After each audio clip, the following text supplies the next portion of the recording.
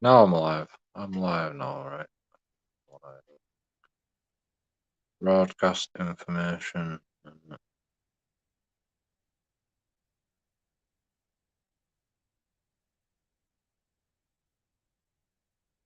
Post comment. Guests. That's my name.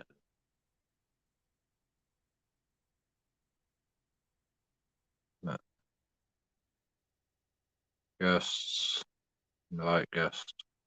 Copy.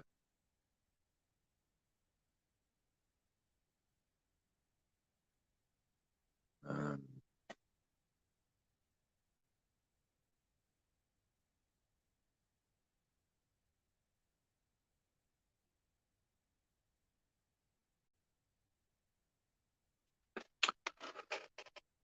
and live on YouTube. There's the link.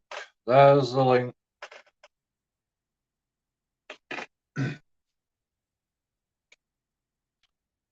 Make an account. Make a Gmail. Whatever you have to do, I'll do it. I'm just gonna carry on watching. Press that link, copy and paste it, type it in, whatever you have to do, you know, write it down, put it in your browser. That link right there in the chat.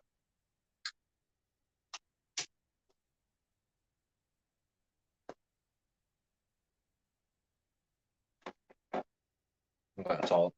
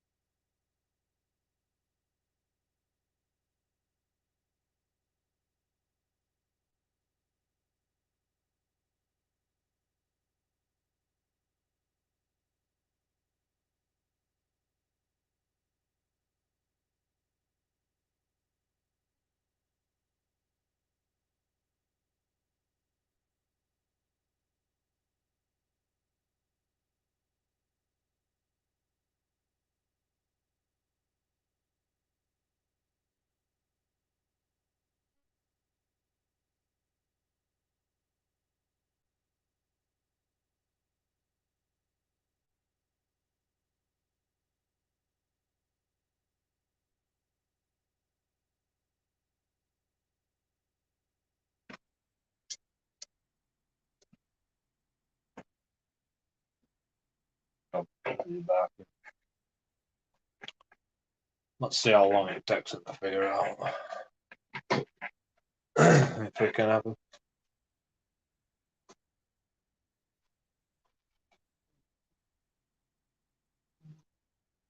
How's the video?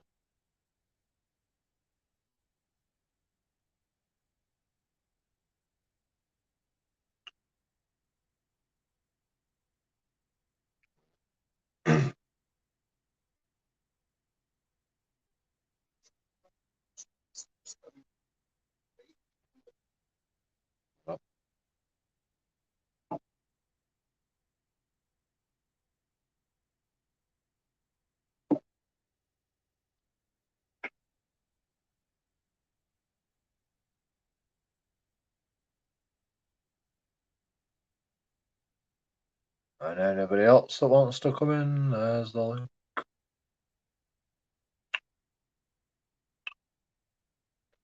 I think I can actually plug my headphones in.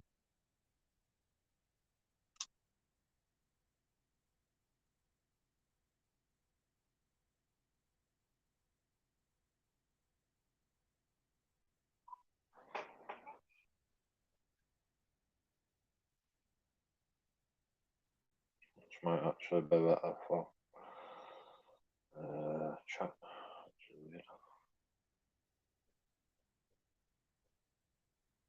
Hello. 1, 2, 3, 4, 5.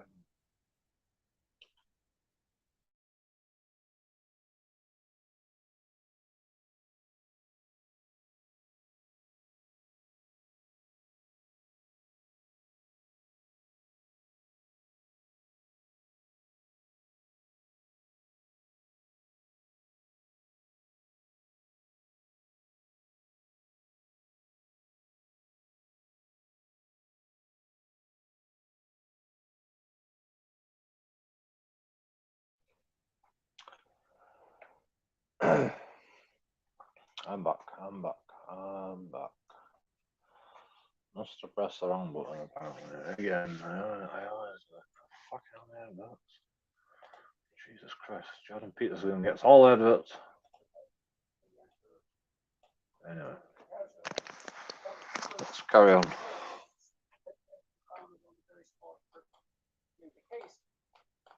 Church of the Holy Sepulchre in Jerusalem recently with Jonathan Pageau, and that was the first Christian church, and it's hypothetically founded on the very spot where Christ was crucified. And so the church marks the point of optimal sacrifice.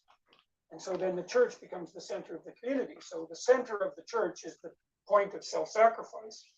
The church is the center of the community. That's what happened in Jerusalem when it was refounded by the emperor. I mean, that's fucking complicated. And then that became the literal. Well, that makes you like believe in churches more, you know? This is literally how the culture was founded, and that divine sacrifice is the voluntary adoption of ultimate responsibility. I didn't even know. And that's the correct story. And so, and we don't know that. We don't know that that's the central story, not consciously. We're struggling towards making that conscious, and for this, I believe that for the culture to be nobody knows that. The church didn't even say that. We're going to have to return to the origins. The church just says, like, you know, contribute to fucking church and, you know, you'll go to heaven or whatever. Anyway. In T.S. Eliot's words. Can you hear that? You have an enormous impact with young men, and I speak to mothers of young men, and so many of them, whatever their political persuasion, are really concerned about the crisis amongst boys, the anti-male sentiment that we hear so much about in popular culture, toxic masculinity, male privilege, all these sort of negative messages. How do we counter that? What would be your message to mothers? Well, part of what you do is you counter that in the home first, to the degree that a mother might be motivated by a resentful quasi-feminist ethos. That's going to manifest itself in her son's life. Backwards. Like, well, I'm antagonistic to the patriarchy. Okay, so what do you mean by that? Confusing. Are you the patriarchy? Is that a manifestation of the central spirit of masculinity, or what is it? Because if it's not that, then what is it? Well, let's say it's that. Well, your son's masculine, so how do you think your attitude towards masculinity is going to work for him? You're going to treat him like he's a baby patriarchal oppressor, or that his ambition is part of the force that rapes and pillages the planet? And message for women. Sort of lurking at the basis of all your interactions with him. You think that's going to go well? That's the devouring mother from the Freudian perspective. No, if I interrupt, you know, you can watch this yourself. So it's good to remember Sky News Australia. you talk about the patriarchy. You're talking about your son.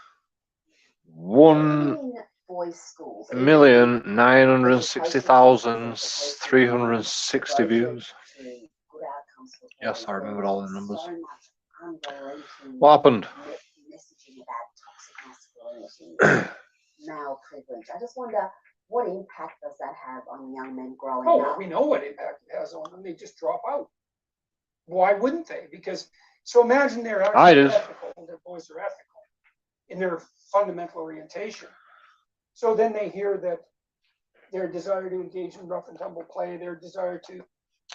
It probably wasn't because of wokeness, to be honest, back in my day. But it was other reasons. There was other reasons. In fact, it was because of bullying. That's why I dropped out of school. Bullying by the teachers, bullying by the students, to be honest. Like, all I wanted to do was play football and just be a kid. And because I wanted to do that, everyone was like, oh, look at us, we're all working hard, doing his homework and shit, and joking on it, don't do his homework. And then they sat me back at class and they go, you do your homework in every class. and just concentrate on fucking English, maths, and science, and that's it. And I was just like, ah, fuck this shit. I'm out. Like, who the fuck? I didn't come to school for that. I kept like, why did you ask me what subjects I want to take then if you're gonna make me do that shit? You know, I'll quite happily sit down in class and listen to everything you got to say. You know, I won't fucking say a word. I'll listen to everything and I'll take it all in. But you know, make me do homework. Fuck you, bro. I can't be asked for that. Point and shoot at things, for example. Yeah, I like. Do you know what happened? Point and shoot at things. Like I'm sure this guy is talking about my life. Like I left school, right, and I got some fucking BB guns, right. I took us all down woods. I bought a load of BB guns. I was working at 14 years old, right, at like half minimum wage, which was like £1.50 an hour or something. No, £2.75 an hour. No, it must have been less than that. It was like £1.25 an hour. I was working at £1.25 an hour. No, it might. I can't believe it that less. But seriously, under the age of 16, you get fucking no. You don't get no tax though. You don't have to pay no tax, and you get a half day on Friday. But anyway, I was working at the age of 14, right? And I bought a load of BB guns, and I just took all my mates down to the woods, and I was like, let's play army. And I fucking laid out the rules for everybody. And you know, I only had like 10 guns, and there were about fucking 50 of us. I'm like, okay, right. If you haven't got a gun, you just got to fucking tag them. You just tag them. If you get shot, you know, you've got to accept it. You know, we've only got enough rifles to go around. The armory is not full yet. So, like, if you get shot, you've got to fucking accept it. You know, if you get a tag in, you know, you're lucky. But you know, if you get shot, just accept it. And like, I made all the rules up, and it were a great game. Like, we only ever did it once. We should have done it more. But like the guns got so fucking clogged with dirt, they were all fucked by the end of it. You know, like, it started raining as well. It started raining just as we started playing, right? And there were a river down at bottom. I was getting shot so many times because I give everyone fucking a gun, you know, and I was getting shot so many times, and I was so fucking I was so stickler about the rules. But you know, if I got shot, I had to fucking, and nobody else fucking abided by the rules. But anyway, that's another story. But yeah, I got in a river because the river like swelled up with all rain. I got in a river and I just crawled along this river, and nobody could see me because it was dark with rain clouds. Nobody could see me, and I crawled along this river. I got to other end where the other guys' bases are, and I sniped someone in the head. And then he goes like, you know, you're dead. And I'm like, no, I fucking hit you like numerous occasions. Don't lie. And you know, and it's my game, so I'm the referee. So fuck you. And because he couldn't hit me because I were in water. He couldn't hit me clean anyway, you know. He couldn't, like, he might have shot me before, he might have saw me before I saw him, but he couldn't shoot me because I were in water. Like, I was head deep in water with all my clothes on, all my shoes on, everything, getting pneumonia, trudging through water at fucking 14 years old. I mean, I was in army cadets before, like this, but oh my god, Jordan Peterson is fucking telling my life story. I'm not even joking. He's telling my life story. people I human don't for that know. matter. I think he So studies me. imagine they're actually I feel like ethical he approach to studies me. in their fundamental Is that motivation. like So then they if you do listen to Jordan their Peterson, desire to believe me when I tell you, point and shoot at things, for example, which is deeply masculine, deeply human for that matter, because we point and shoot and aim at things. That's you'll find similarities in your life. Hunting creatures, and and and that all. So your ambition is nothing but a manifestation of the corrupt and oppressive patriarchy. And as he said, you're part of the force that destroys the planet. If you have a shred of ethical sense and you're a young man, that's just going to stop you. It's going to just demotivate you. And in some sense, that's the purpose, because women who are afraid of men confuse competence with power. And then they believe that the road to peace is the antagonism to power. And because they don't discriminate between power and competence, they become antagonistic to their son's competence. And then, well, then they reap exactly what they sow. They end up with incompetent boys. Well, what went wrong? So, well, how about you discourage every sign of competence, every chance you have? I read this account a while back. A woman author in the United States, whose name I don't remember, talked about just how difficult it was to stop her son from playing with guns. She said, well, I took every gun out of the house, or even anything that remotely looked like a gun, and that boy, he'd take the toothbrush and shoot the cat with it. And how appalling. I remember that story. I remember that story.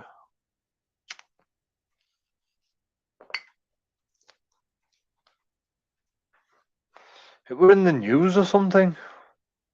Like BBC News, like, how do I stop my son from being so aggressive and like playful and like shooting shit with guns? And I took every gun out of the house, and he started shooting the cat with a toothbrush, and she didn't like it. This single mother. What are you doing? It's a fucking kid, bro. What the fuck?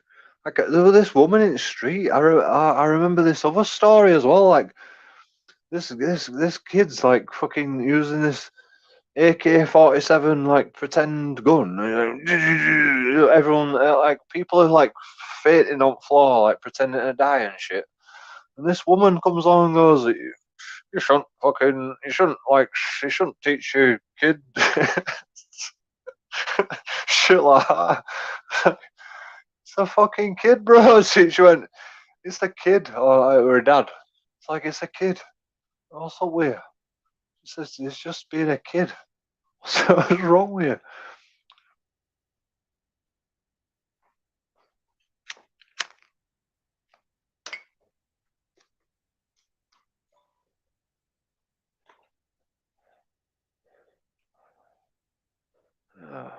Another useless piece of shit. Calling is that. It's like, oh, you're quite the monster, aren't you? You saw something manifest in your son that was so deep, this desire to point and shoot, let's say, that despite your best efforts, you couldn't crush it. And then you didn't even notice that you were spending all that time trying to crush it. And it was so deep that you couldn't, and you still regarded what you were doing as a virtue. It's like, boy, your son, he certainly needs a new mother. That's for sure. So I worry though also about girls, because academically they're doing much better from preschool all the way a little rough on the mental health front. Exactly, on the mental health front. And I wonder, being told you're a victim, that you're oppressed, even though if you live in the West, what does that do to the females? Trying to shoot the cat with it, and how that despite your best efforts, listen to this, right? And then you didn't even notice that you were spending all that time. Right, she laughs automatically because this guy is attacking a woman, and she can't believe it. Boy, watch this. Son, he certainly needs a new mother. Watch this. That's for sure. So I worry though also about girls, because academically they're doing much. Because you're a girl. Yeah. Preschool all the way. A little rough on the mental health front.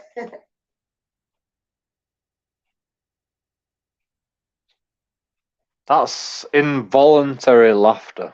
Fake laughter. Well, it's not fake laughter, it's like involuntary fake laughter.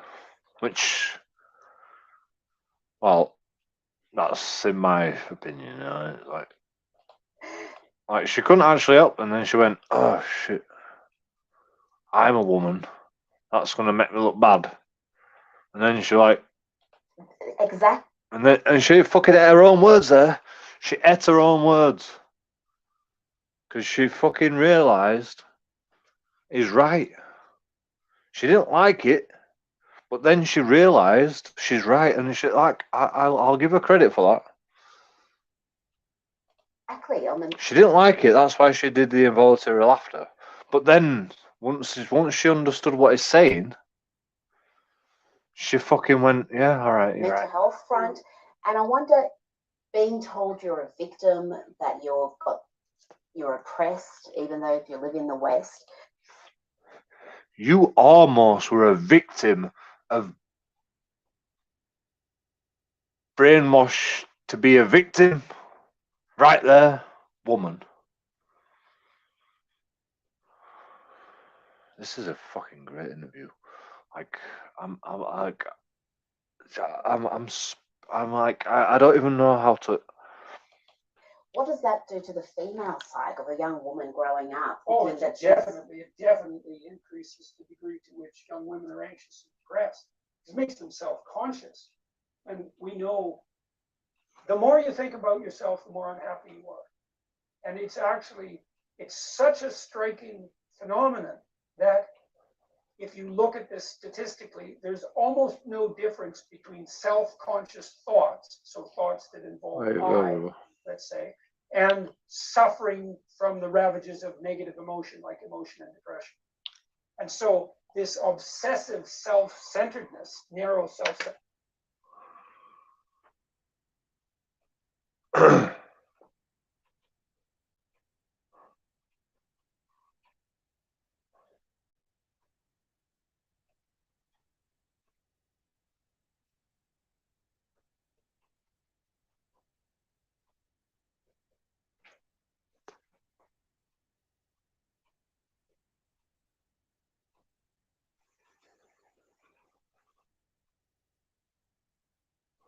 I'm live, right? I'm pretty much live.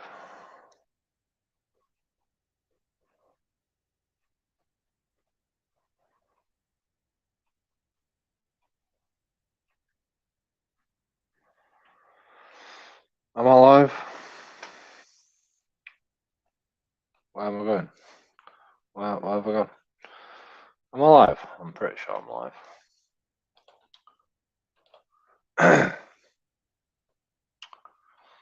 I can check though if you really want. If you go to this, right, and you go your channel, if I go to my channel, like anyone can go to my channel, right? All you do is go to my channel. Jordan Peterson Audit, there you go. Jordan Peterson Audit. Jordan Live. This is me here, look, watch this. Go look at that. See that link right there in chat? Yeah, I'm live. Me here, look. Oh, yeah. Oh, look at me. I'm live. See that link right there in chat? Yeah, I'm live. Me here, look. Oh, we're echoing. We're echoing. Oh, look at me. I'm live. See that link right there in chat? Yeah, I'm live. Me here, look. Oh, we're echoing. We're echoing. Oh, look at me. See that link right there in chat? Yeah, I'm live. Me here, look. Oh, we're echoing.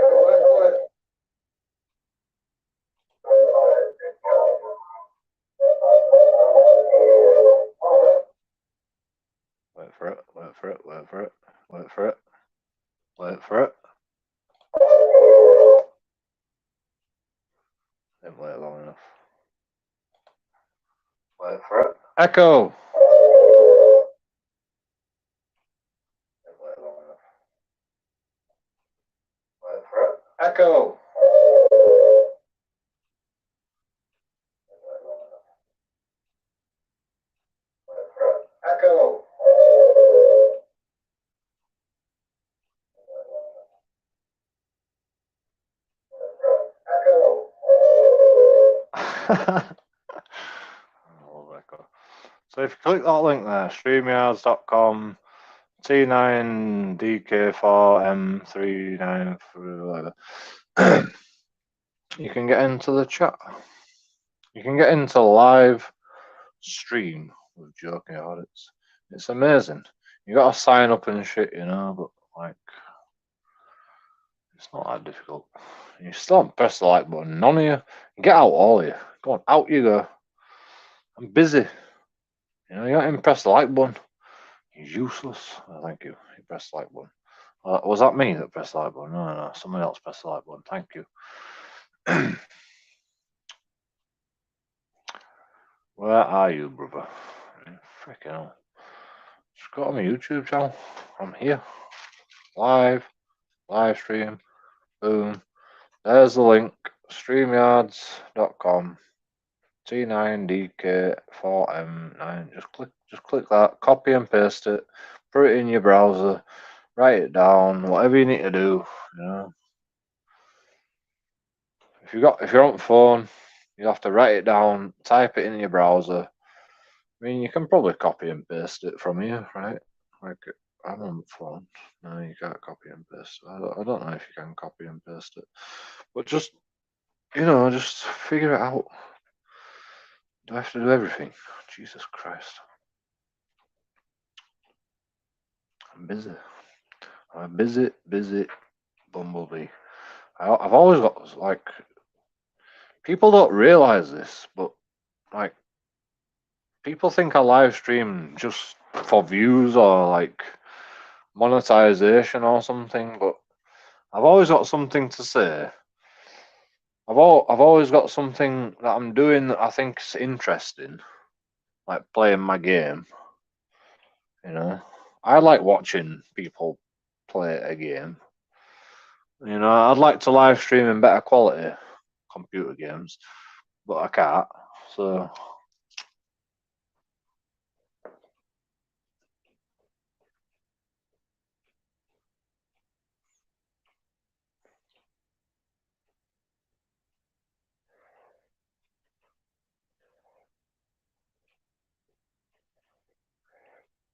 you're very interested in me. You need to click that link, bro, in the chat. Like, you know.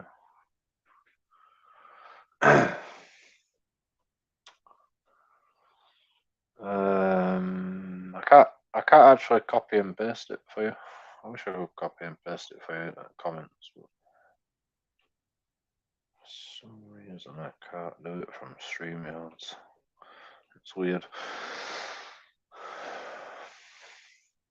I mean, the link's there in chat. It's there, look. Yeah. Just click that, right?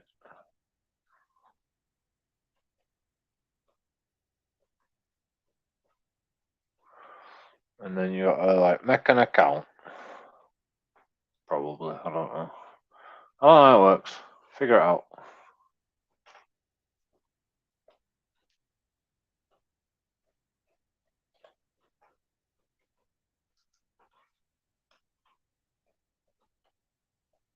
Centeredness just makes all of that suffering much, much worse.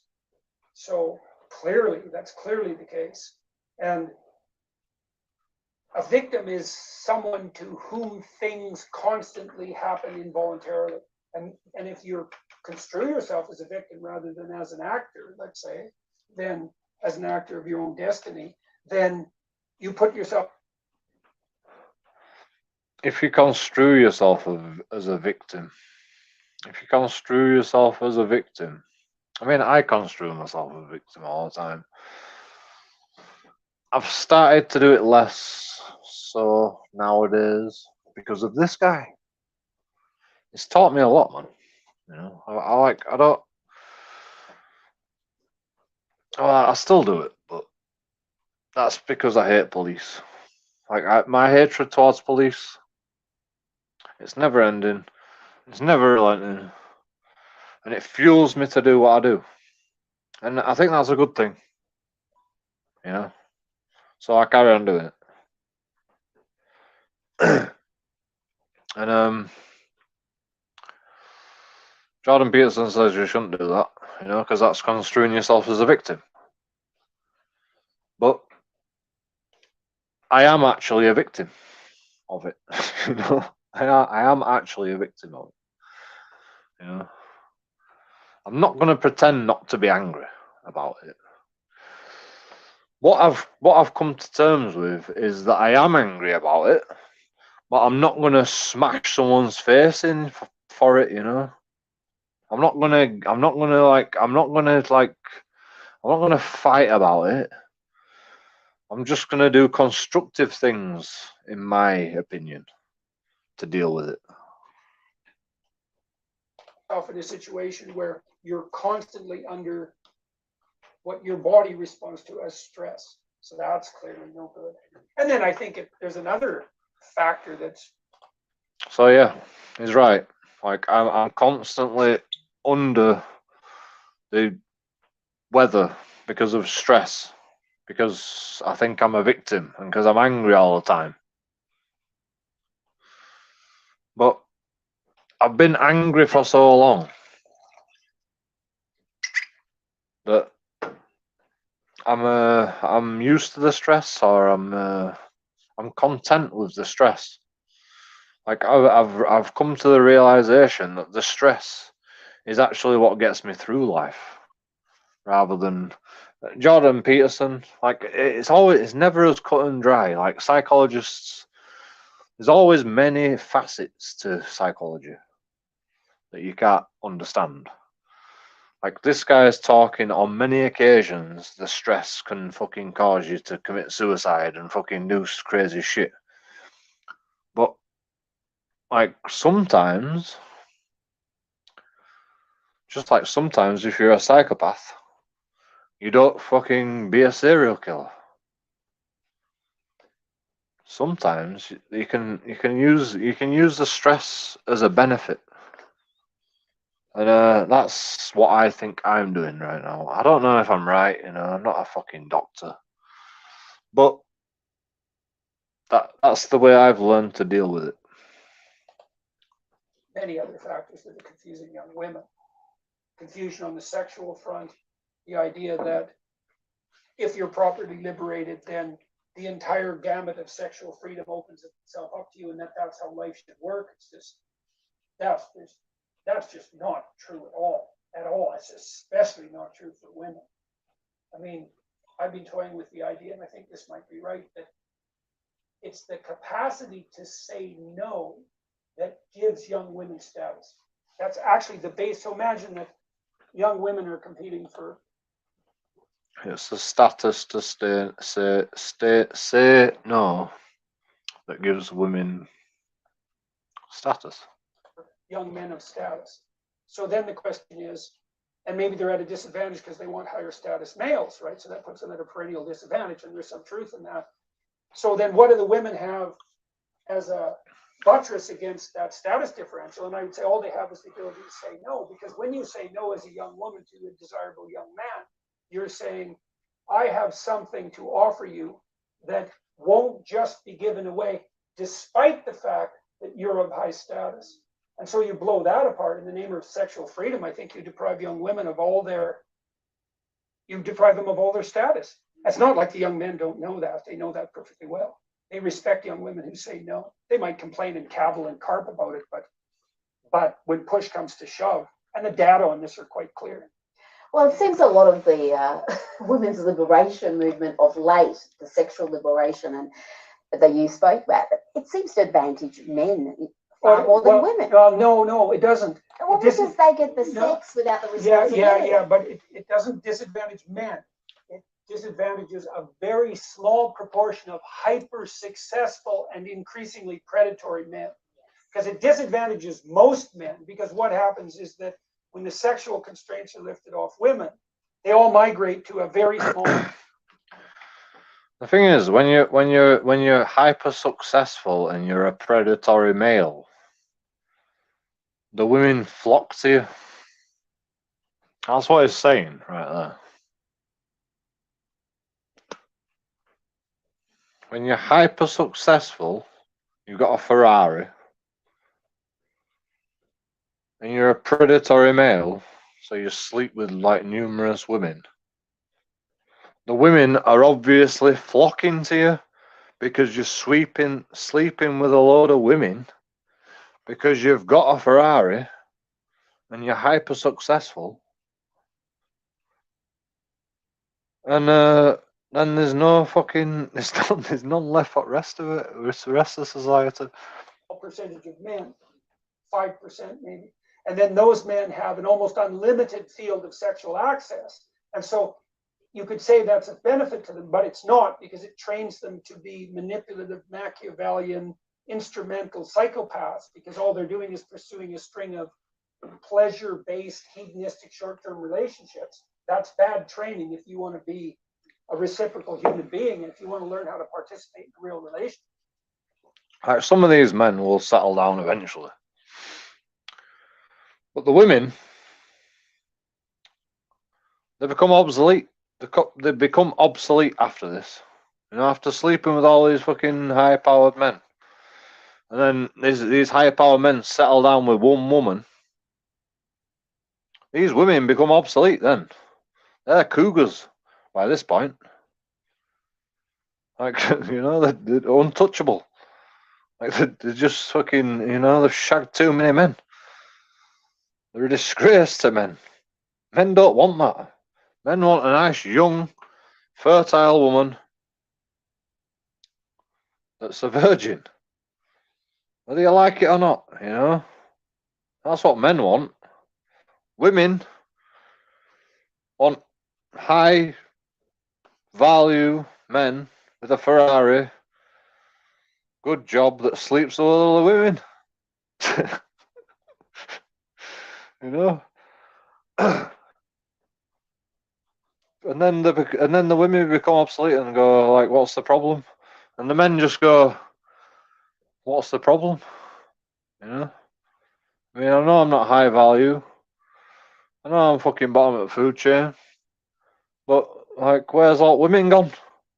Oh, you're sleeping with all fucking, and then the men go, "Oh, I've got now in my old age, I've fucking finally settled down and I've fucking got somewhere in life." Like at 40 years old. I'm 40 years old, by the way. Where's all women gone? Oh, they've all slept with a load of men, and they disgust me. Like, they're just not relationship material. I want a young, virile woman that can have my children.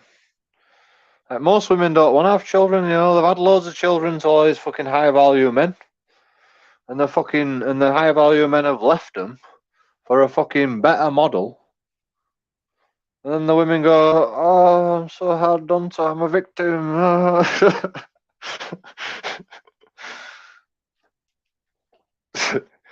It's funny. It's funny. I've been saying this for years. Do you know how I said it though? Like, I didn't say it as fucking eloquently as Jordan Peterson. I said men are better than women. You know, because, you know, at least men don't.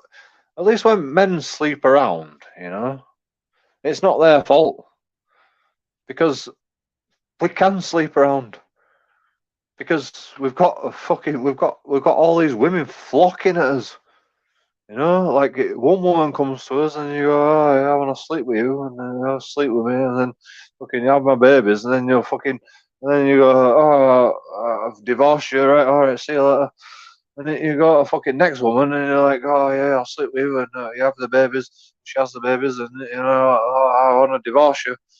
And then fucking the high value man settles down with this fucking beautiful young lady, has one baby, gives all the money to these fucking women with the other babies, and the other women like, "Oh, where's my man? How come I don't get a happy life?" And the men, you know, they have sex with these fucking women, attack the babies, leave them high and dry, and then the men go, "Oh, fucking hell, she left me. What have I got left now? You know, I have no money. I've got to give the woman money to pay for the baby, look after the kid. That's about all I've got." Like, I'm not a high value men anymore because women takes all my money. You know, I work hard. You know, I do my bit. But I've got one child. I've got to look after that child. Wife's left me. She takes all my money. Woman don't want to know me anymore.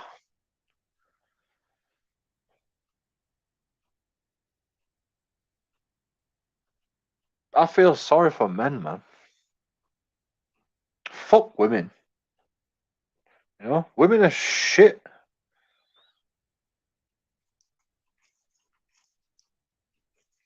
Women need to be downgraded to not being able to vote anymore. That's what women. They got too much power. They got too much power too fast, and the power went to their head. They're stupid. They're mad with power, women.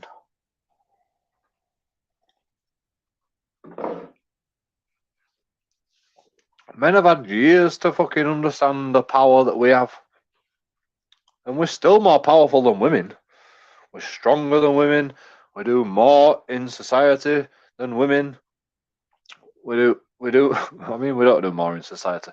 We do more in the infrastructure and science and fucking just about every fucking job we do better in. The only thing we don't do better in is social and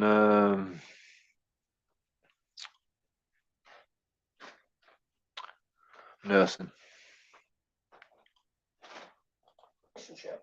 So, and then it's catastrophe for the women because none of those men are incentivized to. I'm just regurgitating what Jordan Peterson said, to be honest.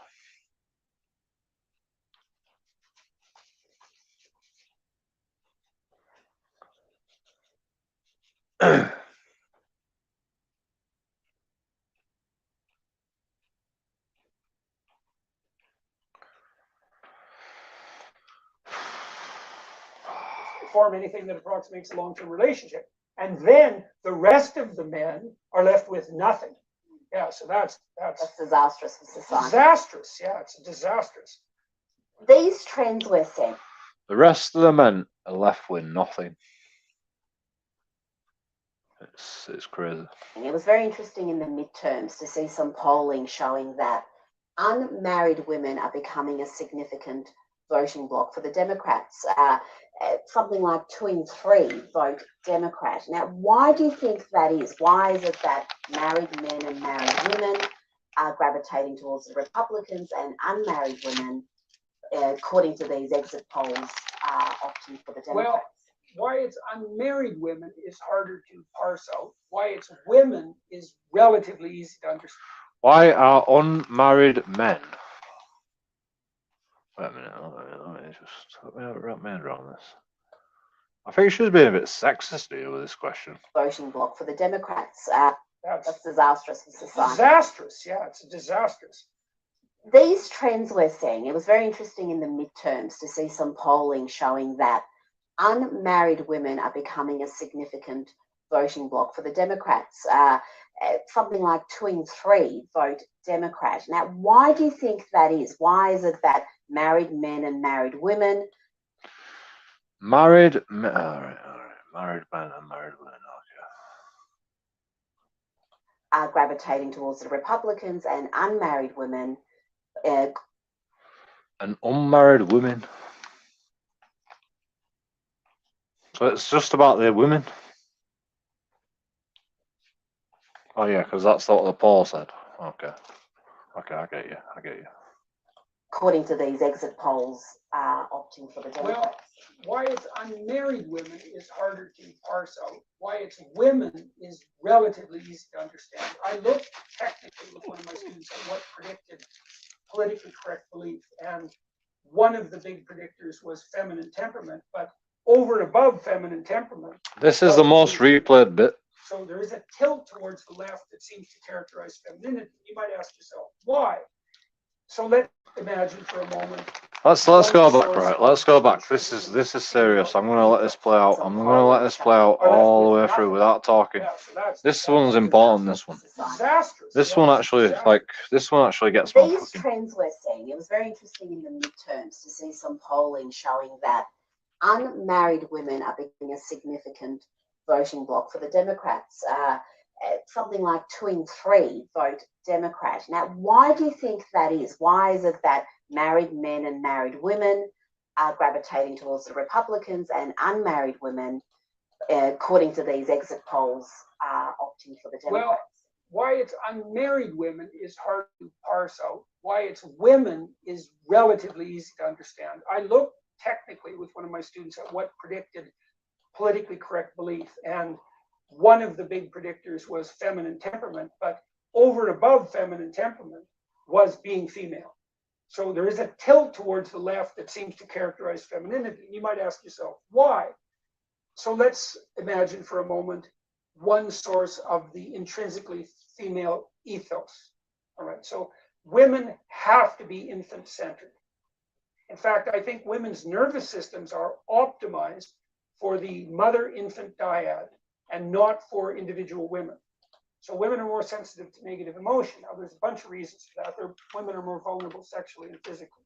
So it would make sense for them to be more responsive to threat. But then you could add an additional layer, which is, well, yeah, they also have to take primary responsibility for very dependent infants. And so it would make sense for someone whose life is characterized by that intense dependent dyadic relationship to be more sensitive to negative emotion. Okay, and so what would that mean? Well, it would mean in part to be prone to defending the infant. Well, that's woke culture in some sense. So on the woke side, imagine for the instinctive female ethos, here's the world. There are 3 categories. That's all, 3 categories. Infant, caretaker of infant, predator. That's it. Live streaming can be tricky, and sometimes trying to find the right software to make your streams look really professional can be a real chore. The thing I like about StreamYard is that the user interface is really simple to understand and can... So you're either an infant, like a university student who's victimized, or you're a caretaker, like a university administrator who's infantilizing university students, or you're a predator. Well, and if you're a predator, no quarter is given. So it's a necessary ethos, because if you have an infant, you should bloody well be alert for predators. And if you're false positive, say, well, that's a predator and it isn't, oh, well, you've protected your baby. Might be a little hard on the predator, right? So it's okay if you err in the direction of oversensitivity to predation signs. I think that's the fundamental female ethos. And when that's manifest politically, well, you see sympathy for the more progressive causes that transform the world in some sense into infant and predator. Well, is that trend more evident in unmarried women? I mean, it's evident in Australia as well. Under 35 women are more likely to be single than not. So we're going into motherhood later. There's a lot more who are childless. Under 35.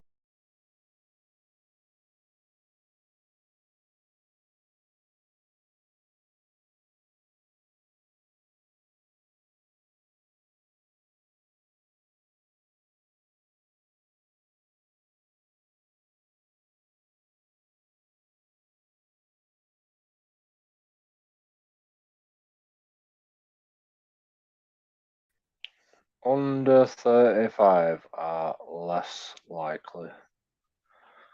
What did you say? It is the most replayed bit, anyway. Sense for them to be more responsive to threat. But then you could add an additional layer, which is, well, yeah, they also have to take primary responsibility for very dependent infants. And so it would make sense for someone whose life is characterized by that intense dependent dyadic relationship to be more sensitive to negative emotion. Okay, and so what would that mean? Well, it would mean in part to be prone to defending the infant. Well, that's woke culture in some sense. So on the woke side, imagine for the instinctive female ethos, here's the world. There are 3 categories. That's all, 3 categories. Infant, caretaker of infant, predator. That's it.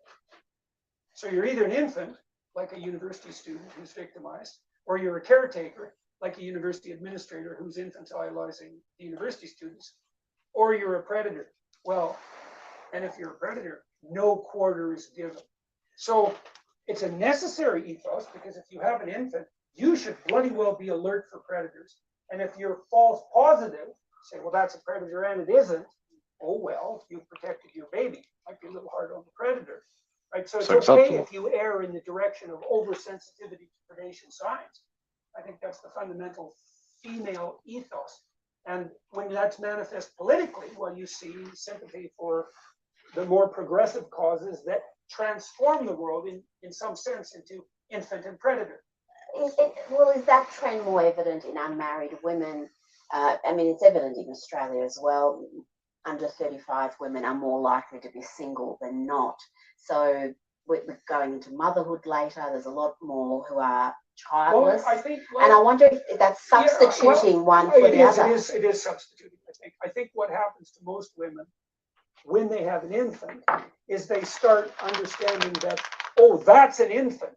All these other quasi-infants, they're not infants. They start to be able to distinguish.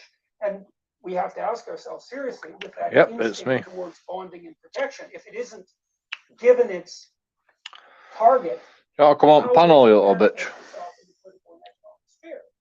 Come on panel. There's the link. The proper focus for right there. Your infant-oriented ethos. Come on panel. Are you a little bitch? You construe the world within the context. Are you a little bitch? Are you on a panel? It isn't obvious to me at all. We don't know this, of course. So women have entered into the political arena en masse. I'm not trying to. They become a political force. We don't know if the. I'm not trying to convince you or anything. Scale, right. So if the female ethos is intimate, I'm not trying to convince you. Say to the infant mother, dyad, but maybe you a little bitch, or you want to come on panel? As well, that might have a scalability limit. So Ben Shapiro told me, well, I run my family like it's a communist utopia. It's to each according to his needs, to each according to his ability. Well, that doesn't scale. Why are you scared? It isn't obvious to me that instinctive female ethos scales politically. Now you might say, well, of course it can. It's like, no, don't. Let's not keep the horse here. In the beginning, God created the heavens and the earth. That noise like a chicken. Are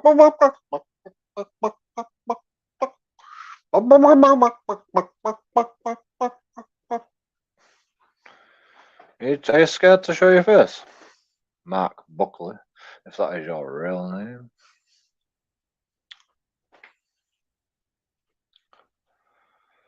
You got links right there. You can come on panel if you want. Buckley, not book.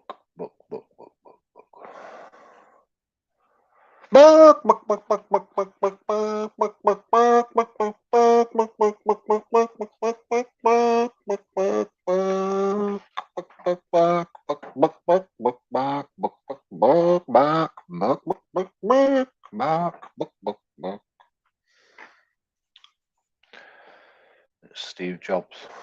Wow, he's back from dead. Oh, that's Steve Jobs. Yeah, it is. You're right. Forgot about that guy.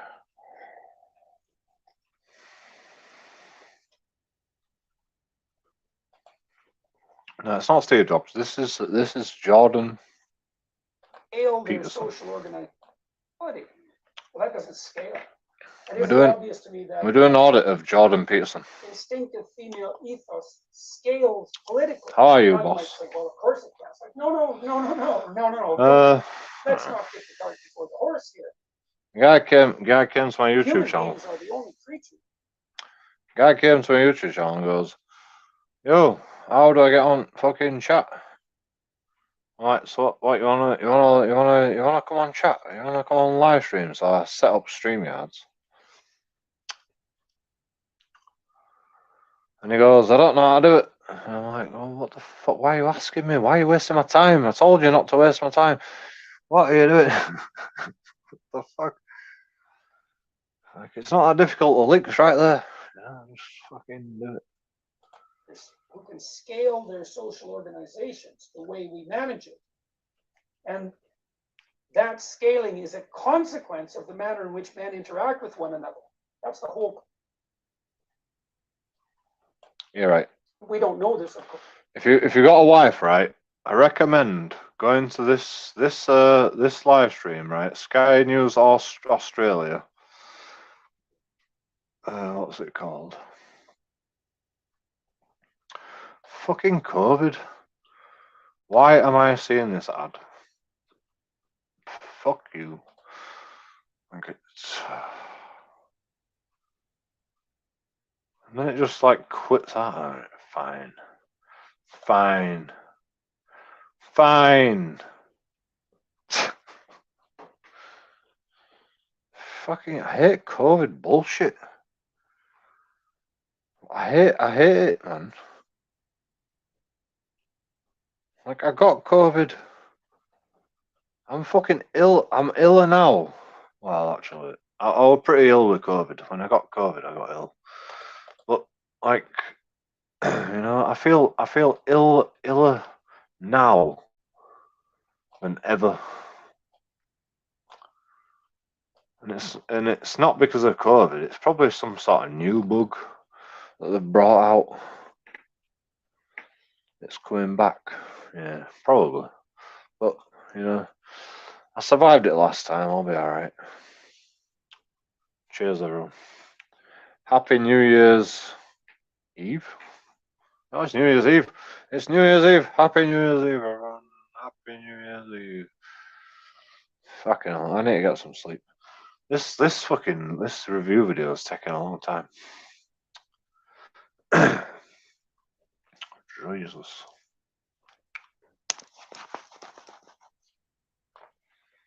Who you calling madhead? You madhead? Jesus Christ.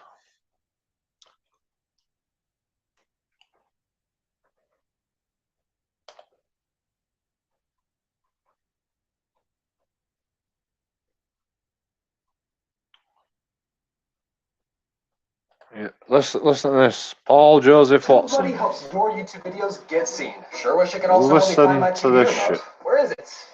Listen to I've this been shit. talking about this for years now, and finally, it's all being admitted. The Matrix knows it's losing its influence. People are innately more skeptical of TV news, politicians, and institutions in general. So where to put all that social engineering? In the soaps, in the dramas, in the television entertainment. But as far as the BBC is concerned, they made it so entrenched, it's become too obvious. A major new report by the Campaign for Common Sense was based on an analysis of over a year's worth of BBC content. The report concluded that the BBC is using fictional TV shows as vehicles for propaganda. The purpose is to warp Britain and brainwash the public into accepting a version of reality that simply doesn't exist in the real world. They're literally weaponizing TV programs to program the public into believing the Matrix is real when it's all a projection. As well as lecturing viewers on topics including climate change, the BBC indulges in its own form of social engineering by overrepresenting minorities, the report suggested. EastEnders, a soap opera watched by millions in the UK every single day, is deliberately inserting political messages into scripts to influence the viewer. In one case, overtly implying that Brexit was a disaster by having one of their main characters compare it to COVID. They cite more examples. Conspiracy thriller The Trip pits heroic climate change scientists against climate skeptics, oil producers, and the centre-right. It features a monologue warning that humanity has around 10 years to prevent climate collapse and endorsing the efforts of climate scientists who understand what needs to be done. Liverpool-based police drama The Responder features a cast in which almost half of the police characters are black or Asian, despite the fact that Merseyside Police has just 0.5% black officers and 0.4% Asian officers. The report documented numerous examples of BBC programming denouncing British traditions, while shoehorning laborious woke messaging into dialogue and storylines. Remember, when you watch fictional TV shows, your brain retreats into a lower, more passive state of suggestible consciousness. You enter into a state of suspended disbelief, where preconceptions wash over you unchallenged.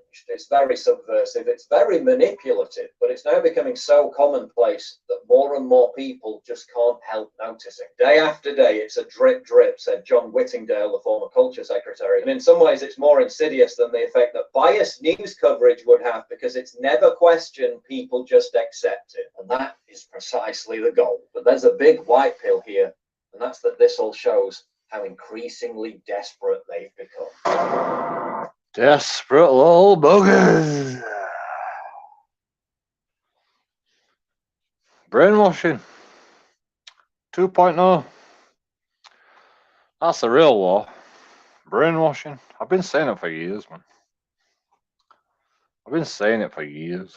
I've been warning my friends since I was fucking 16 years old. I'm fucking 20 years older now. 25, 24 years older. Since I was 16 years old, I've been warning people about brainwashing. Like, oh, you know.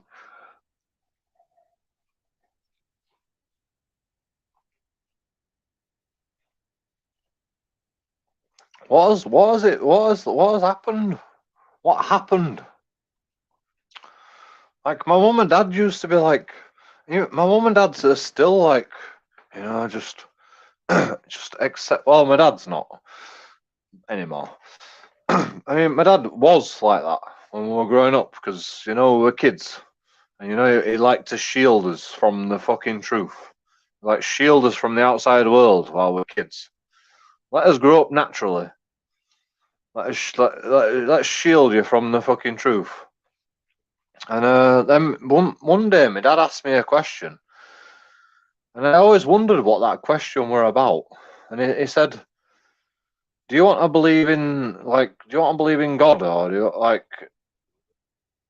do you want to believe in religion, or do you want to be in this Catholic school that you're going to right now?" That's what happened. What happened? The Asian one look after the corners, and the rest do the streets. No, I look after all the corners. My dad asked me a question. He said, "Do you want to believe in religion? Do you want to be in this Catholic school?" And I'm not really bothered, to be honest. I like the school, and so I stayed at the school. And I never really understood what my dad was saying. My mum never asked me these questions, because my mum's like, just believe in society, just fucking I've been working since 16 years old, I was working younger than that, contribute to society, joking on it. That's what my mum said. But my dad had a whole different fucking outlook on life. My dad's like, "Do you really believe in society, joking audits?" I didn't really understand it until now. And then I talked to my dad years later, and he's exactly the same as me. He's like, he don't trust the fucking establishment. Like, I believe in flat Earth just to fucking put a middle finger up to fucking society. I'll believe in flat Earth just to put a middle finger up to society. That's how fucking.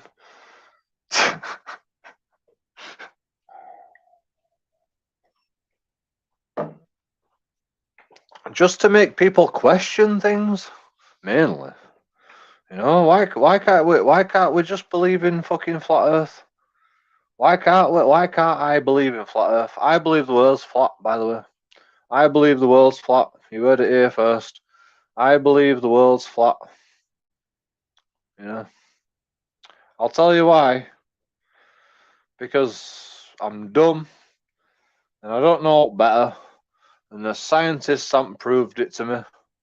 And they haven't explained it well enough to me. If you can explain it to me, go ahead with you. But then you're more clever than me. I'll agree with you.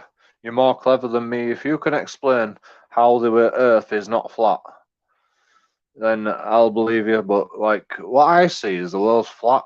Do you know when moon comes out and shit? I'm like, how does that happen? And like, I'm like, why is the moon and the sun out at the same time? That don't make sense to me. Like, what the fuck's going on? Like, I quit school early. Like, I think the world's flat. You know, what happened? That's what happened. All right. The Asian. What do you mean? That's what happened? I'm confused. What happened? What actually did happen? The Asian one look after the corners. I mean, I don't mind if the Asians are looking after corners. What are they looking after corners, or the drug dealing? And I don't really mind drug dealing, but are they looking after corners, drug dealing, and like doing like, shagging underage kids, or like, luring fucking young women into fucking drugs, or carrying axes in the car, carrying hammers in the car? Both. Yeah, exactly.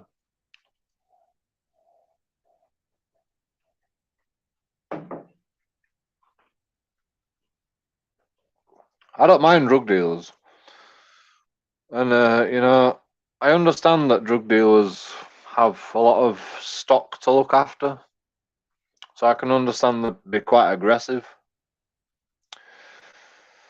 But the one thing you can't do is smash someone in the head with a hammer.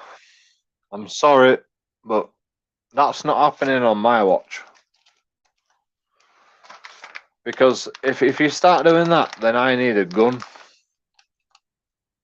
If I'm buying drugs off you, and then I'm like, you've only given me fucking 9 white instead of 10 white, and then you smash me in the head with a hammer. Fuck you, drug dealer. You're getting shot. I need to be able to protect myself, especially when drug dealers are fucking carrying hammers around. For fuck's sake. This is why the government needs to fucking sort it out. Like, you can make drugs legal, or you make everyone be able to carry guns. It's up to you. It's up to you, government.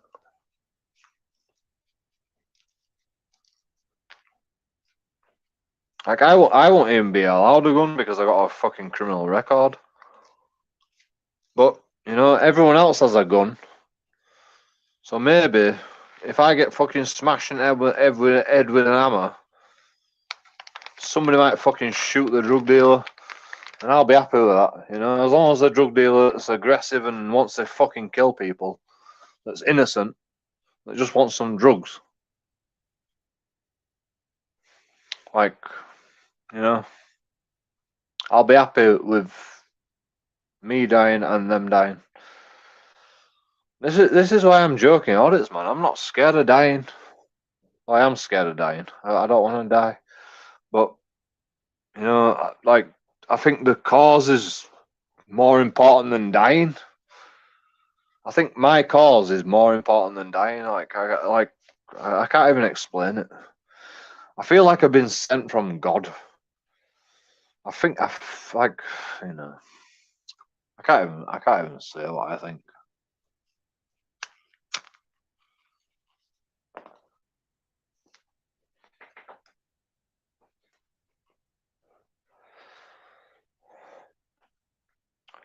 I think I am God.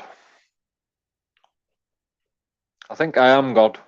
I've got to fucking sort this shit out. Spread your wings like a butterfly. This has been my metaphor since I was born. Spread your wings like a butterfly. Puff the magic dragon lives by the sea. Oh, fucking hell, I can't even remember the words. But anyway.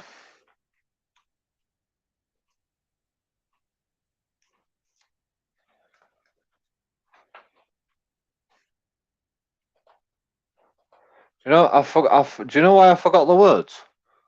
Because, like, somebody told me it were about crack or heroin or no, yeah, heroin. Puff the Magic Dragon.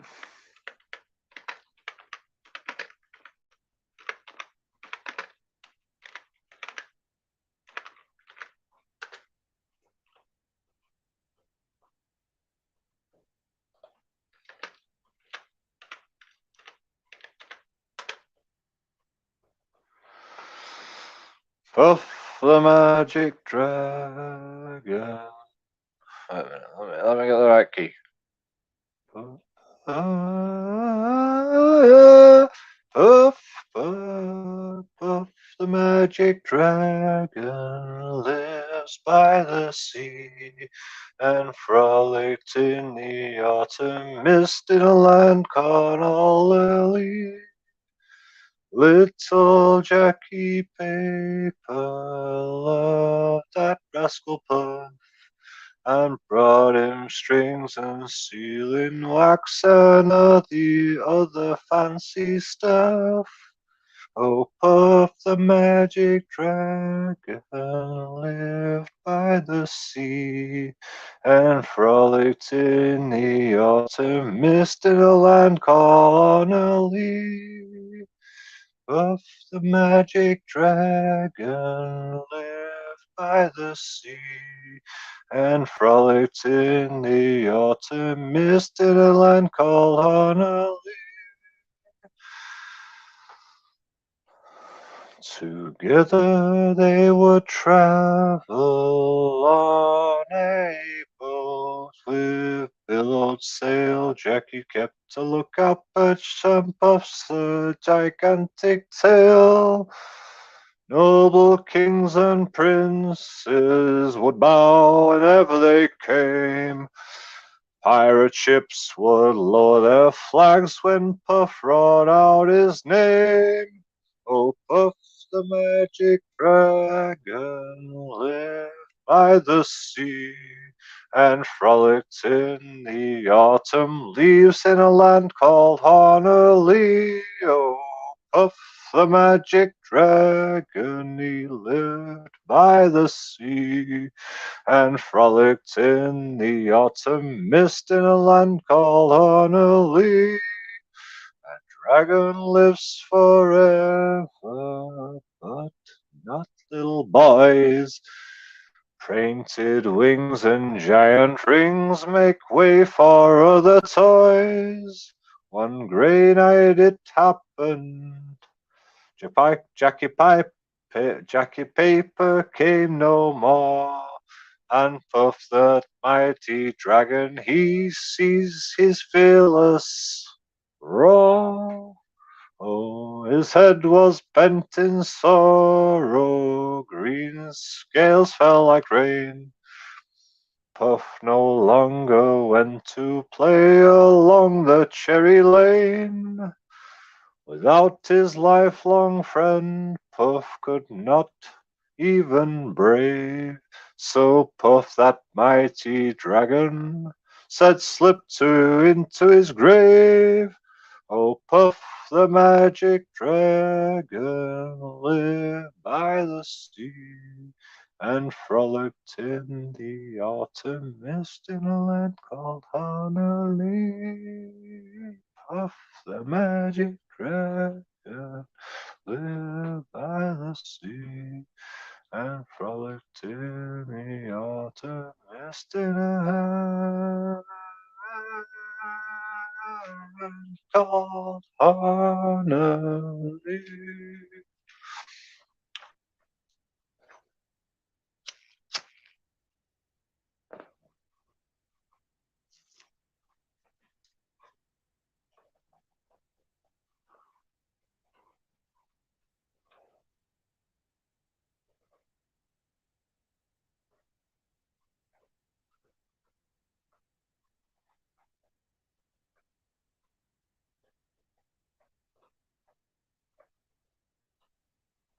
Song by Peter, Paul, and Mary.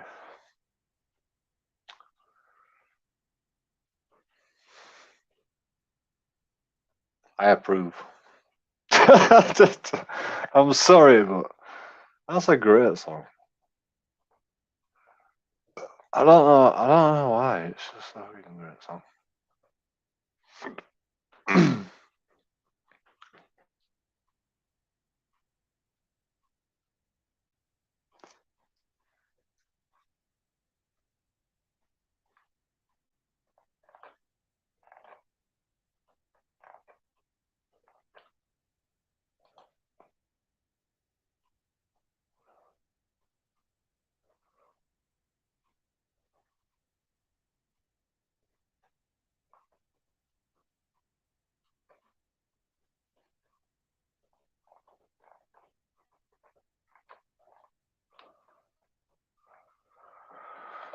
Interesting. Interesting. Honolulu is a mythical place where dragons live. Cool. Cool.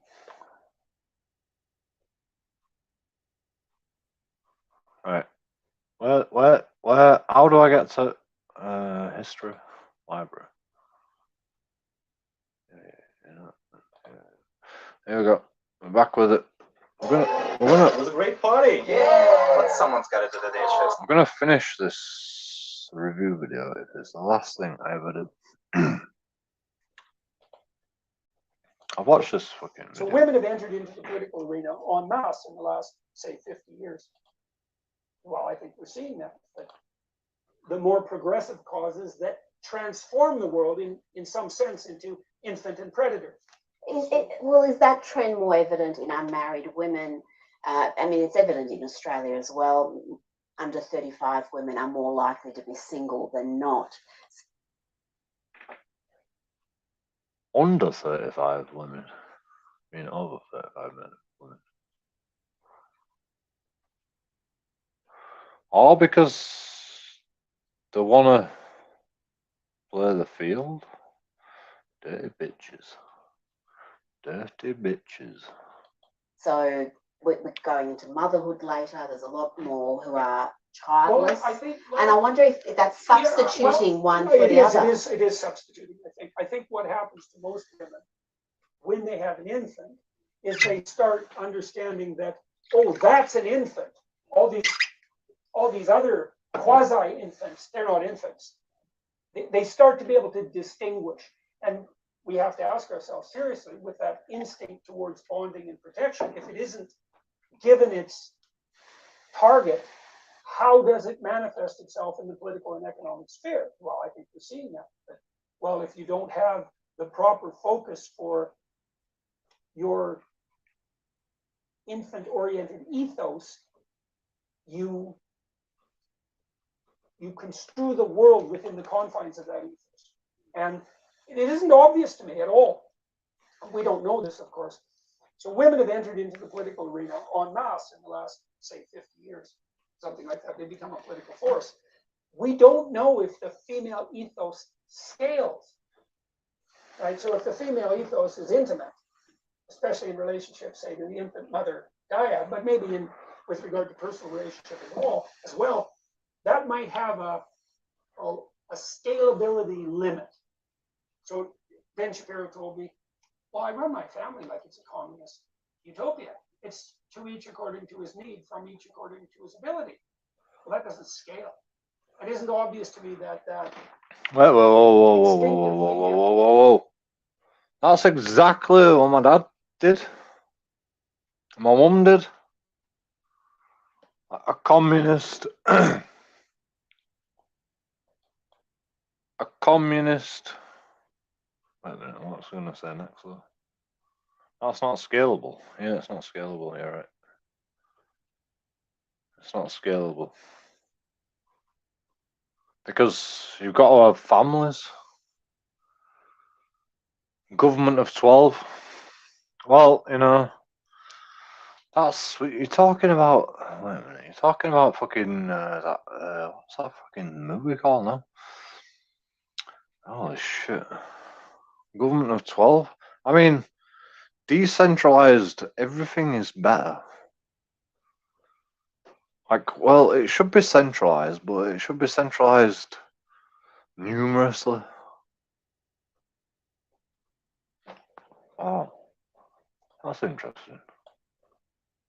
In relationships, say to the infant mother dyad, but maybe in with regard to personal relationship as well, that might have a scalability limit.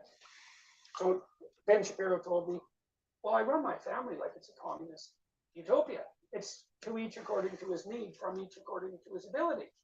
Well, that doesn't scale. It isn't obvious to me that that instinctive female ethos scales politically. Now you might say, well, of course it can. It's like, no, don't. Let's not get the cart before the horse here. Why can't it scale? Oh, it can't scale because you're all fucking part of your own little community. Okay, that's true. But, like, why does it have to scale? That's the question. Human beings are the only creatures who can scale their social organizations the way we manage it. And that scaling is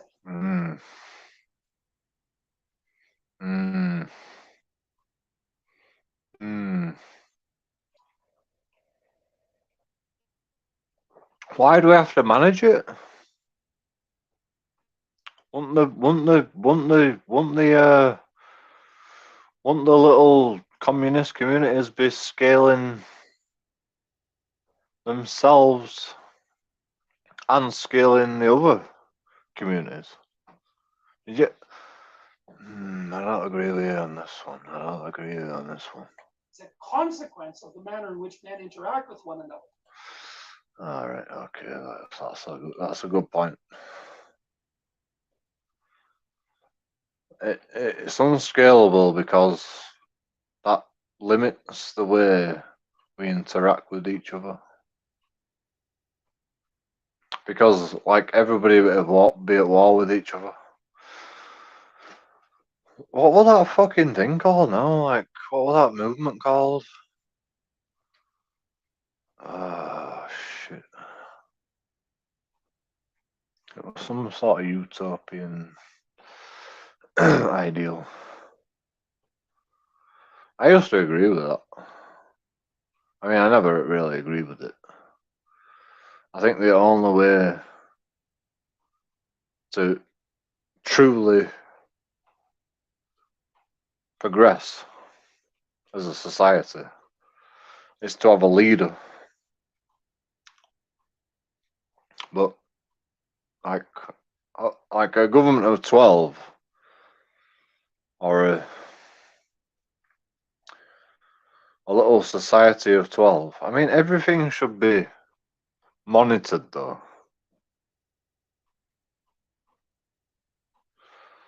Preferably by civilians, not by government. That's the whole claim of those who criticize the patriarchy. That masculine ethos scales. Now it's a bit impersonal, it's a bit distant. I've got to go back. I'm sorry. I have to go back. Right? So if the female ethos is intimate, especially in relationships, say, to the infant mother dyad, but maybe in with regard to personal relationship as well, that might have a scalability limit. So Ben Shapiro told me, well, I run my family like it's a communist utopia. It's to each according to his need, from each according to his ability. Well, that doesn't scale. It isn't obvious to me that that instinctive female ethos scales politically. Now you might say, well, of course it can. It's like, no, don't. Let's not get the cart before the horse here. We're talking about female ethos. I was thinking about everybody. So it can scale if it's. I don't know. Fucking hell. I wish I could ask this guy questions. Jesus Christ. Is the guy a genius or what? Like, what the fuck? I mean, he's definitely a genius, but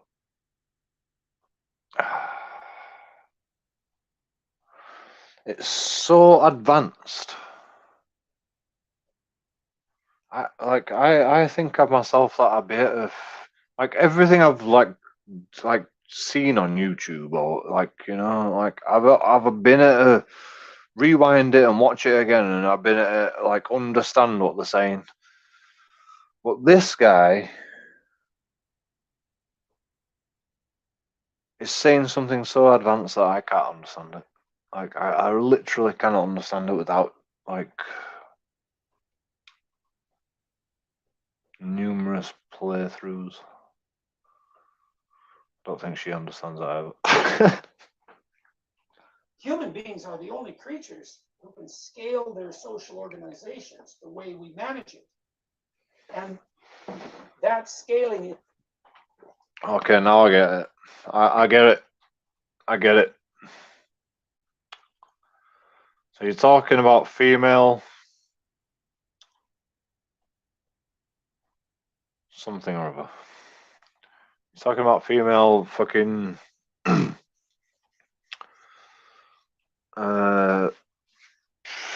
female bloody power, I suppose.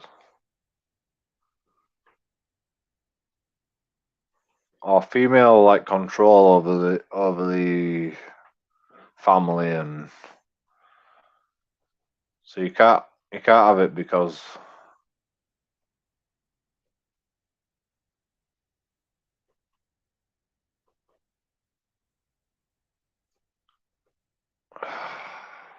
I need to go back.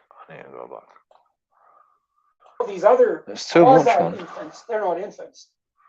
They start to be able to Yeah, the quasi infants, yeah, because like when you're like, all right, I get it. distinguish.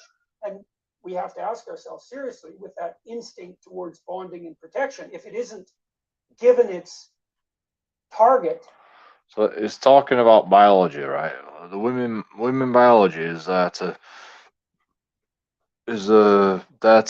fuel them to protect their children, and there's many other facets to it. It's like fucking that's crazy. That like okay. I used to think psychology wasn't a real thing, but like what he's talking about, like the way he can fucking like explain it.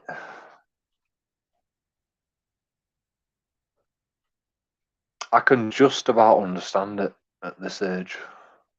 It's impossible for a child to understand this shit. It's impossible for a child to understand this shit. You've got to go through life before you can even understand what he's talking about. That's how fucking crazy it is. Like you have to go through a bit of life before you can even understand what he's talking about. Like you can't be taught this in schools. Like psychology doesn't just like it don't manifest in your brain like overnight. You've got to watch people. You got to understand other people. You got to understand yourself. Like psychology is a serious science, man. It's not even a medical like thing. It's a science. Like it's based on theory, just like science. Like it's not even like, give someone some uh, give someone some mold, it'll fucking cure whatever ails you. It's not even about that. That's like a conclusion. It's not a science. It's a conclusion. Like it's just a theory. Psychiatry is just a theory. It's not even real science, but it's fucking science. It's an experimentation. It's a theory, and it fucking works once you hone it to a fucking high probability.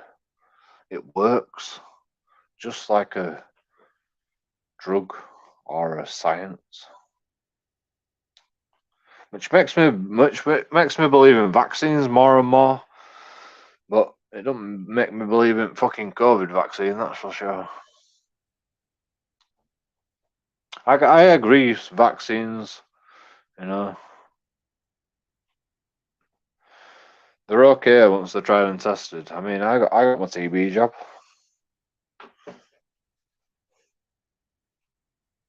Look at it. You can't see probably.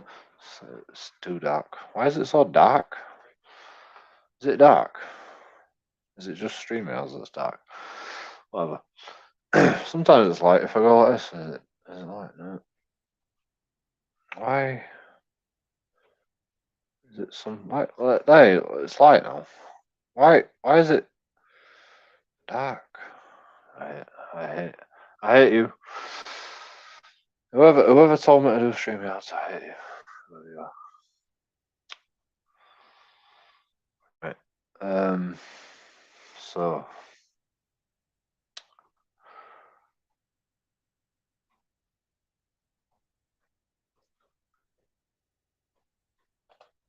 How does it manifest itself in the political and economic sphere? Well, I think we're seeing that. But, well, if you don't have the proper focus for your infant-oriented ethos, you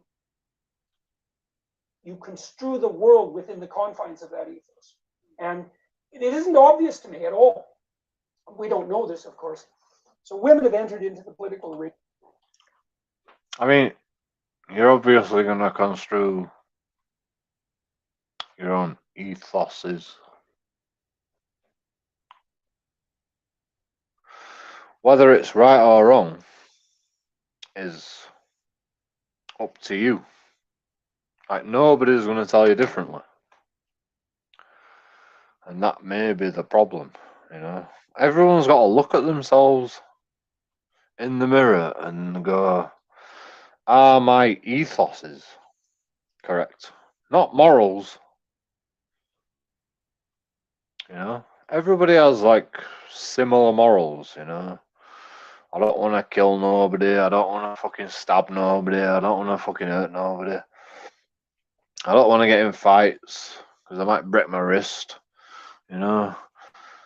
Like, everyone has similar morals, but your ethoses,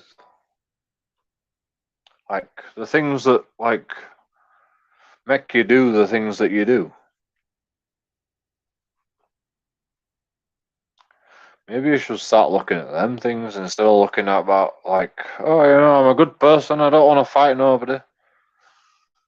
Because I've always been like, I've never been able to like articulate like what my morals are, and it's not. It's because my morals are just the same as everybody else's. And everyone goes, yeah, but I've got all them morals, yeah. But, like, my ethoses are completely different to my morals. You know, my ethoses are, when I see something, I've got to say something. When I do something, I do it because I don't want anybody else to do it. When I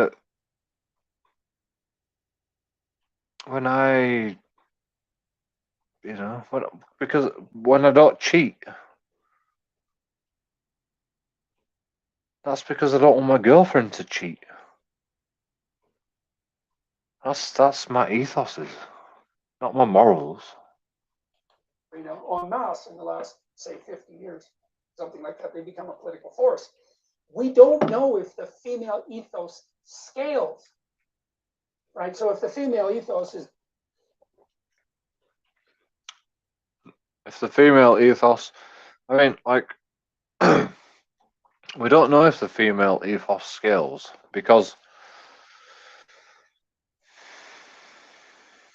well, we do know that the female ethos will not scale because less people are having babies now. Across the world, less women are having babies now. Well, apart from England. England's the only place that we just carry on. But you know, I pride myself on that. I proud myself on being English, where you know COVID didn't slow us down having babies. Nothing slowed us down having babies. Like nothing, COVID didn't even slow us down, man. We died a lot, yeah. We died a lot, but we carried on having babies regardless. Nobody listened to fucking COVID restrictions, you know, in England. Nobody listened, you know. And there were people out in the street going, "You need to wear a mask," and blah, blah, blah. And all these people are going home having babies, shagging every man they come across, you know. They weren't just shagging their husbands. Definitely not. That's not how the population works. They were fucking shagging other people. They were there fucking in supermarkets going, "You need to wear a mask," because they've got their mask on. And then they meet someone fucking sexy and they fucking go home and shag them without a mask. Disgusting. Despicable. But you know, I'm proud of England for doing that, you know. Fucking hell. Go on, England. Fucking highest birth rate. Highest birth rate like during COVID. Highest birth rate during COVID. Come on, England. Come on, lads. You've got this. You know. Everywhere else. Fucking hell. Stop listening to your fucking governments, you sad individuals. Jesus Christ. Like, what are you doing with your life? Listen to the government. Are you stupid? Did the government ever do anything for you? Ever. You know? Has the government ever done? Like, why would you listen to them? Seriously. Why would you listen to them?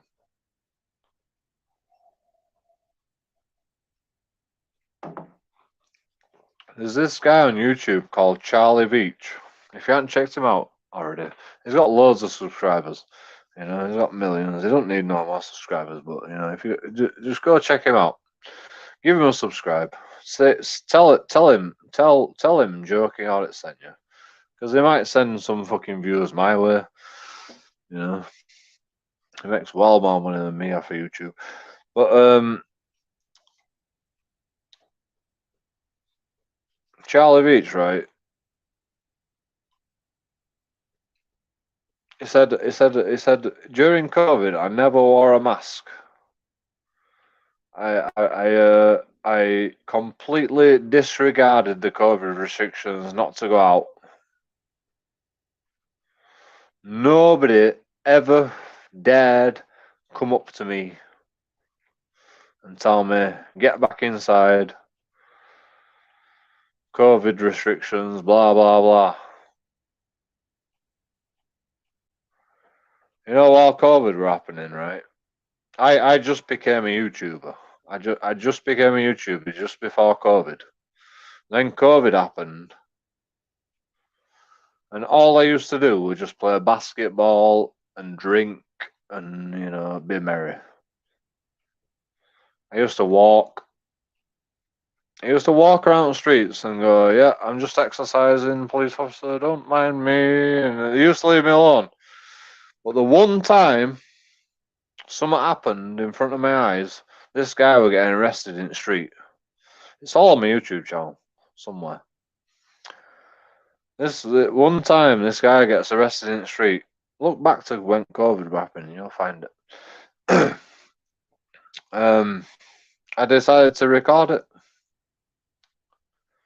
And the police goes, "You need to get him back inside, COVID restrictions." And I'm like, are you joking?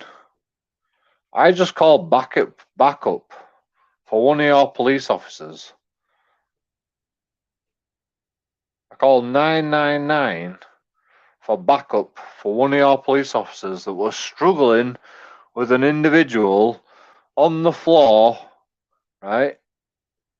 And I'm there watching it, and then police officers come, and they go, and I'm recording, and they go, "Come on, you need to go now, like COVID restrictions, get back in your house." I'm like, "Are you joking?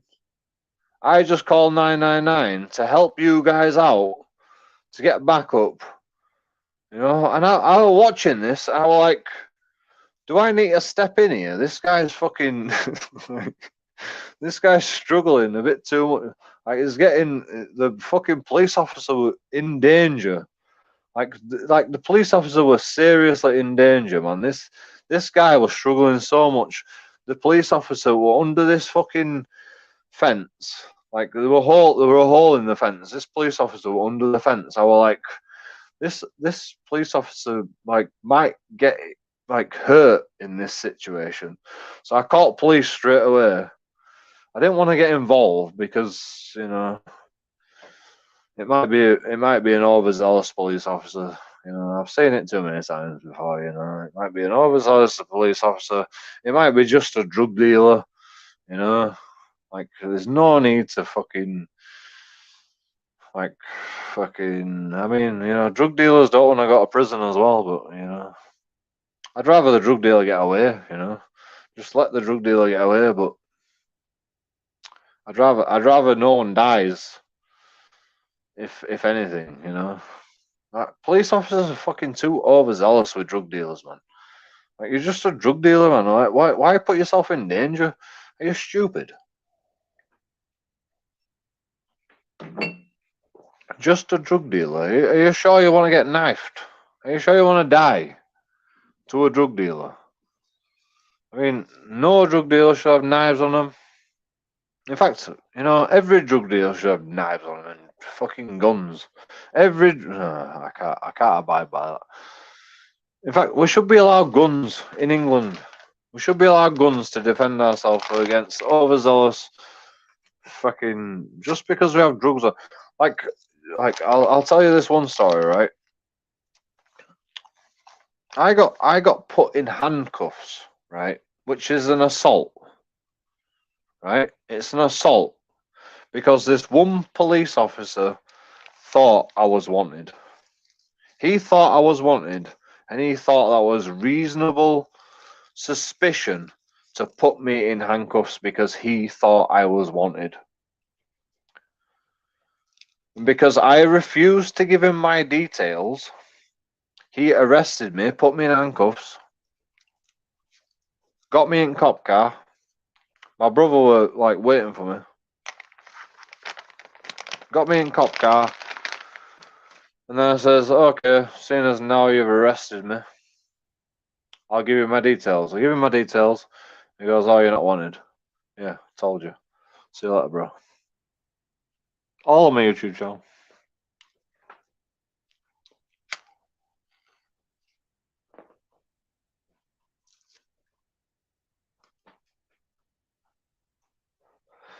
My brother at the time had an ounce of weed on him.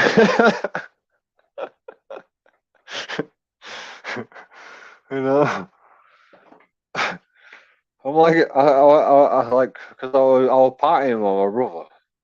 I didn't even know he had an ounce of weed on him. He didn't tell me jack shit. My brother don't fucking tell me no. But when I got to my brother's house, we got stoned out of our brains. And I don't even fucking smoke weed. But I still got stoned out of our brains. Thanks to that police officer. Thank you, police officer. I appreciate it.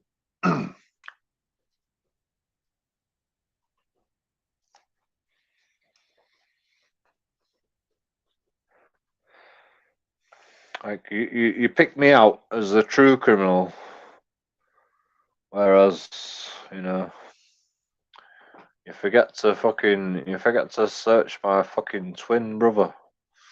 Well, he's 2 years younger than me, to be honest. But, you know, we do look a little bit alike. Maybe my brother wanted. Maybe it was my brother that wanted, and he just fucking picked me out. Fucking prejudice or what? Jesus Christ. Unbelievable. My brother had an ounce of weed on him. My brother just walked off. I'm like, fucking hell, yeah, just leave me, bro. Just leave me. And he's like, I'm sorry, Joe, but I had a fucking ounce of weed on me. I'm like, okay, fair enough. Fair enough. I just picked up the fucking weed from my drug dealer. Like, all right, and now I understand. Like, okay, makes perfect sense, bro. Makes perfect sense.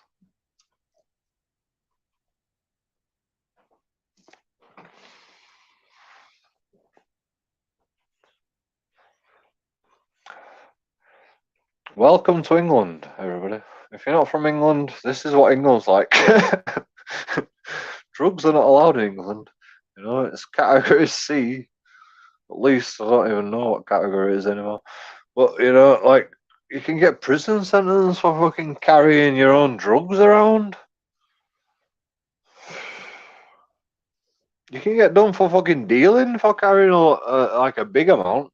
If you get fucking done for carrying a fucking ounce around, you're fucked, basically.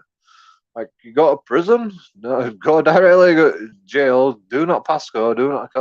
If you've got any other offences, if it's your first offence, you might not go to prison. But like, fucking, if you got any other offences, you go straight to jail, man, for carrying out of weed. It's bullshit, man. Like, I'm not happy. I'm not happy with society, man. I hate it. I fucking like. I'm like. I am. I'm doing YouTube to show you this bullshit all across the world to millions of people, everybody across the world, man. You've got to see this shit, man, to believe it.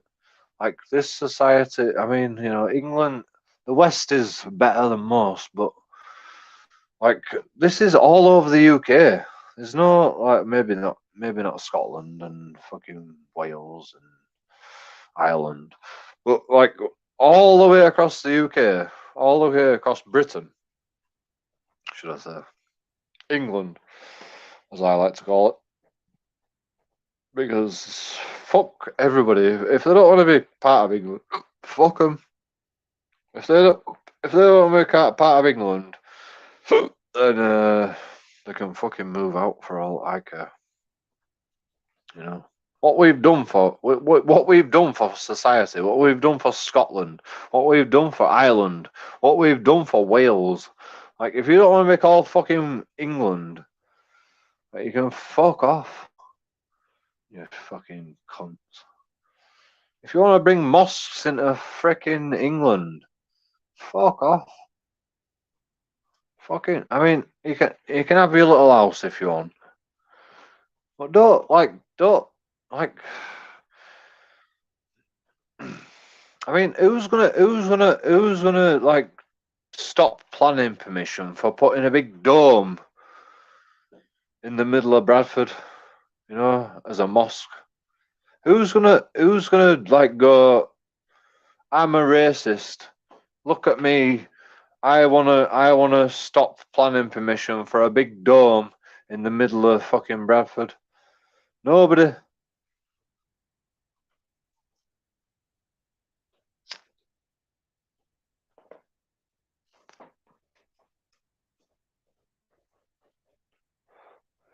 That's why mosques go up everywhere. Nobody fucking dares say out for fear of being a racist. It's bullshit. There's more mosques than there is fucking churches in England.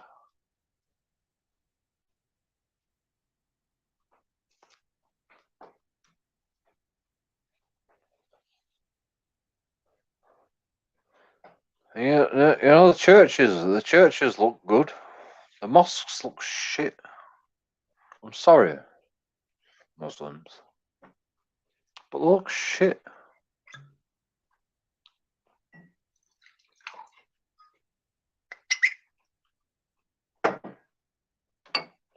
It's not even about anything. It just looks shit.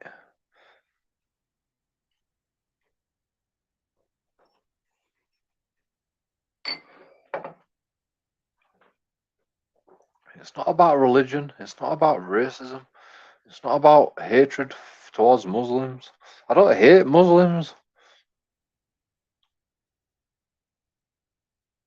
I hate fucking ruining our culture.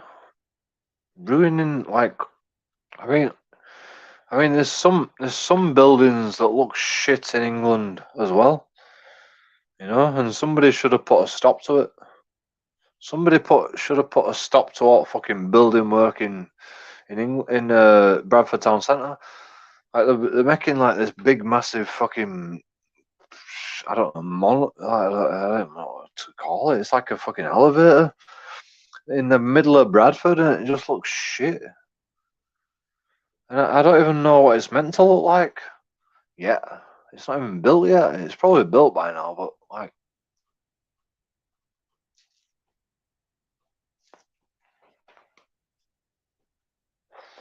they've been working on this for a fucking year in Bradford. They've been working on this fucking monolith for a year. This fucking block, rectangle monolith. Is it rectangle? What would you call it? Cuboid. This massive cuboid in Bradford, and it just looks shit. Just in the middle of fucking Bradford. It's like, what's all that about? How who got planning permission for that? It's right next to fucking town hall as well, so it's like the town hall's obviously accepted it.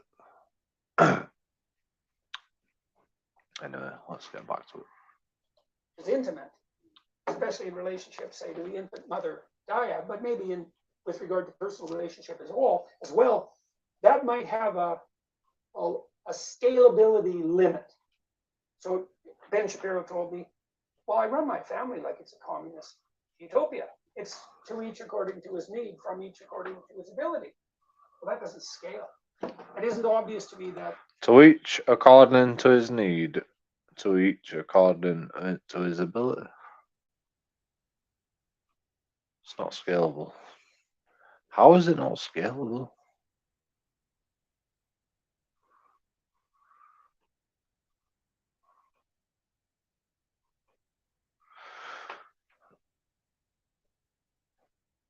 How is it not scalable?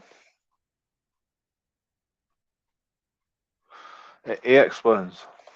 That instinctive female ethos scales politically. Now you might say, well, of course it can. It's like, no.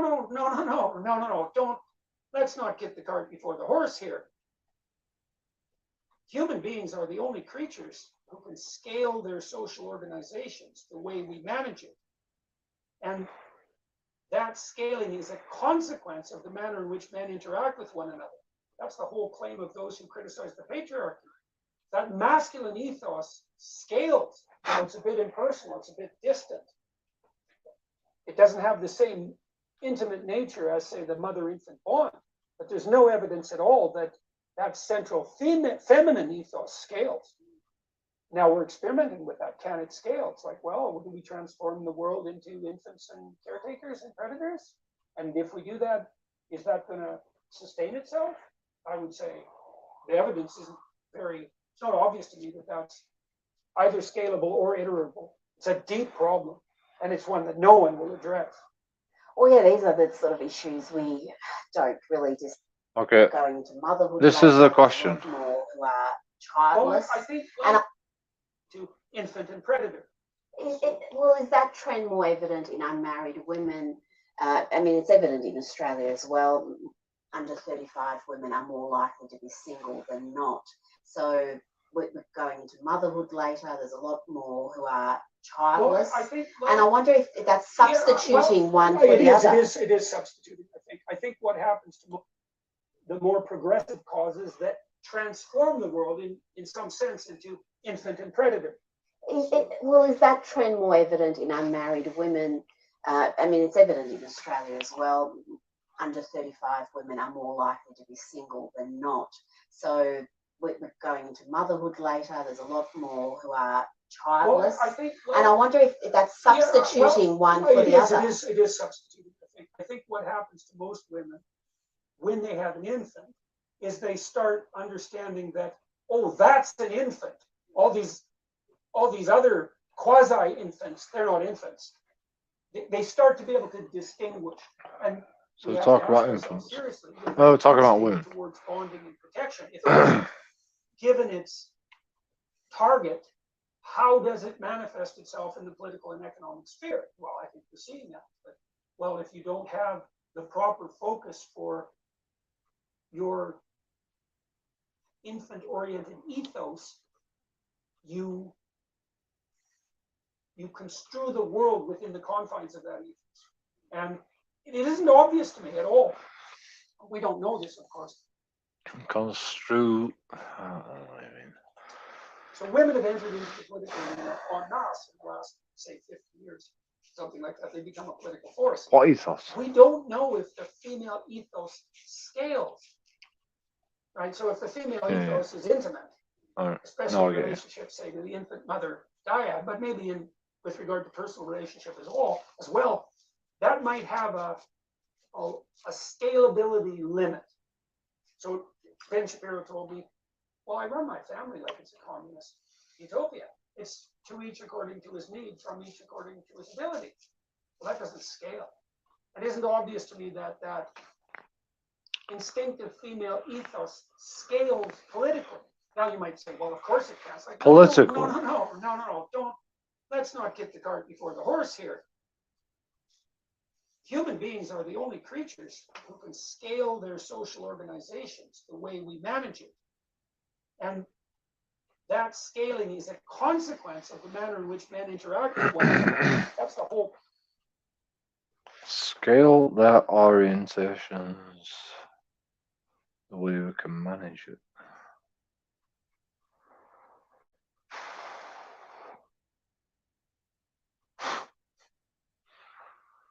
Human beings are the only people that can scale their orientations the way we can manage it.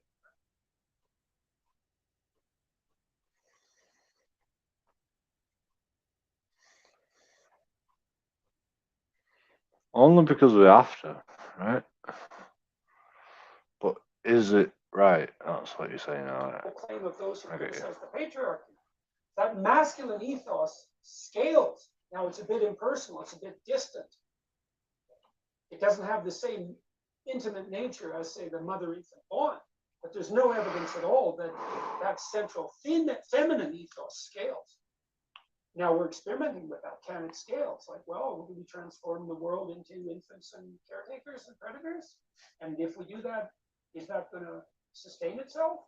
I would say the evidence isn't it's not obvious to me that that's either scalable or iterable. It's a deep problem. And it's one that no one will address. Interable. Well, yeah, these are the sort of issues we Did you say interable? Is that a word? Now we're experimenting with that. Can it scale? Interable. Will we transform the world into infants and caretakers and predators? And if we do that, is that going to sustain itself? I would say the evidence isn't it's not obvious to me that that's either scalable or iterable. It's a deep problem. It's one that no one will address. Well, yeah, these are the sort of issues we don't really discuss in any meaningful way. The trends we're seeing, whether they're desirable, and you've spoken about the rates of depression, the rates of suicide we're seeing in these prosperous, peaceful nations, which should be, heaven on earth, and yet there's this deep identity crisis. Yeah, where does that come from? Is it that lack of responsibility, lack of meaning in life? I think it is that to a large degree. It's the consequence of something like a pathologically prolonged immaturity. Because I do think that the meaning that sustains and that iterates and unifies socially is based on an ethos of responsibility. That's the advantage to maturity. And you can certainly put forward the question, well, why should you grow up? That's the eternal question of Peter Pan. And I think the answer to that is because, all things considered, it's much better to grow up. Well, what does better mean? It's a better game. It's more sustainable. It's more socially uniting. It's more productive. It's more generous. All of that. And I don't think we know that well enough consciously. We can't communicate that, or haven't been able to communicate that effectively to young people. Well, certainly for a long time. It's at least the early 60s. I mean, it took me fucking 30 years to be able to fucking And then, you know, you be have a the little corporate bit dollars more chasing productive. the childhood and teenage market. But, you know, Disposable income, they're a target of a lot that's of messaging. because And so the elevation of adolescence to something like an ideal being has also productive to been me driven by was corporate interests. And people often, I remember when I was a teenager, people would say, "The best years of your life." like being productive to me was once upon a time working. You know, that was being productive for me. You know, I used to work. And then when I got to about 35, I quit my job. Well, when COVID happened, or just before COVID happened, I quit my job. Like, you know, because of reasons beyond my control, to be honest. But I should have quit my job. Anyway, I quit my job, and then I realised, and then COVID happened. You know, I lived off my money for fucking years, 2 years, and then COVID happened.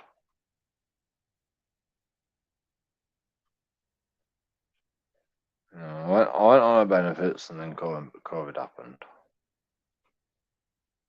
I had a job seekers allowance, and then COVID happened. I lived off my money for £2,000.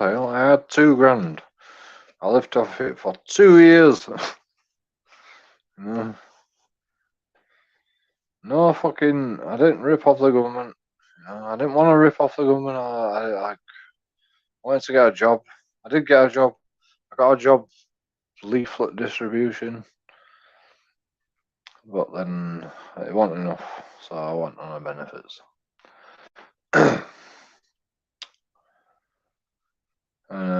You know, I were on benefits ever since, and then like 2 years later, COVID happened, or 1 year later, I can't remember. Whatever it was.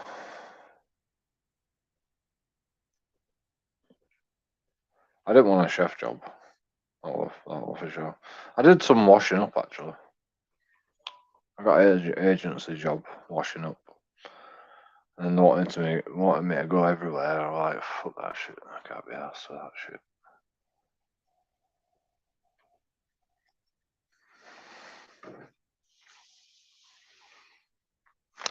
The job centre says you can't turn down work. I'm gonna have to sanction you. And I said I didn't turn down work. I was supposed to be working at this place, and they sent me somewhere else. Like that's what happened. Like I was supposed to be working there, and they are like, all right, we don't need you anymore. So they sent me somewhere else, and I'm like, no, I didn't accept that. You know. And then job centre goes, oh, you can't not accept it. It's within your fucking range. You know, it's within the acceptable amount of miles to travel to fucking work. And I says, yeah, but like I didn't sign a contract with you. I signed a contract with agency. And the contract with the agency was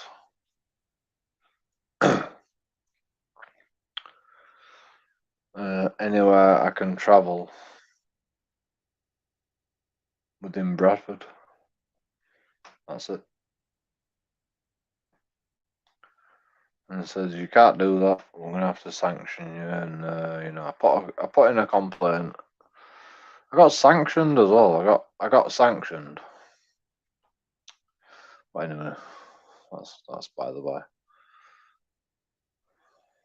But I didn't actually get sanctioned. Well, I did get sanctioned. I didn't get my money for fucking next month. But as soon as I put the complaint in, they fucking give me money. As soon as I put my complaint in, within the next fucking couple of days, they fucking give me money.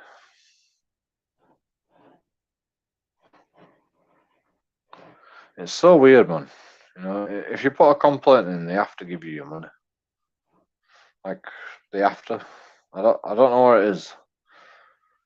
Like as soon as you put a complaint in, they have to give you your money, and it goes in one day, and then you get it next day.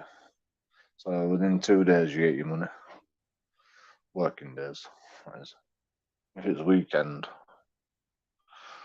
you might have to wait till Monday or whatever. But if it's bank holiday, you might have to wait till Tuesday, I suppose. But I got money within 2 days. Well, I got my money within one day, to be honest. I got like I put the complaint in, and then the next day I got my money.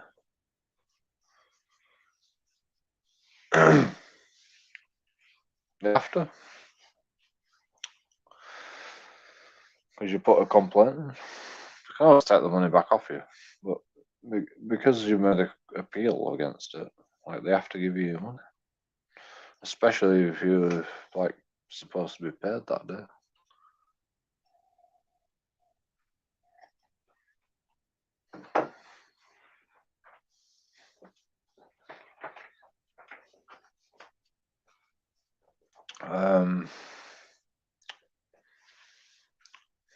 I actually got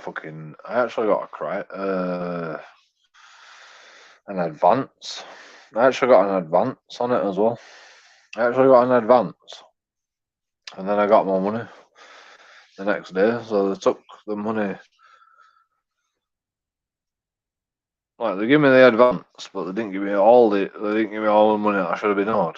And I complained, and then they give me the rest of the money the next day.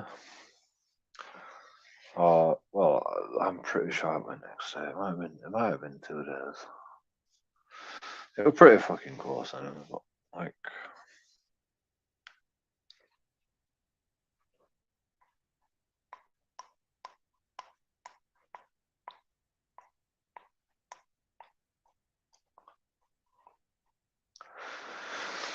I don't really know what I'm talking about. Nobody cares, right? Does anyone care? No? Okay, cool. Life. And I looked around at my friends and I thought, God, I hope not, because nobody I know is the least bit happy. We have this elevation of this immature adolescent is because all things considered, it's much better to grow up. Well, what does better mean? It's a better game. It's more sustainable. It's more socially uniting. It's more productive. It's more generous. All of that. And I don't think we know that well enough consciously. We can't communicate that, or haven't been able to communicate that effectively with young people.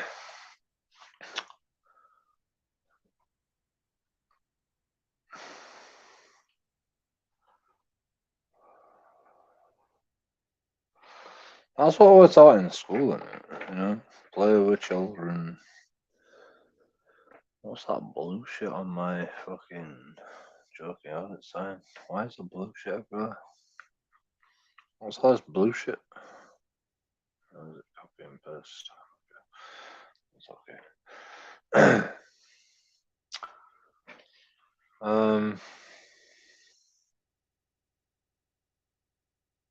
Yeah.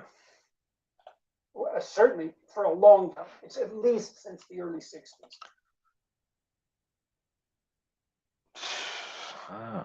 We've always been teaching children to play together in like since the early 60s.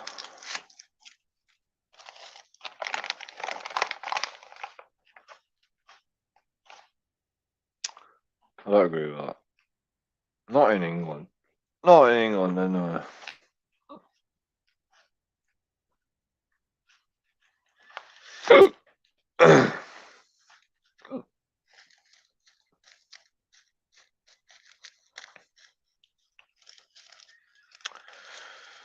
I mean, school has always been about. Actually, he's actually right. Because you have classes. You have different like. You have different like. Holy shit! Okay, is right. You have different grades of maths. You're all in a different grade. But you all get to go to the same fucking you all get to go to the same registration. That's what's good in England. You know, we all get to go to the same registration. But we're not allowed to really associate. We're just we're stuck on a table and we have to fucking say his name and then we go to his classes. It's a strange world. They know what's best scientifically, psychologically, and for the betterment of your education. But they don't do it.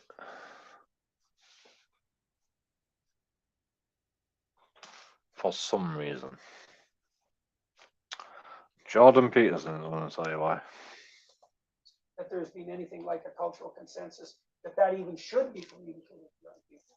And then, you have the corporate dollars chasing the childhood and teenage market. Teenagers have disposable income. They're a target of a lot of messaging. And so the elevation of adolescence to something like an ideal has also been driven by corporate interests. And people often, I remember when I was a teenager, people would say, these are the best years of your life. And I looked around at my friends and I thought, God, I hope not, because nobody I know is the least bit happy.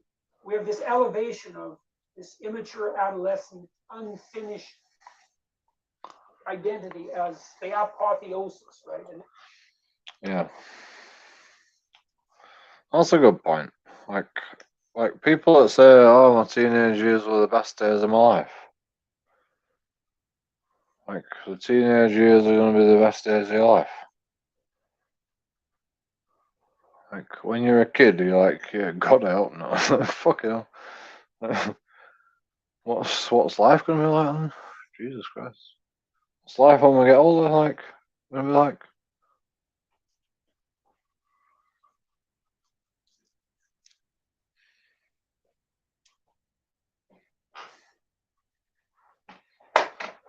Adults give this fucking amazing outcome about growing up, and then they go, "Oh, you fucked when you grew up." And I'd say the same thing to teenagers. You're fucked. But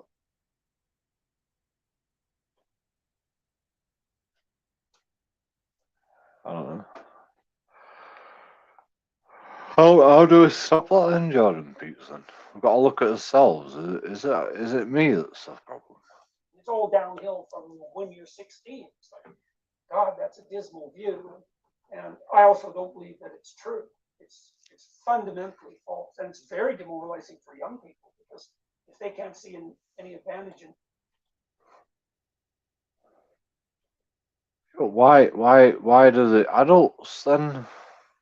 What's wrong with the adults then? Being an adult, or if there is no advantage, why would you bother growing up? And certainly men who are bailing Exactly. out the enterprise en masse, that's their attitude. It's like, well, I don't want to play that game. I'm done. You're not going to reward me for taking my responsibility. You're going to punish me for doing so. It's like, I'll just go play video games with my friends. And I do.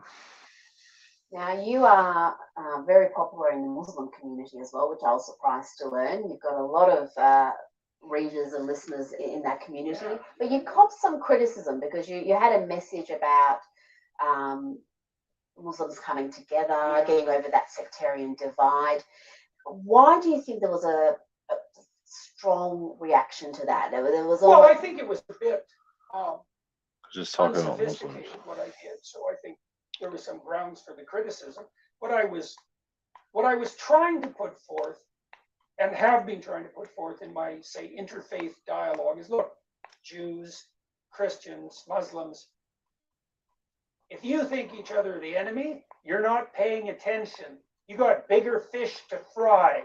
If you think other people of the book are your primary competitors, you're living in a dream world, because the woke, atheistic, reductionist materialists pose a way greater threat to the integrity of your religious traditions than other people of the book, let's say. And so, and then I was also trying to make the case in that message to Muslims that the proper jihad might be something like, get your house in order, right? You've got sectarian divides within your own community.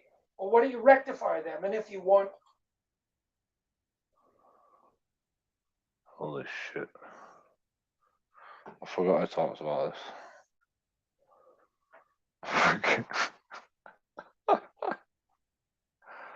Oh my god. What's this? 30 minutes. Dream world, because you got big dialogue. It was a bit of readers and listeners in that community. You're not going to reward me for taking on responsibility. You punish me for doing so. It's like, I'll just go play video games with my friends. 29:10.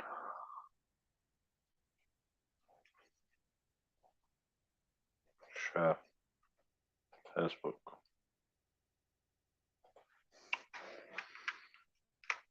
29:10.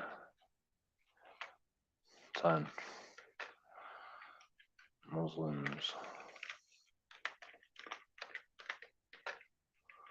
Listen.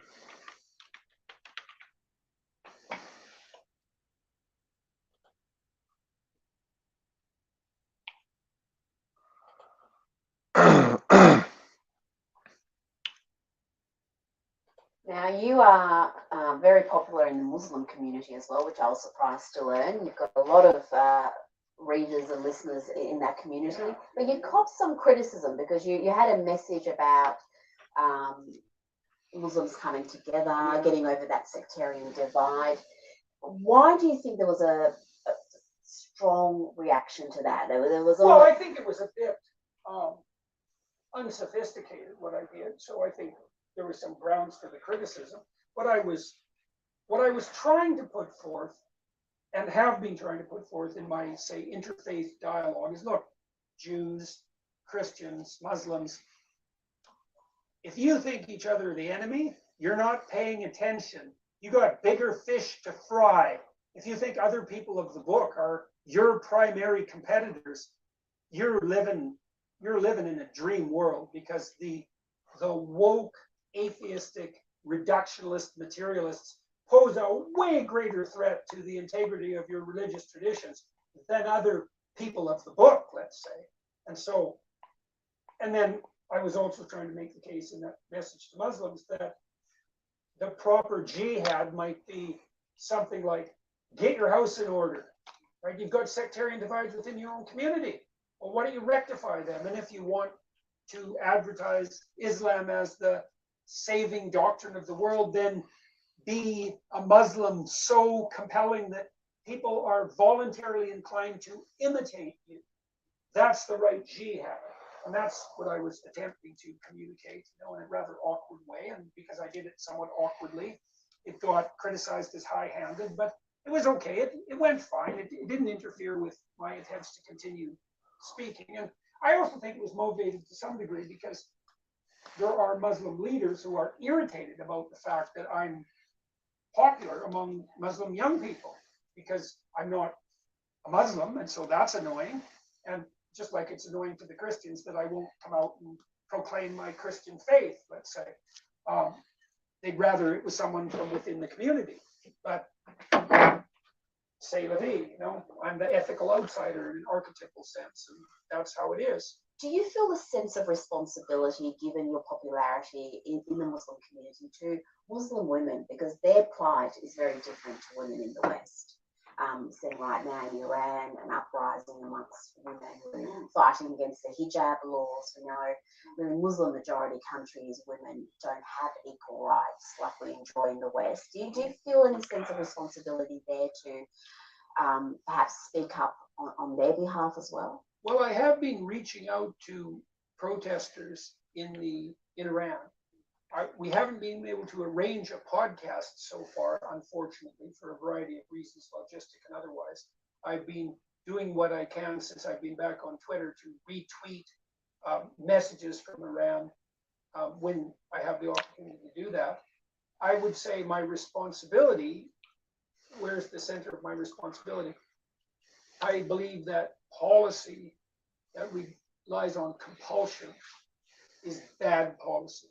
And I don't think that forcing women to behave in a certain way, forcing them, is an optimal strategy. I mean, we do know, for example, that one of the best predictors of socioeconomic development in an emerging economy is the rights accorded to women.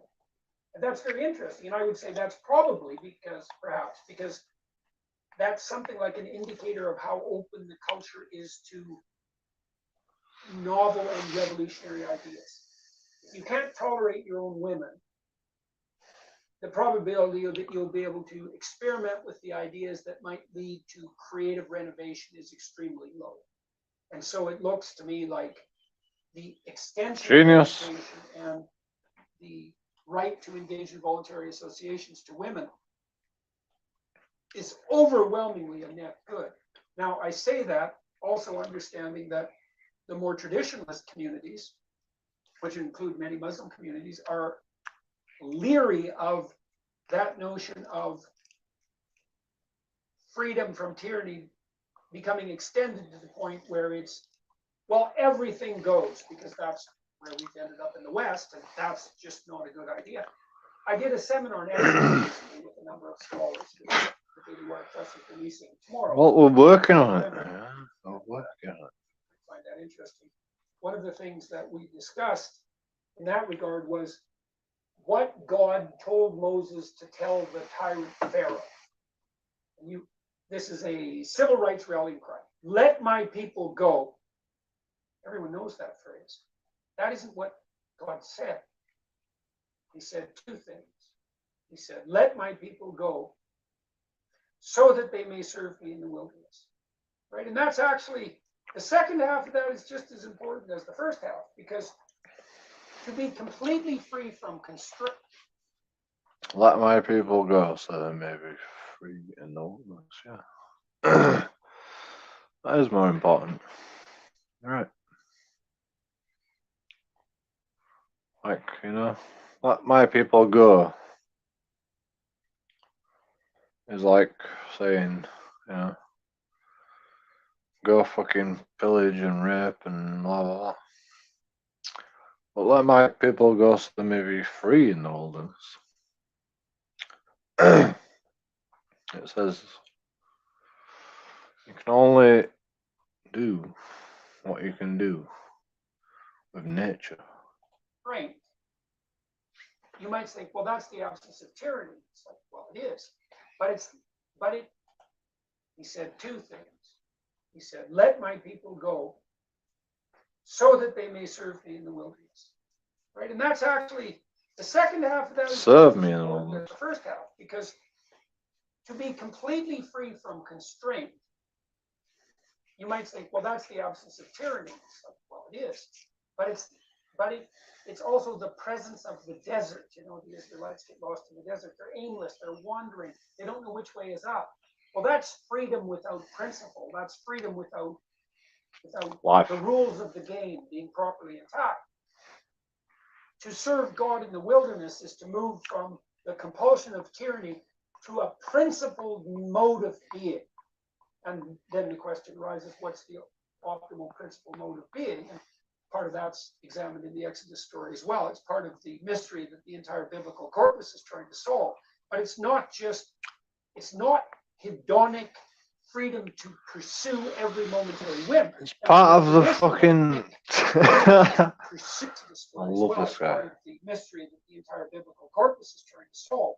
But it's not mystical. hedonic freedom to pursue every momentary whim. I And love when you. the traditionalists, conservatives, and let's say Muslim traditionalists, Orthodox Jews, traditional Christian thinkers, look at that hedonistic tilt of the liberal West, they can't separate that from the clarion call, let's say, to free women from their oppression. And you can understand that because proper freedom isn't hedonistic whim. That's just chaos. That's immaturity of a radical sort. It's not self-maintaining or self-advancing. It isn't the basis for a stable society. And the traditionalists have every reason to view that push from the West, the idiot West, with extreme skepticism. And that also means that in some sense, the radicals who advocate for radical freedom are their own worst enemies because they give freedom itself the kind of bad name that enables the more tyrannical conservative types, say on the religious front, plenty of ethical justification to maintain their iron grip. I've been watching Kamani on Twitter, and he's an anti-chaos guy. You know? The strength of the state. And why is that attractive? Well, it's partly attractive because people look at the hedonistic immaturity of the West and they think, well, that doesn't look like a solution. And they're right. So then you have a complex question. Well, what's the proper solution? What does it mean to follow the dictates of the highest spirit as you sojourn through the wilderness? Well, conservatives better figure out what that means. Because that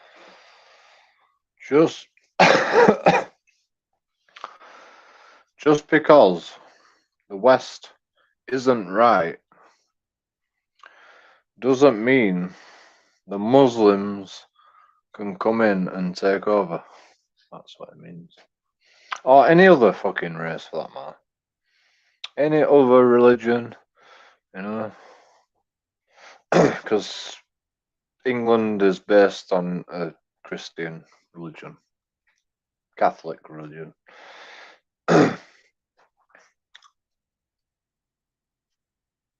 Like just because the West isn't right doesn't mean that like the Muslims can come in and take over, like, and go, yo, we're right. Like, it don't work, man. Like, I mean, look at your country. Like, obviously, your country's not right. You know, look at yourselves before you start looking at us. We don't look at you. We import Muslims freely. Immigrate Muslims freely. We don't import. It's not import export, people. We immigrate. We allow immigration freely.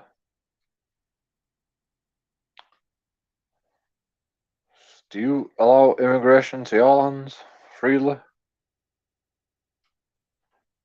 Would you allow a Christian, Catholic, Protestant to go live in Pakistan? You know, we allow it. Like, look at yourselves, Muslim. You know, that's all I'm saying. That's the message they need to deliver to lead the way. And that's what Jordan Peterson said. He says, like, well, you need to look at your own fucking people first. Before coming after fucking everybody else. Look at your own people. You're fighting with each other in your own fucking lands. Coming to other lands, expecting freedoms that everyone else exists and your own freedoms. Like, you know, like, you're asking too much, Muslims. Before we properly to be the proper antithesis to the utopian hedonistic globalists, let's say. So Black Lives Matter released. Yeah, you're asking us to be globalists while you remain seculatory Muslims They're 9-9 in our lands. Imagine that. Like, I'm not happy about that. I'm not happy. And that Like, you Muslims don't give no shits about our culture. about the excesses of the trans. You expect us to be global, like, well, not even globalism. They expect us to be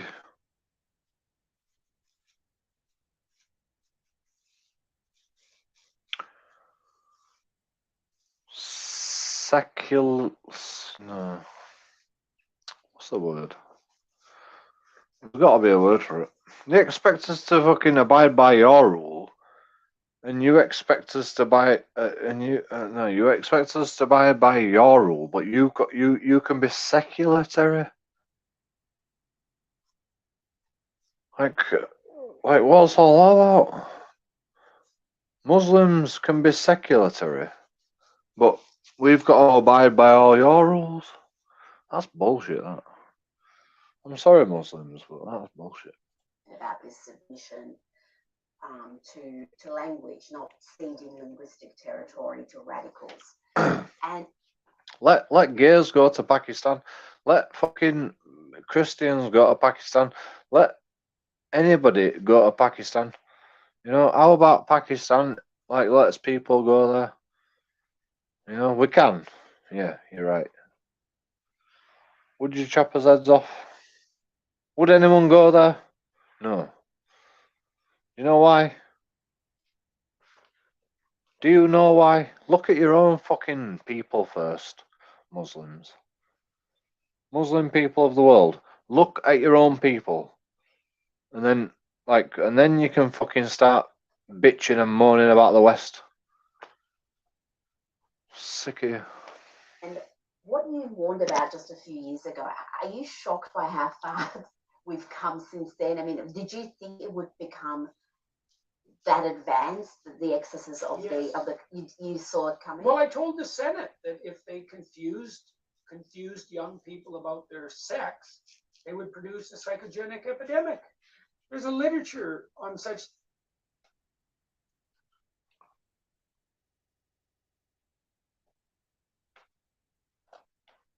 The way forward properly to be the proper antithesis to the utopian hedonistic globalists, let's say. And that plays into how you became well known around the world, because you warned about the excesses of the trans movement, about this submission to language, not ceding linguistic territory to radicals. And what you warned about just a few years ago, are you shocked by how far we've come since then? I mean, did you think it would become that advanced, the excesses of Yes. you saw it coming? Well, I told the Senate that if they confused young people about their sex, they would produce a psychogenic epidemic. On such things going back 300 Have you heard years. that? And so A psychogenic epidemic. A psychogenic epidemic. He warned them.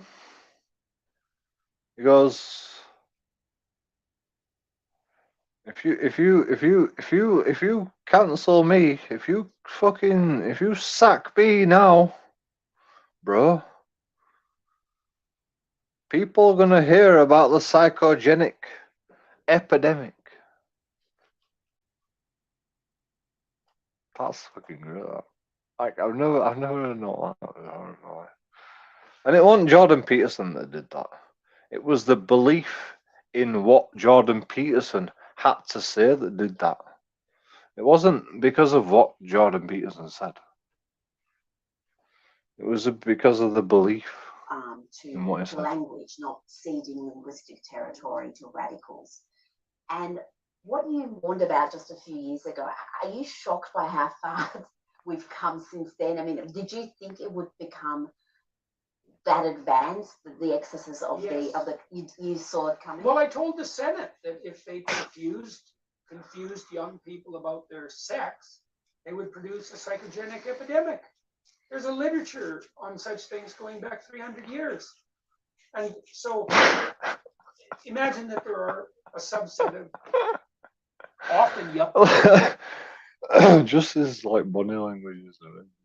young female adolescents. So women hit puberty younger than men, so they're not as mature when the burden of adult sexuality descends upon them. And women are very harshly judged for their appearance. much more so than men.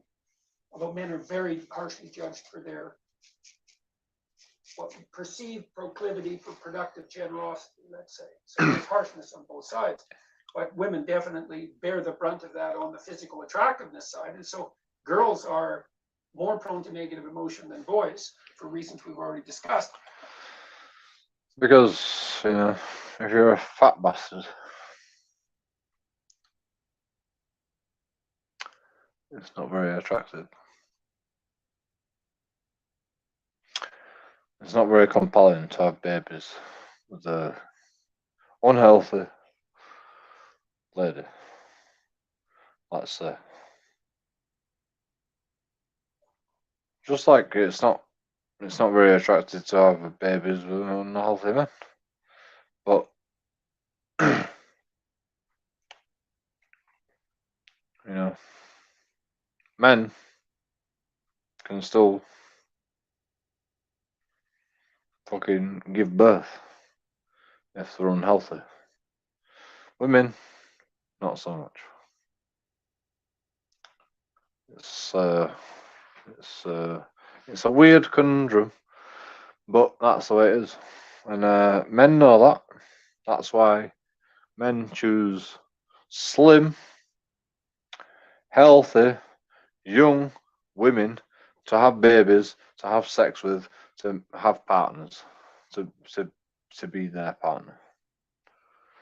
It's not rocket science. And a lot of that's body sensitivity for productive Body- generosity, let's say. So there's harshness on both sides. But women definitely bear the brunt of that on the physical attractiveness side. And so girls are more prone to negative emotion than boys for reasons we've already discussed. And a lot of that's body centered. And a lot of girls really struggle with that. And it makes them anxious and depressed and wondering about their identity, which you should wonder about when you're transforming from a child into an adult. Obviously, you're going to worry about your identity. Well, a lot of those young women are barely hanging on. So what do? Confuse them further. So what's the consequence? Well, a number of them they're just done. They just descend into utter mad chaos, and you produce an epidemic. Well, I knew that was coming. It was absolutely crystal clear. I told the first trans activists who opposed me, you think I'm your enemy. I'm not. I just know that what you're doing will not even work by your own standards.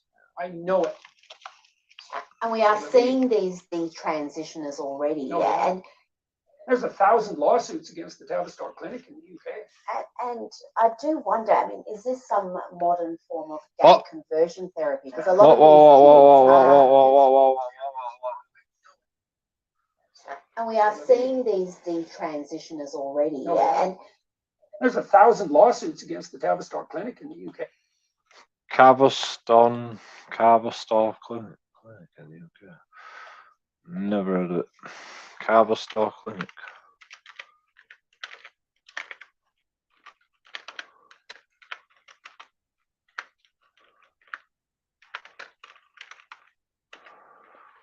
I can't spell no, can I? Claverstone Clinic in the UK. Lawsuits.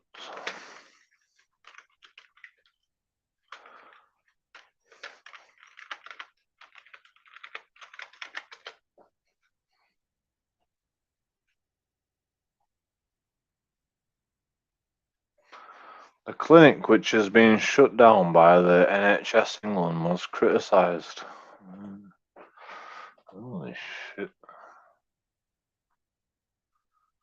Clinic accused of rushing children into taking. Holy shit. Clinic accused of rushing children into taking. Clinic accused of rushing children. And they quote, into taking life. Oh, they're quoting somebody else though. Into taking life-alternating puberty blockers without adequate consideration or proper diagnosis. Holy shit. Wow. Children.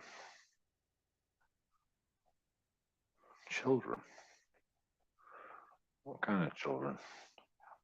How old are these children? Fuck you. I'm not putting my own details in. Just give me the fucking. Give me the bare bones. Barons Hill Clinic. The truth about pro bono clinics.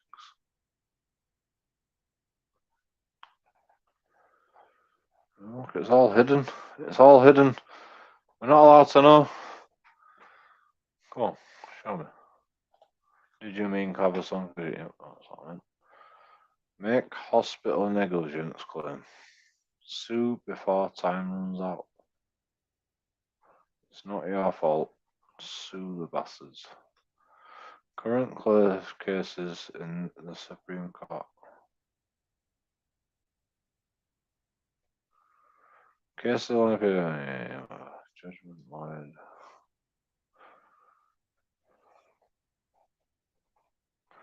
A 1,000 families to be sued. To sue Traviston gender. Oh my god. That's ridiculous. Holy shit, man. Holy balls.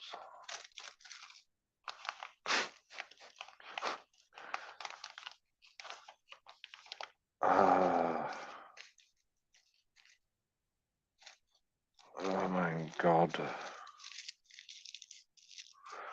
I'm not surprised people are so angry.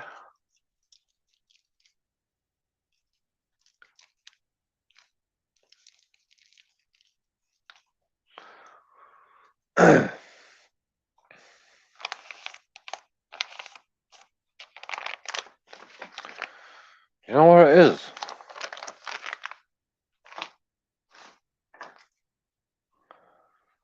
There's this new thing called. Oh, this is what I think it is.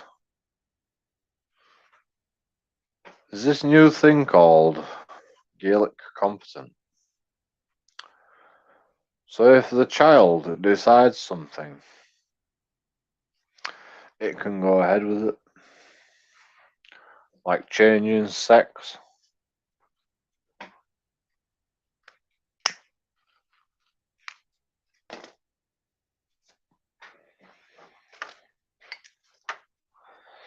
Having boob implants. The UK's only children's gender identity development service, GIDS, run by the Tavistock and Portman NHS Foundation Trust, is to be sued by at least 1,000 families who allege their children were rushed into taking life-changing puberty-blocking drugs. As a result, they were facing physical and physiological permanent scarring that will last the rest of these victims' lifetimes, alleged the law firm involved. Oh, shit, that's taxpayers' money, isn't it? The action follows last month's announcement by the NHS that the clinic would be closed over safety concerns. Good. That in turn followed high critical independent review by paediatrician Dr. Hilary Cass, which concluded in its interim report that a single specialist provider was not safe or a viable long-term option, and noted concerns about GID's lack of peer review care of gender questioning youngsters, whose numbers have risen exponentially since 2011, is instead to be allocated to a network of. Is there no legislation in this bullshit?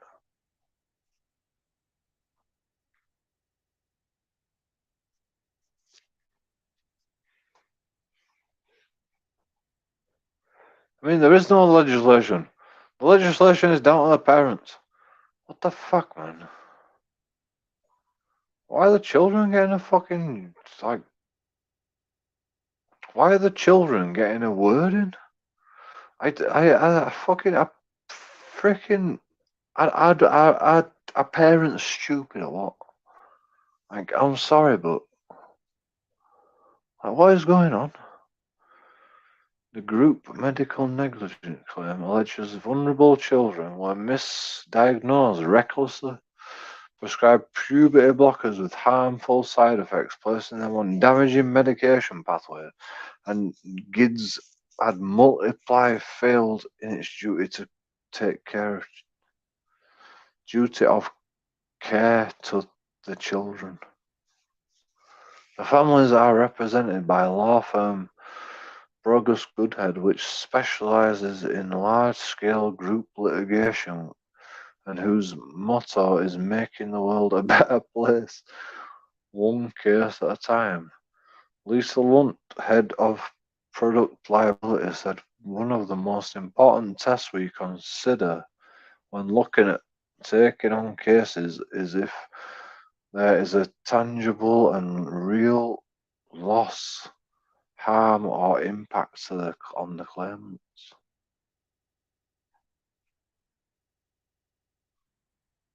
Is that it?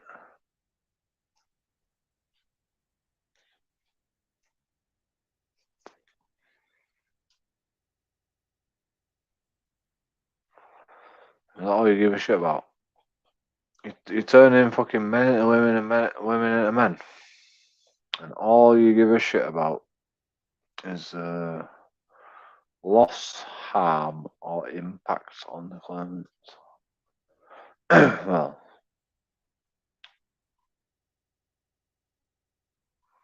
psychological damage. There's psychological damage. Have you ever thought about psychological damage? Have you ever thought about like, you know, anything else? Family impact. Have you ever thought about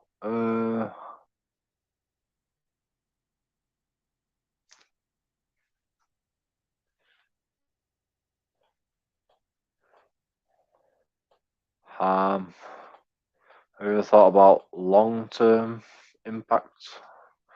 One such case of huge public importance that we are now actively pursuing is a group claim for clinical negligence against Travis Stock. All right, these are going against them, I guess. All the families are represented. All right, one such. Okay, fine. Fucking hell. You need to get more. You need to get more real loss, harm, or impact on claimants. I mean, like, there's fucking loads of shit you can do them for. There's millions of fucking things you can do them for. Like millions and millions of things. Loss and harm and impacts. Fuck that shit. Like, you could do them for fucking medical negligence. You could do them for long-term impacts. You could do them for fucking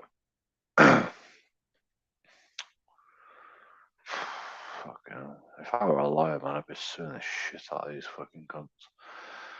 One such case of huge, like NHS is going to go bankrupt. Thanks to these guys. One such case of huge public importance that we are now actively pursuing is group claim for clinical negligence against Travis Stock and Portman NHS Trust, amongst other third parties, for their failures in their duty of care towards young children and isolated, while the provision of gender dysphoria treatment for children and young adolescents, where appropriate, it's never appropriate, is in an important service. No, it's not.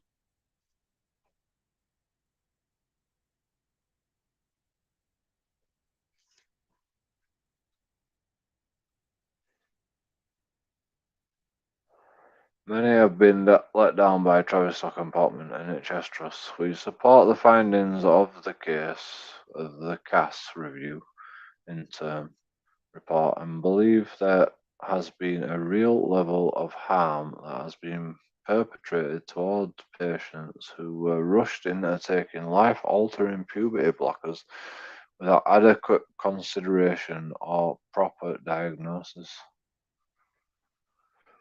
It's a lot of fucking social fucking transgender people or something. Like, what the fuck? What the fuck is this place? Oh my god, I'd love to audit this place.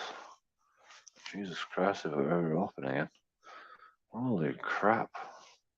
I didn't even know this place existed. The case review has noted that some staff at GIDS had felt under pressure to adopt an unquestioning affirmative approach to children presenting with gender dysphoria, and that this was at odds with the standard process of clinical assessment.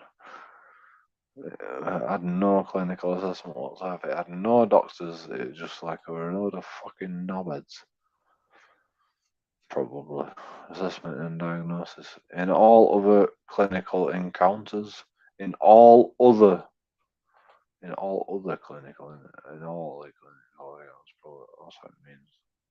I don't know. That's like in quotations. Okay, that's just what you fucking had out.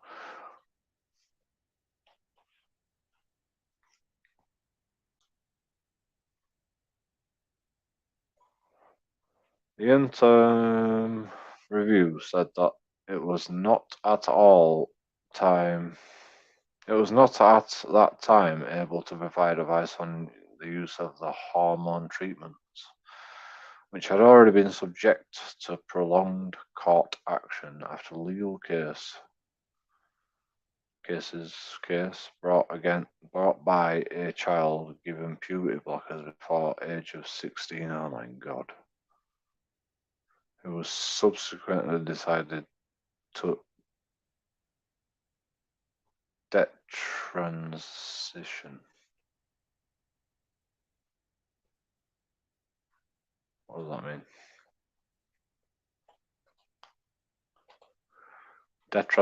Detransition is the cessation or reversal of transgender. Oh my god. Oh my god. Oh my fucking god. Is this actually happening in my country? What the fuck, man? Get out of here. Detransition. Detransition, that's what that says, isn't it? Detransition. Under the age of 16.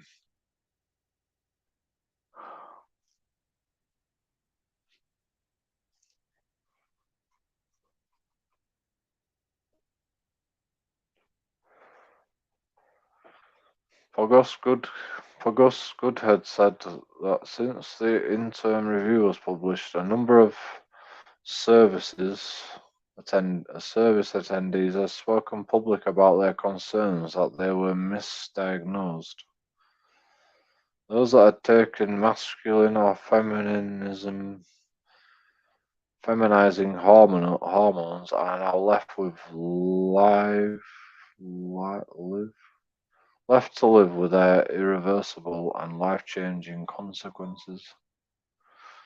August Goodhead, global manager partner Tom Goodhead, told Sky News, "We believe there are potentially hundreds of young adults who have been affected by failings in cares over the past decade at Tavistock Centre, and we want to be able to give them a voice in court.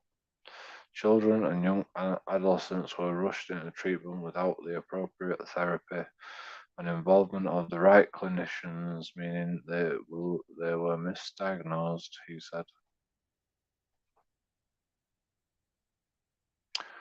Mr. Goodhead told the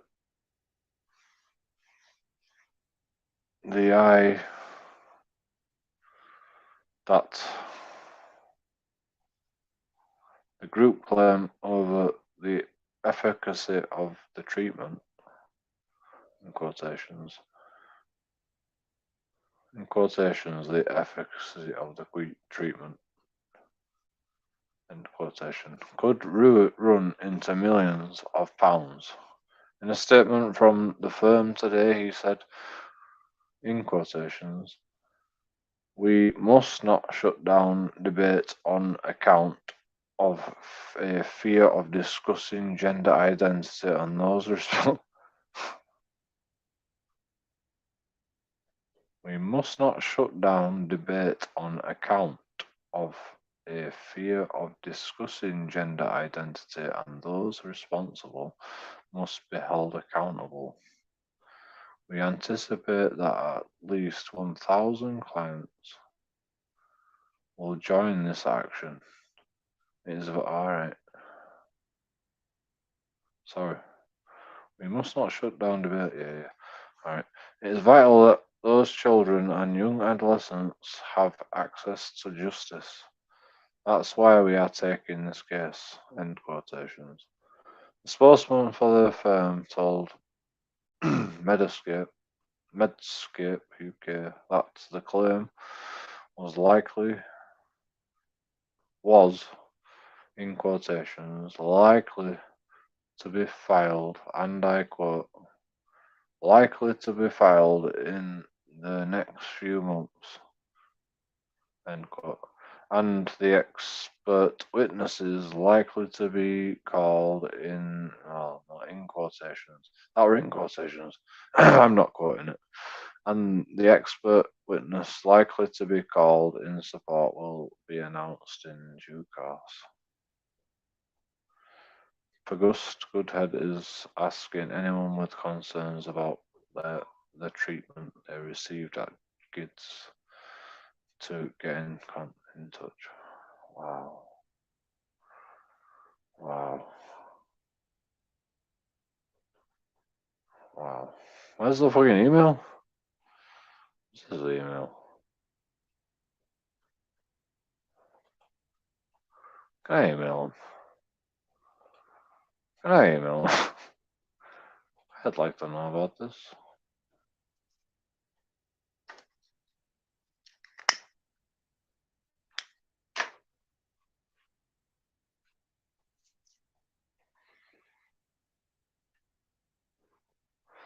Dr. Sheena Meredith, MBBS, Mr. Phil, MPhil, 1,000 families to sue Travis Oxygen Medscape.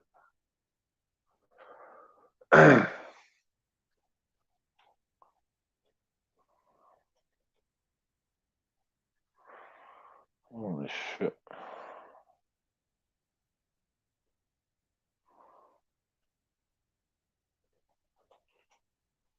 Read it here first.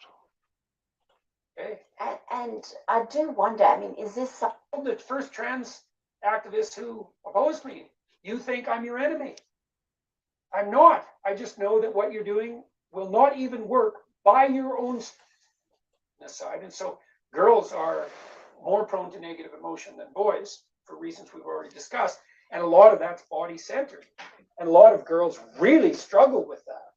And it makes them anxious and depressed and wondering about their identity, which you should wonder about when you're transforming from a child into an adult. Obviously, you're going to worry about your identity. Well, a lot of those young women are barely hanging on. So what do? Confuse them further. So what's the consequence? Well, a number of them they're just done. They just descend into utter mad chaos, and you produce an epidemic.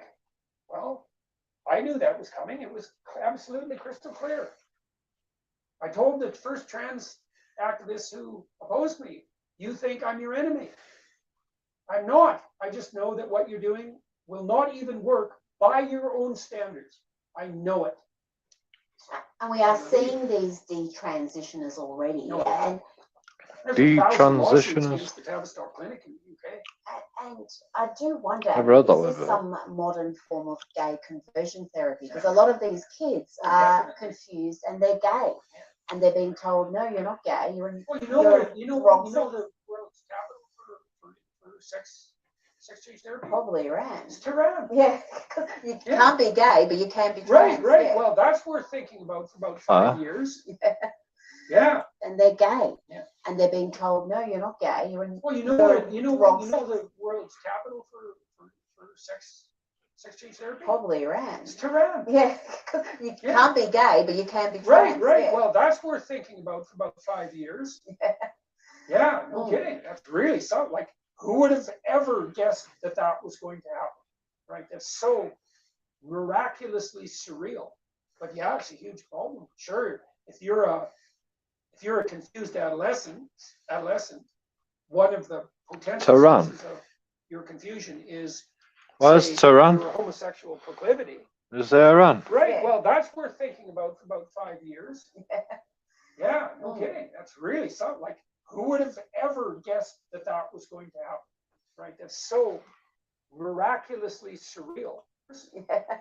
Yeah, no Mm. kidding. That's really something. Like, who would have sex change therapy? Probably Iran. It's Tehran. Yeah, you Yeah. can't be gay, but you can be Right, trans. right. Yeah.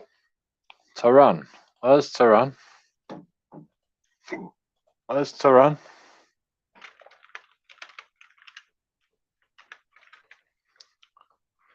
What the fuck's Tehran?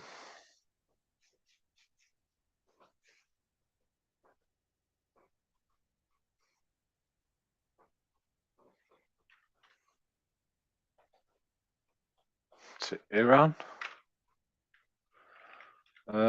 Sex change capital.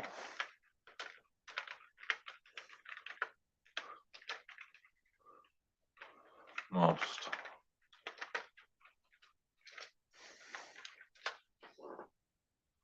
Thailand. Thailand. Did it say Thailand?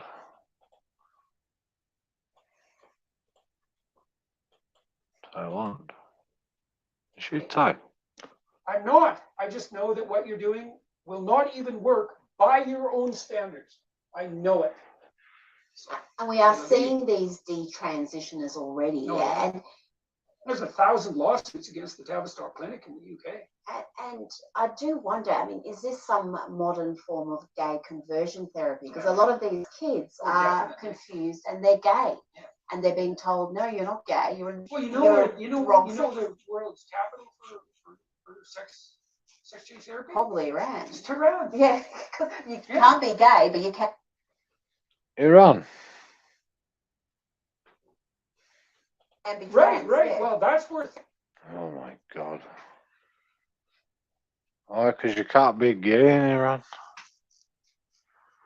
Holy shit. That's fucking crazy.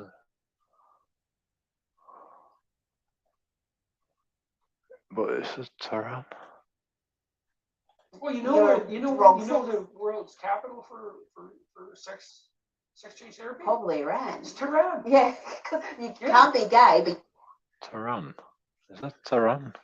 It's Tehran. You can be trans. Right, right. Yeah. Well, that. She's at Iran. Iran sex change.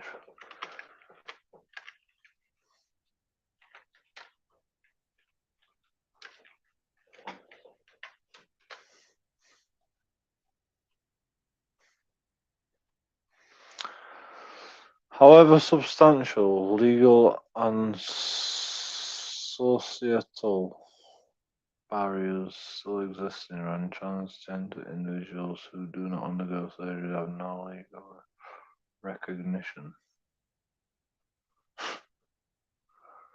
Unbelievable. Unbelievable. So, this is in Iran, right?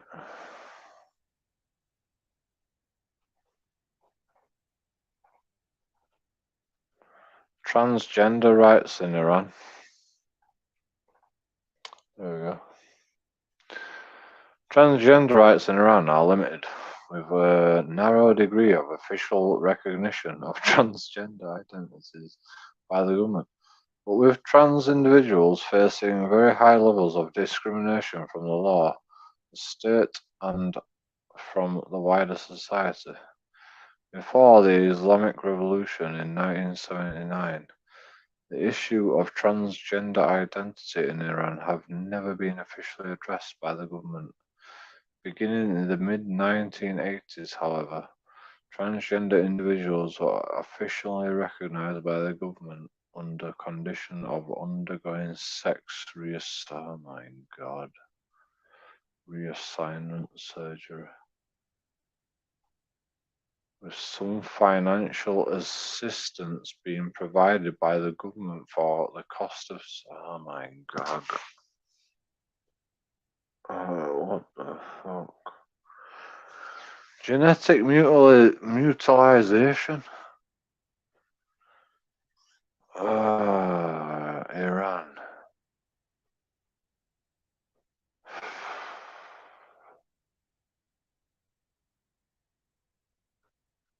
Provided by the government for cost of surgery. And with change of sex on births. Have you heard this? With some financial assistance for sex change provided by the government for cost of surgery and with a change of sex marker on birth certificates available post surgery. Because they won't allow gays. However, substantial legal and societal barriers still exist in Iran. Transgender individuals who do not undergo surgery have no legal recognition, and those that do are first submitted to long and invasive processes, including virginity tests. What the fuck's a virginity test? Oh my god. What is going on? What the fuck's a virginity test? Oh my god. Formal parent approval. What the fuck? Psychological counseling that reinforces feelings of shame. And inspection by the family court in addition. Non-binary genders are not recognized in Iran, and the quality of trans healthcare in the country, including hormone therapy and fucking bomb Iran. Fucking bomb 'em. Bomb 'em all. Bomb everybody. I'm sorry, but like this is unacceptable. This shit's unacceptable. I'm sorry. Like I know there's probably worse shit going on in the world, but Iran. Come on, bro. What the fuck? Iran still considers transgender identity to be a mental disorder and has no laws protecting trans people against stigmatization or hate crimes.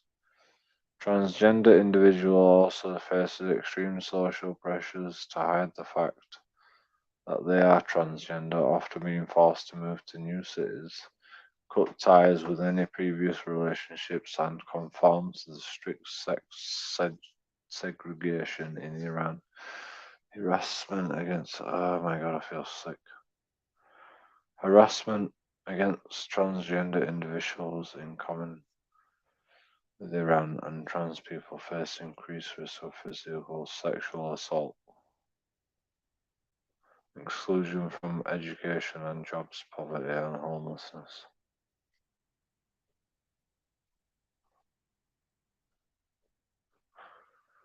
What you mean they become homeless? You mean it's not exclusion? Oh, exclusion from education and jobs, poverty, and they become homeless. That's what I mean.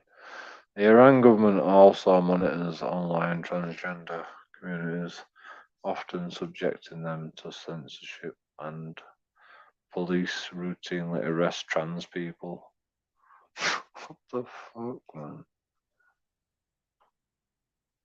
For what? What do you arrest them for?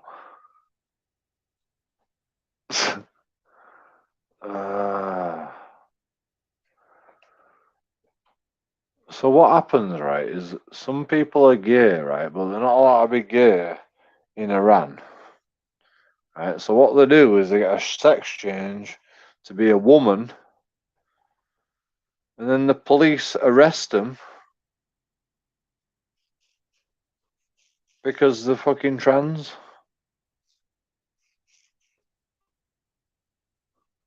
The United Nations Human Rights Council has reported that lesbian, gay, bisexual, and transgender children are subject to electric shocks and the administration of hormones are strong psychoactive medications.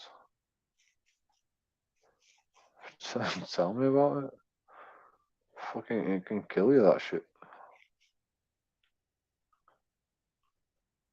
Oh my god. That's Iran, you know? Iran, first world civilization.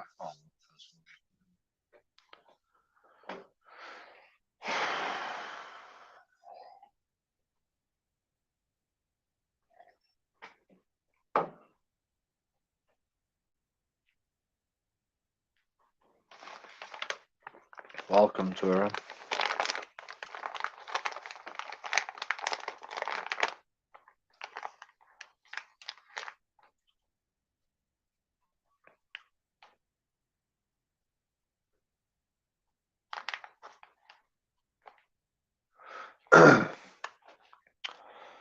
Should I add to this?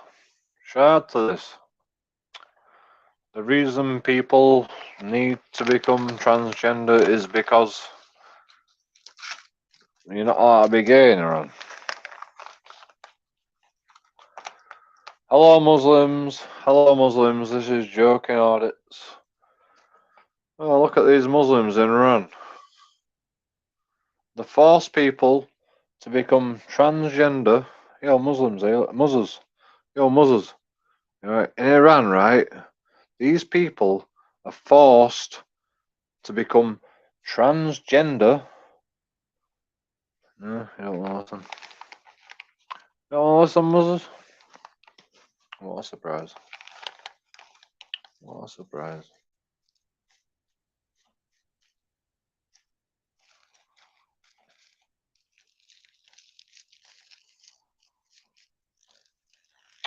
You want to listen? Muzzle.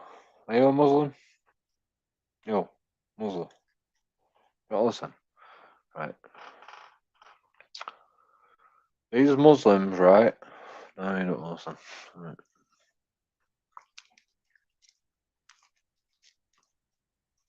Cool.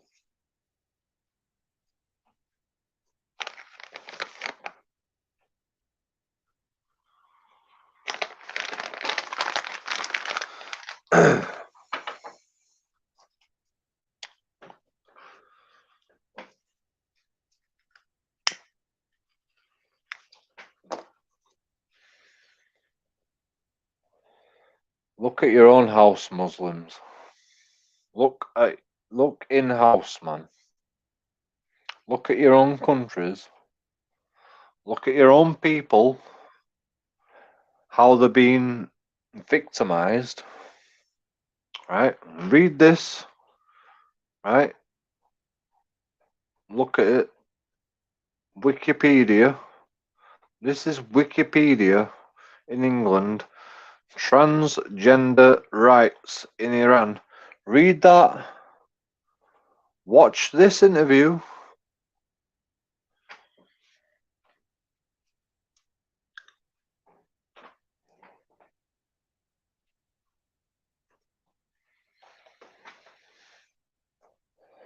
$3.6 million subscribers, right? 1.9 million views, right? And tell me how you're gonna win, Muslims. Go on, Muslims. How are you gonna win? Yeah, Muslims are watching this as well.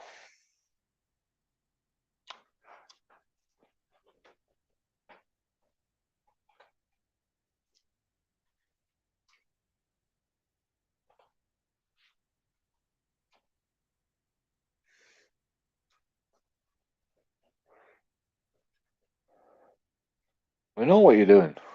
We're not stupid. We're the West, bro. We're the West. You're never, ever gonna win. Look at this idiocracy. I mean, okay, this happens in UK as well. But when you truly understand what's going on, look at this: 1,000 families to be sued in the UK for transgender mutilization, right? And Iran's just like carrying on with it, since the 1980s. 1980s, you've been turning men into women, women into men, left, right, and centre, just because they're gay. Because you can't fucking handle gay. You're fucking scared of fucking gay people. You're fucking homophobes. Muslims.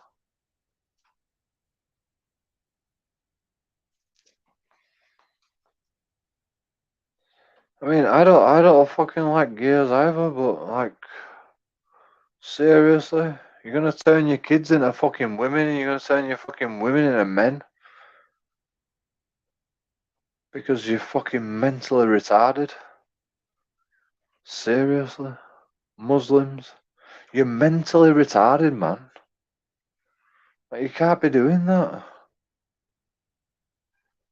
Like, society is the problem why people are gay. In my opinion, society is the problem why people are gay. Like, or not society. It's like fucking. It's all this shit that we put in our bodies as well. Like, it all adds up. It all adds up, man. I don't know the real reason, man. I'm not a fucking scientist. I can't fucking put a fucking I can't put a point on where it all fucking changed. But there's a lot more gay people than there was back in fucking Neanderthal days. I'll tell you that. And that says something.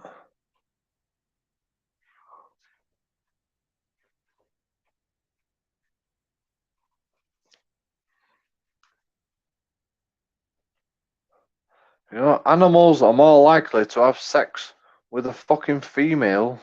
A male animal is more sex to have sex with a female in the fucking wild fucking in the wild. And every animal that you ever fucking come in contact with, it's more. Right, you get gay frogs, but people say that's because of society as well.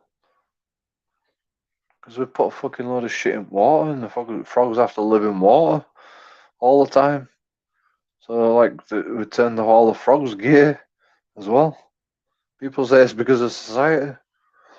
I don't know, man. I'm not a scientist. But there's got to be something to it, man. I don't see as many frogs in society anymore.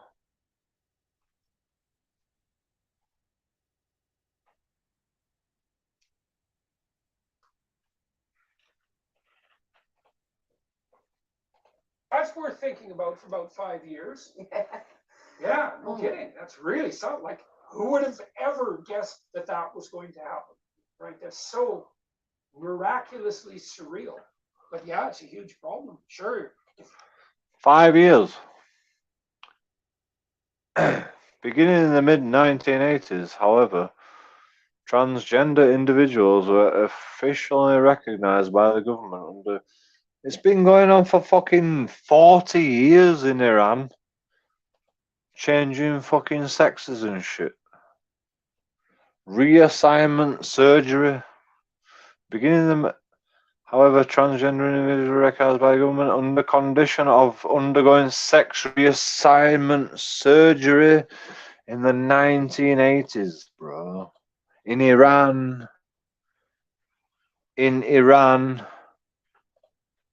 Listen to this. So what do? Confuse them further. So what's the consequence? Well, a number of them they're just done. They just descend into utter mad chaos. And you produce an epidemic. Well, I knew that was coming. It was absolutely crystal clear. I told the first trans activists who opposed me, you think I'm your enemy. I'm not. I just know that what you're doing will not even work by your own standards. I know it. And we are seeing these detransitioners already. No, and there's 1,000 lawsuits against the Tavistock Clinic in the UK. And I do wonder, I mean, is this some modern form of gay conversion therapy? Because a lot of these kids are confused and they're gay. And they're being told, no, you're not gay. You're in. Well, you know the world's capital for sex change therapy. Probably Iran. It's Tehran. Yeah, you can't be gay. Iran. The capital of reassignment surgery. Iran. Transgender rights in Iran. Beginning in the mid-1980s, however, transgender individuals were officially recognized by the government under condition of undergoing sex reassignment surgery. Because you're gay in Iran, you can't be gay in Iran because you're Muslims. You're Muslims. So what do you have to do? You have to undergo sex reassignment surgery with some financial assistance being provided by the government to fucking genetically mutilize you. Well done, Muzzers. Well done, Muzzers. Well done, Muzzers. I'm sorry, that's unacceptable. Hey, but you can be trans. Right. Yeah. Well, that's worth thinking about for about 5 years. Yeah, no kidding. That's really so. Like, who would have ever guessed that that was going to happen? Right? That's so miraculously surreal. But yeah, it's a huge problem. Sure, if you're a confused adolescent, one of the. Did you know this, Muslims? Did you know this, Muslims? Huh? Did you even know this?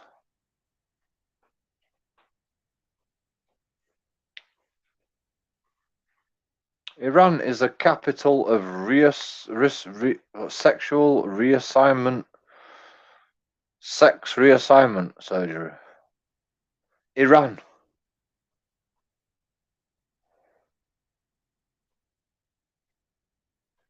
And that's that. Like, look at your own house, Muslims. Look at your own house before you fucking start prejudice against the West. Look at your own fucking house, bro.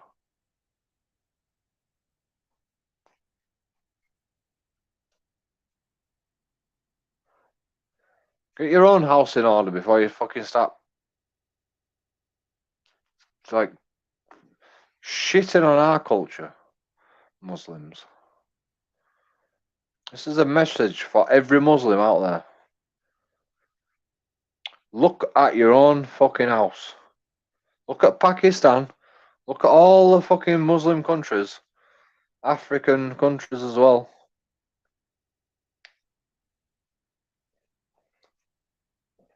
Look at them all, man. Look at the atrocities that happen in your countries. And you shit on the West. You come over here and shit on the West. Like, get the fuck out of here, man. I'm sick of you all. Potential sources of your confusion is, say, your homosexual proclivity. Well, that's going to add to your doubt about. Don't live in my land and then fucking tell me how to fucking act in my own fucking land. And don't tell my government what they need to do. Don't tell my government you gotta build mosques for us and all this bullshit. Go sort your own fucking place out first. And don't come to our country and go and expect fucking charity from our people when you're fucking mutilizing people. Seriously. You want us to fucking free Palestine? Fuck Palestine. Man, you're transmutilizing people in Palestine. You're transmutilizing people in Iran. Fuck you guys.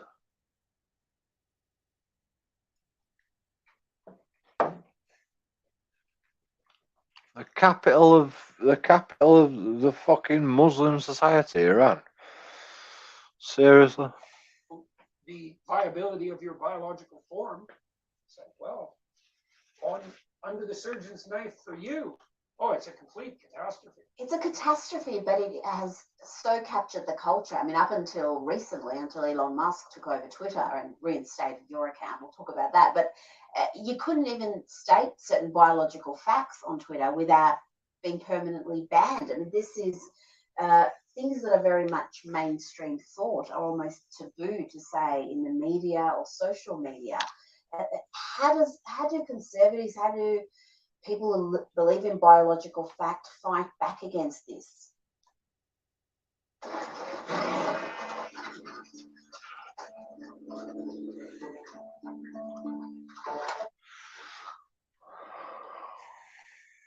That's generally a local question, right? Because usually when a problem like this makes itself manifest, it makes itself manifest in the particulars of your life. So maybe you have a child who's now exhibiting signs of gender confusion because of what they've been taught at school. Well, now you've got yourself a problem. So how do you solve it? Well, who sits on your school board? Is it you, or is it the person to whom you've abdicated responsibility because you were so cynical about the political process that you never participated? So here's a rule: all the political responsibility you abdicate will be gathered up and used against you by those who are tyrannical. Right. Well, so do we maintain our civic responsibility in the West? No. So what happened? Well, the petty tyrants gathered all the power to themselves. And now you have a problem. Your child is deeply and suicidally confused and being aided and abetted in that confusion by people equally confused and also malevolent. Well, now you got yourself a problem. What do you do about that? Well, who knows? Do you take your child out of school? Do you start a fight against the school board? Do you learn to be articulate? Do you adopt your civic responsibility? Do you take politics more seriously? That's a real good point. You know when people like, when so much shit happens in their life. Jordan Peterson just hit you on the head right there. Like, when so much shit happens in your life, people do something about it. Like your child goes missing. Somebody robs your child. You start becoming articulate. You start becoming awake. Like it takes your child to go missing before you fucking come awake and you go, or your child to get cancer before you like fight for people's fucking rights and you create a fucking cancer treatment clinic or you create a cancer treatment charity. Like it takes that fucking that most personal thing, your child, for you to decide to fucking say something. And joking audits is saying something. And I've been through a lot. Yeah, it took me something to be saying all this shit to you today. It took something for me to say this shit. It took me something to become articulate. And here I am being articulate. You guys, you all want to fucking hide behind, I don't even know what you're hiding behind. I don't even know what you're hiding for. All my friends fucking left me. I just went, fuck you, Joe. I just want to do my job and create a family and blah, blah, blah. Off you go, and see you later. Jokey Artists didn't care. I told them all this was going to happen. I kept telling them. Like, one day, you're going to have deformed children because of vaccines and blah, blah, blah. And, some of our friends had deformed children. But it wasn't because of it. Probably was because of vaccines. I don't know why it was. I don't know why. But they had deformed children. And, I told them so. But it's not because of, it's probably, I mean, it probably is. It probably is. I don't know why. I'm not a scientist. The degradation of society is why you have deformed children. Because you don't think for yourself, you take the vaccine without fucking thinking about it, you take the flu jab, you take all fucking loads of fucking shit in your body that you don't fucking need. Like, I mean, I take a lot of shit in my body as well. But, it's mostly just natural drugs that we've been taking for thousands of years. That's never caused a problem in the past. I take natural drugs, Crack cocaine, yep, natural. It's probably not natural nowadays, but it's a lot more natural than fucking vaccines. I'll tell you what.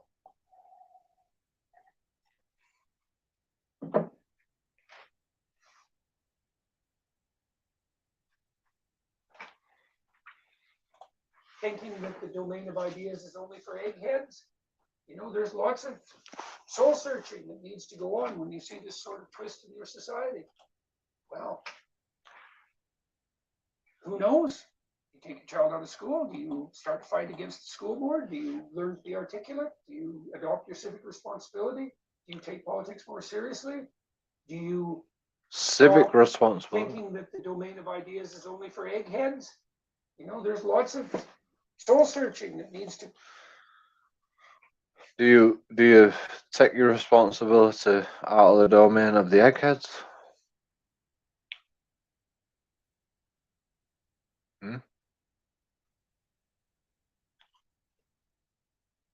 Do you want a voice?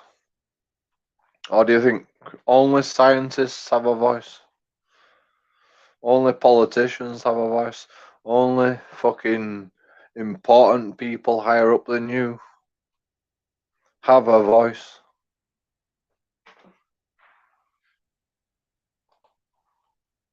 Responsibility? Do you take politics more seriously? Do you stop thinking that the domain of ideas is only for eggheads? There's lots of soul searching that needs to go on when you see this sort of twist in your society. But the Conservatives have for a long time. Do you take politics more seriously?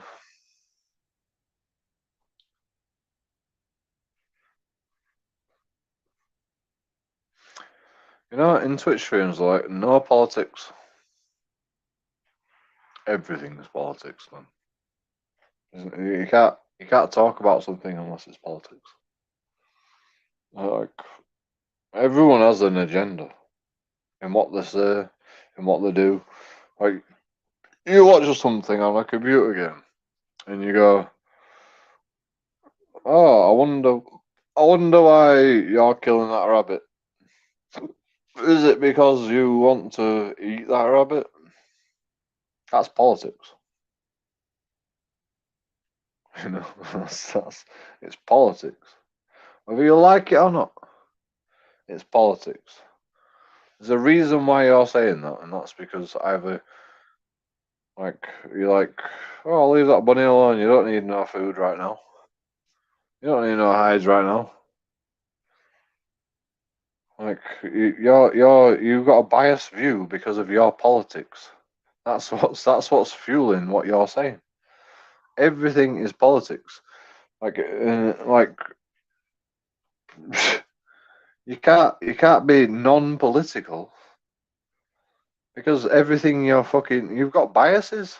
You've got biases based on your politics, and everybody has politics.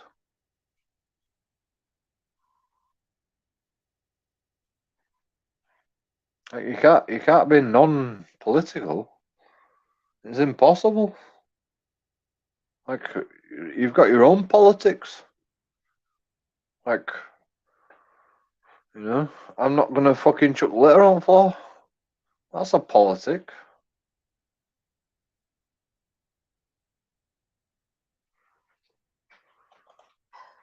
almost vacated the field when it comes to the so-called culture wars. And we have seen the left's march. It's not just through academia anymore, it's in private.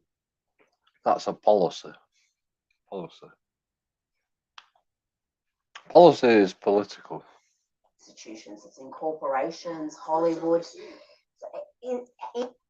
Soul searching that needs to go on when you see this sort of twist in your society.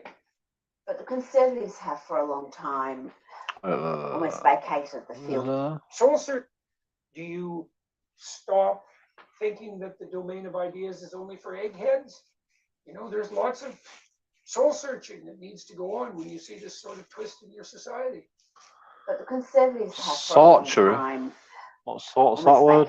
almost vacated Oh, your society.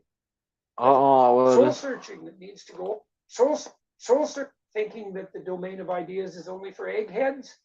You know, there's lots of soul searching that needs to go on when you see this sort of twist in your society. But the Conservatives have for a long time What's that word? almost vacated the field Never when heard it that comes to the before. so-called culture wars. And we have seen the Sorcery. march. It's not just through academia anymore, it's in private institutions, it's in What's that word? corporations, Hollywood. Is it far too advanced for the Heads? You know, there's lots of soul searching that needs to go on when you see this sort of twist in your society. Sorcery. But the Conservatives have for a long time almost vacated the field when it comes to the so-called culture wars. And we have seen the left's march. It's not just through academia anymore, it's in private institutions, it's in corporations, Hollywood. Is it far too advanced for there to be a correction or a reversal? No, there will eventually be a reversal. The question is, how much intervening damage are we willing to sustain before that correction occurs? And the answer is, you know, people say, well, the pendulum swings back. It's like, yeah, sometimes when it swings back, it has the razor's edge. And it takes a lot of people with it when it's swinging. You know, Venezuela will eventually correct course, but how many people will die as a consequence? So that's not a useful solution. What's the solution? Do you have something to say that you're not saying? If you do, then it's your fault. This is your fault. It's your I like the way it paused when it's And like you might say, well, I'm too afraid to talk. It's like, fair enough. How afraid are you not to talk? You know, people say to me frequently, they compliment me on my how bravery. afraid are you I not think, to talk? you don't understand. I'm not brave. I don't like conflict. I'm way more It said afraid of two losing questions the there in things back quick ahead. Almost succession. vacated the field. Listen to this, man. So This called is culture genius, wars. this And shit. we have seen the left's march. It's not just You know, he asked two questions. academia He left anymore, a it's in pause. private institutions, it's in He wasn't corporations, expecting an Hollywood. answer. It was a rhetorical Is question. it far too advanced She for knew, there to she be a knew it was a correction or a rhetorical reversal? question. No, there will eventually be a reversal. The question is, how much intervening damage are we willing to sustain before that correction occurs? The answer is, you know, people say, well, the pendulum swings back. It's like, yeah, sometimes when it swings back, it has a razor's edge. And it takes a lot of people with it when it's swinging. You know, Venezuela will eventually correct course, but how many people will die as a consequence? So that's not a useful solution. What's the solution? Do you have something to say that you're not saying? If you do, then it's your fault. This is your fault. It's your problem. And you might say, well, I'm too afraid to talk. It's like, fair fault. Wow, But it's how so many quick, people will- man.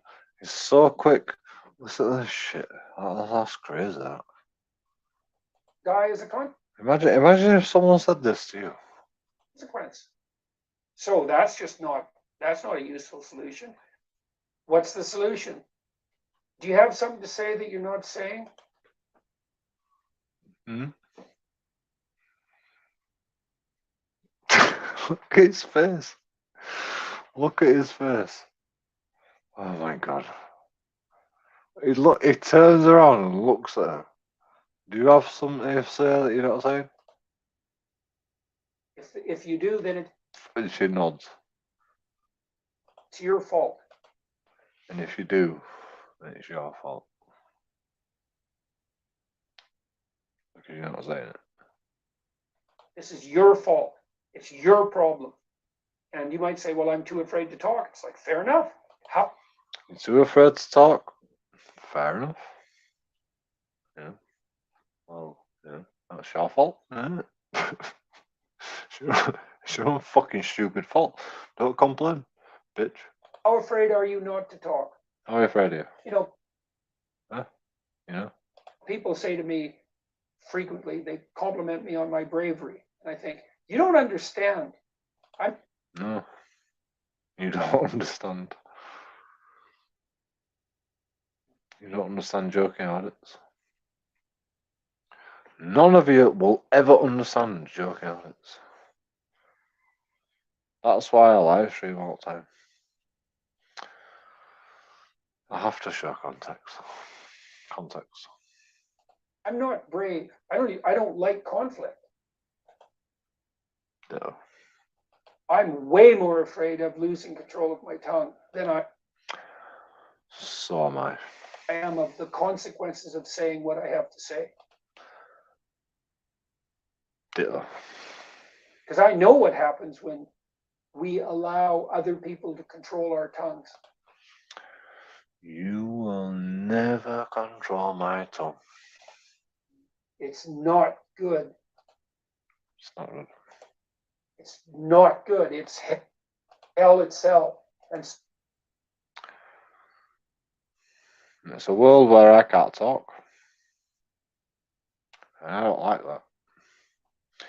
And you'll never fucking take me alive.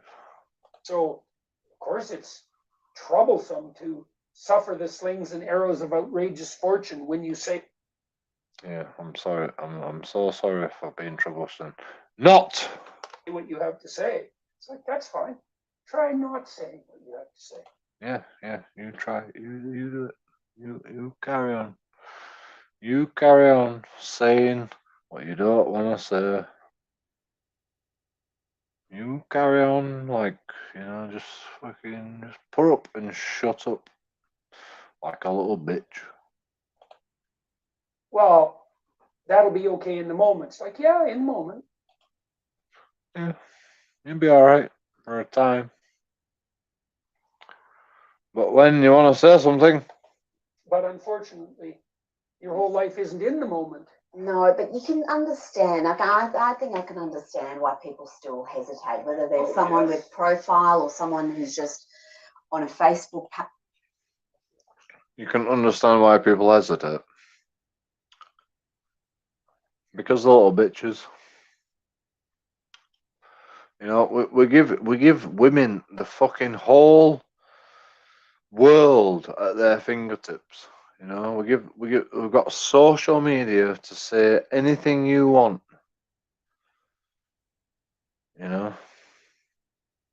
You've got your whole mind to say what you truly mean, and you still fucking hold back. Page, and they don't want to state even a very mainstream opinion that's not progressive, because there's a real cost there. And is your social image gonna get hurt? Oh, dear. Oh, your social image is gonna get. Oh no! I have loads of friends. I don't want to say something stupid. is the cost worth saying what you feel? Well, that's one of the fundamental questions of life. Is it, well, so we have a sense in the West, there's a doctrine in the West, very central doctrine. It's associated with the idea of logos and the divine word. The truth will set you free. What's the point? What's the point of saying anything if it's not the truth? What's the point of lying to yourself? What's the point of bigging up yourself? Oh yeah, I'm this, I'm that, I'm that. And then when you want to say something, you can't say it. Like when you want to say something truthful, when you want to fucking pour your heart out, and you can't say it anymore. Like how are you gonna, the truth will set you free? Like how are you gonna realize yourself? How are you gonna set yourself free if when you want to say something, you can't say something because it's gonna impact on your social image? or it's going to impact on your like status in the fucking gang. You might say, well, if I say the truth, I'm going to get into trouble. Fair enough, but if you abide by the lie, you're also going to get into trouble. And so, If you abide by the law, you're also going to be in trouble. That's what it said.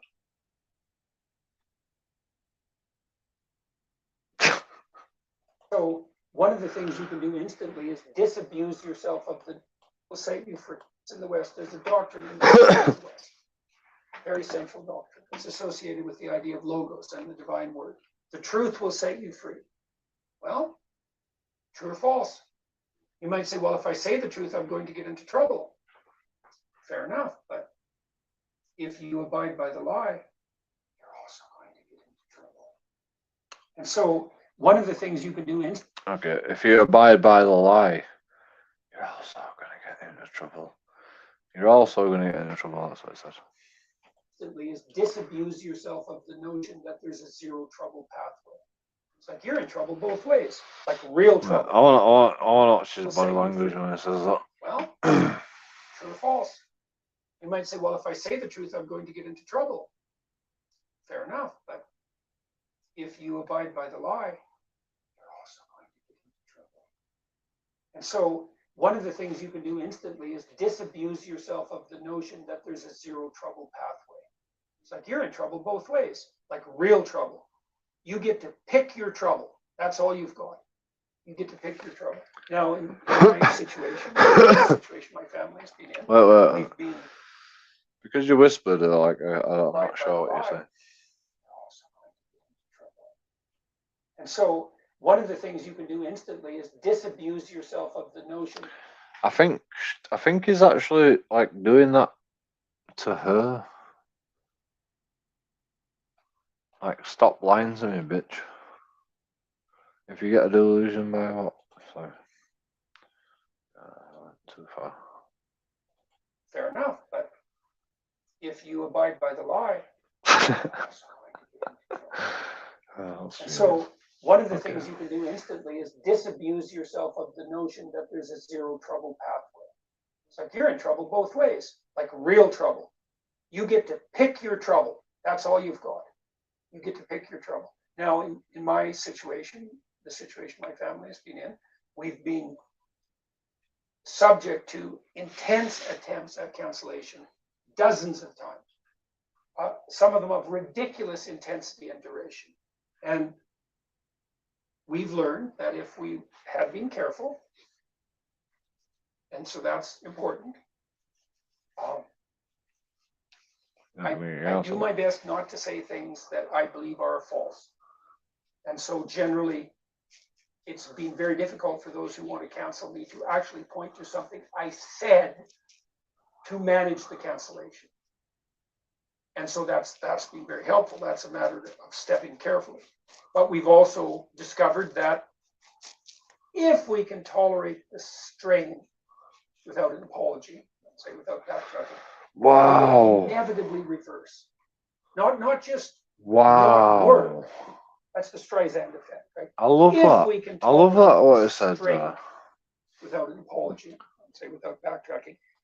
We've done our best to say something that's not false. I do my best not to say things that I believe are false. And so generally, it's been very difficult for those who want to cancel me to actually point to something I said to manage the cancellation. And so that's been very helpful. That's a matter of so is it admitted but we've also discovered that something if we can tolerate the strain without an apology, say without backtracking, it will inevitably reverse. Not just not work, that's the Streisand effect, right? But reverse. So the people who've come after me most harshly, in some sense, Kathy Newman said on Channel 4, which was kind of comical, and then Helen Lewis for, I believe it was GQ. I think that interview has 50 million views. And so she did everything she could to lay serpentine traps for me.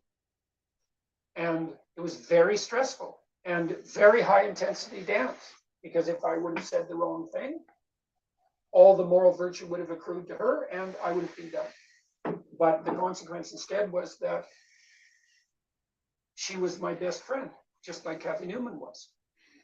And so you might say, well, if you say what you have to say, and I would say, don't just shoot your mouth off incautiously. There's no sense getting fired stupidly and leaving your family to starve. You have to be strategic about these things. Be a lifetime commitment, not a momentary whim that now you're going to, mumble out the truth. Might be a little late for that in your situation. You have to decide. Oh my god. Oh my god. Better served by What a fucking or genius. by the lie of silence or deception. And those are your options. What an That's it, that's alpha. all you've got. What an And alpha. I believe that it isn't even so much that I believe that the truth will set you free, although I do. I know for certain that it's adherence to the lie that produces the totalitarian tyranny of hell. I know that for certain. The core of the totalitarian state is the lie. And then the degree to which you participate in that with your silence or your outright falsehoods is the degree to which you are an avatar of the spirit of the totalitarian tyranny. And that's, if you have any degree of insight at all, you see, well, that's something hellish. That thing that has dominion over you, that temptation to lie, that's the spirit that rules over hell. Well, you should be way more afraid of that. And I mean, infinitely more afraid of that. The truth might strip you bare, but if you fall under the dominion of the ruler of the pathway to hell, there is literally nothing worse than that. And you might say, well, that's hyperbole. It's like, really, it is, eh? 100 million dead under a mile. Hyperbole, eh? I don't think so. Well, we've got right now this fascinating phenomenon of Walt Rich's man saying he wants to restore truth. The spirit. And that's, if you have any degree of insight at all, you see, well, that's something hellish. That thing that has dominion over you, that temptation to lie, that's the spirit that rules over hell. Well, you should be way more afraid of that. And I mean, infinitely more afraid of that. The truth might strip you bare, but if you fall under the dominion of the ruler of the pathway to hell, there is literally nothing worse than that. And you might say, well, that's hyperbole. It's like, really, it is, eh? It's 100 million dead under a mile. Hyperbole. 100 million dead under a mile. You have to decide in your life. You have to decide. Are you better served by the truth or by the lie of silence or deception? And those are your options. That's it. That's all you've got. And I believe that it isn't even so much that I believe that the truth will set you free, although I do. I know for certain that it's adherence to the lie that produces the totalitarian tyranny of hell. I know that for certain. The core of the totalitarian state is the lie. And then the degree to which you participate in that with your silence or your outright falsehoods is the degree to which you are an avatar of the spirit of the totalitarian tyranny. And that's, if you have any degree of insight at all, you see, well, that's something hellish. That thing that has dominion over you, that temptation to lie, that's the spirit that rules over hell. Well, you should be way more afraid of that. And I mean, infinitely more afraid of that. The truth might strip you bare, but if you fall under the dominion of the, I'm not religious, but everything he's saying is not religious. The guy's saying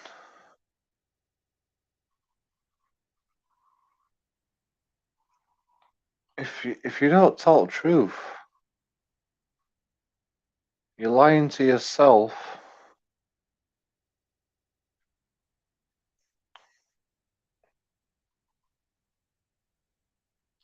And bad things will come of it.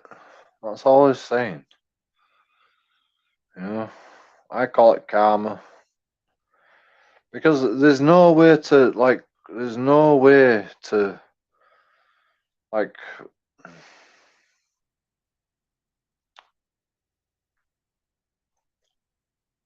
It's a miracle.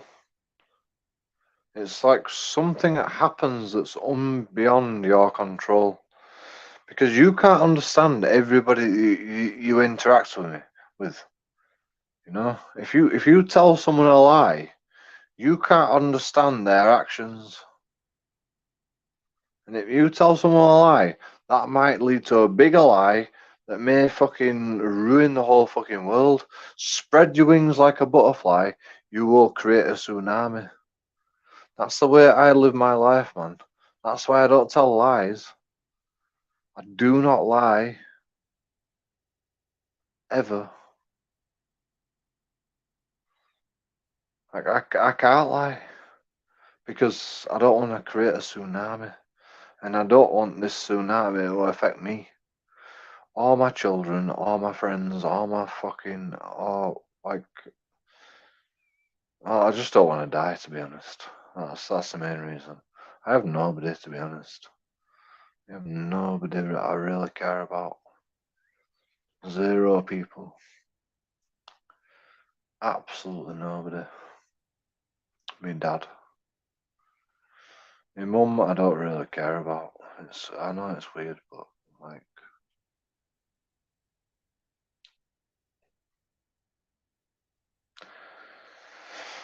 my mum's been dead to me for a long time.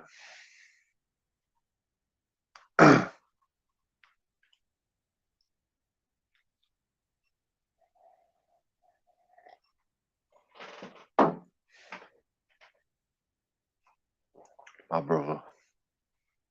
That's another guy I care about. Curtis, I don't give a shit about.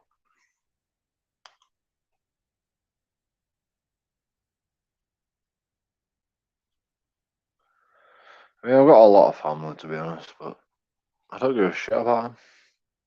Because, you know, like, I've always tried to contact people, my family. Like, once in a blue moon, I'll try and contact them, and like, you know, they never fucking text back. They never say anything back. Maybe they want me to ring them. I don't know. Shall I ring them?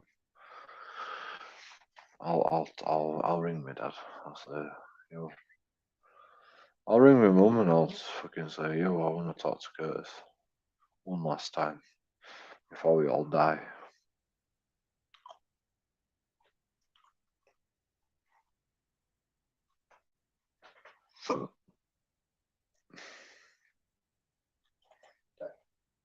Of the ruler of the pathway to hell. There is literally nothing worse than that. And you might say, well, that's hyperbole. It's like, really? Ruler of the pathway to hell. Dead under mile. Hyperbole, eh?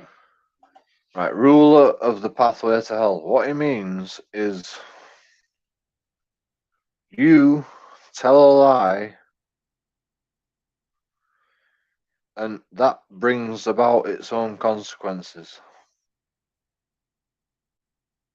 You are the ruler of telling that lie, and hell breaks loose because of the consequences from that lie you told. You are the ruler to the pathway of hell. That's what he means by that. Make no mistake, it's not religious. In the slightest. Although he is religious. But, yeah.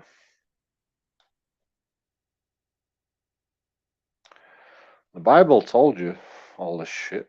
But you didn't listen. You didn't listen to its stories. I don't think so. Well, we've got right now this fascinating phenomenon, world's richest man saying he wants to restore. And then he goes, I don't think so. Trust. And then he goes, I don't think so. And as soon as I fucking explain it, I'm gonna bastard. Fine. Hyperbole, eh? I don't think so. Well, we've got right now this Hyperbole. I don't think so. fascinating phenomenon. World's Yeah. richest man saying he wants to restore truth to Twitter, trust to Twitter. It's the public square now. It's how people communicate, find news. You were personally impacted. Hyperbole. That means, like, just because the Bible said it, doesn't mean it's not true. That's what hyperbole means, right? Am I wrong on that? I don't know. I have no idea what hyperbole means. I'm not bad. I'm not bad at English, but like I have actually no idea what hyperbole means. Am I right in saying that hyperbole means, just because the Bible said it, and he goes, I don't think so. That means, it's not hyperbole. I don't think it is hyperbole. I think it's a literal story in the Bible. We'll go back again.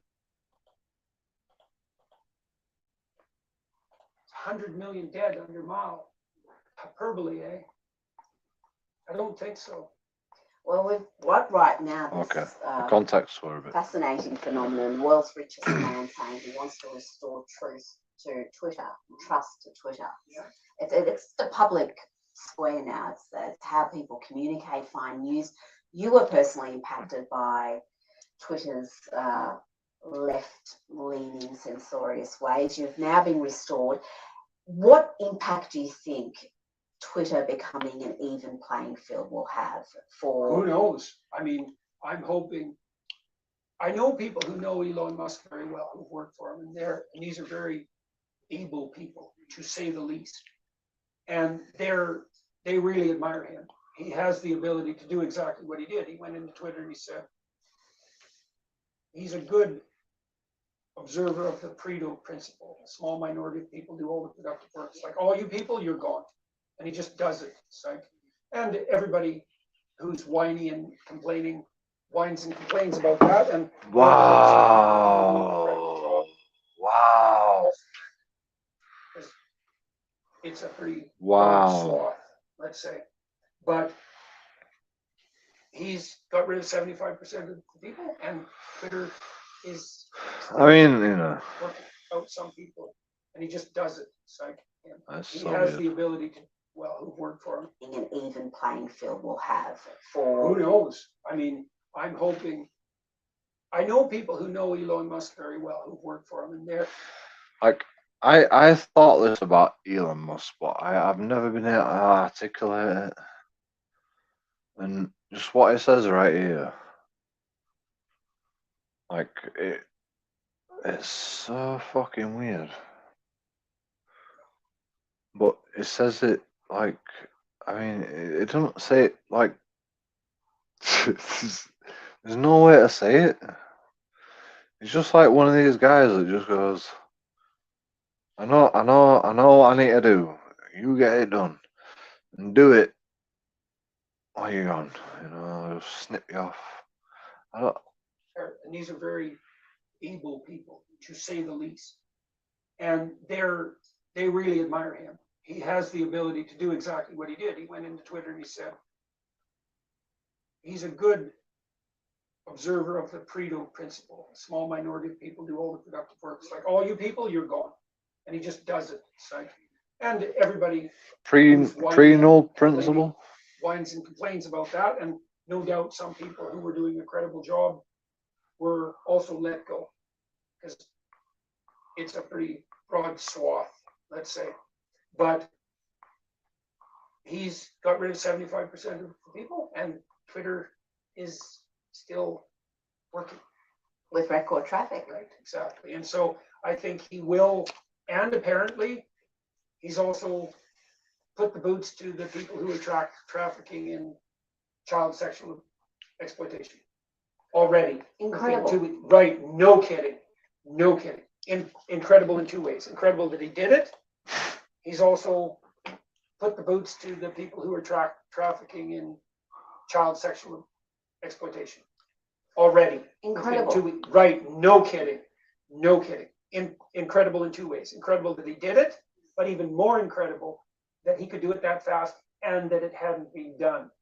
Right. So, and Musk also, it seems to me that the evidence is quite clear that he Wow. Wow. no Wow. Jordan put Peterson the is boots to fucking, the I people love who are this guy. trafficking in I child fucking love sexual this guy. Like, exploitation I love him. already. Incredible. Within 2 weeks. Right, no kidding. Incredible in two ways. Incredible that he did it, Wow. but even more incredible that he could do it that fast and that it hadn't been done. Right. You know, I love Elon Musk even more. Thank you, Jordan Peterson. Elon Musk bought Twitter,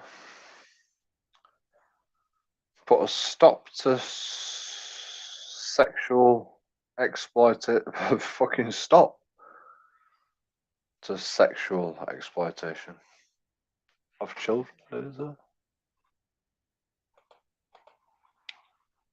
Of women. Were also let go because it's a pretty broad swath, let's say. But he's got rid of 75% of the people, and Twitter is still working. With record traffic. Right, exactly. And so I think he will, and apparently he's also put the boots to the people who are trafficking in child sexual exploitation. Child sexual, oh my god.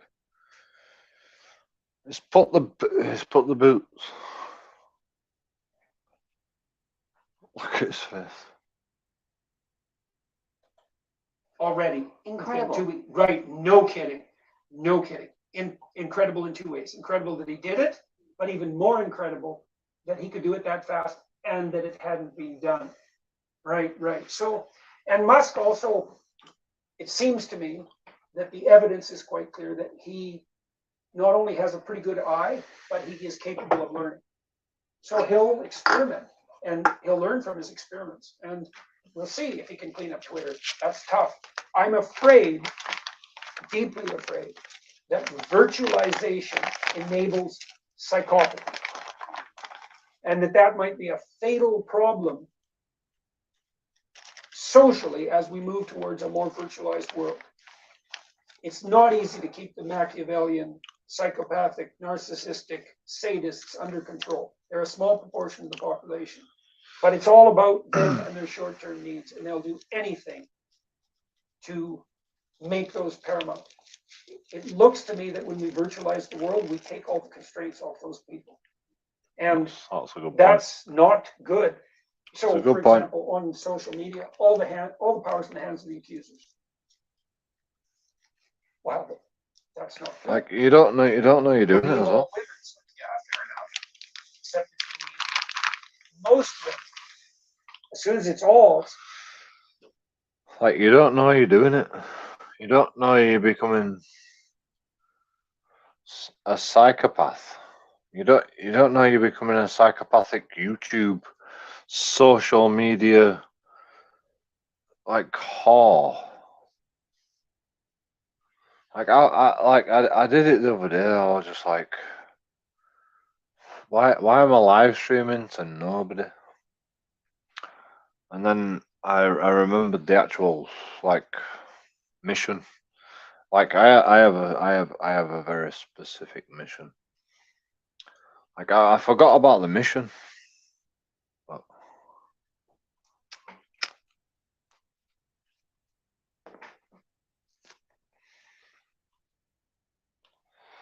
like you know, you can be a live streamer, right? And you can be a live streamer, and you can like do bathtub streams and shit like this and blah blah blah. And the reason I live stream everything is because I like to show context about everything that I do to show that I'm not a criminal, for one. And two, to show like how everybody needs to go out with their camera and record whatever they see whenever they see it. Like that's the main reason I live stream everything I do. So when I'm like playing games and stuff, I'll pick up the camera, I'll take the dogs for a walk, I'll go see something, and then something happens. And you get to see the whole fucking context of me getting up in the morning, sitting down, playing computer, getting a bath, going out. And you don't get to see getting a bath most of the time, but you get to see everything mostly. You get to see all the context from start to finish.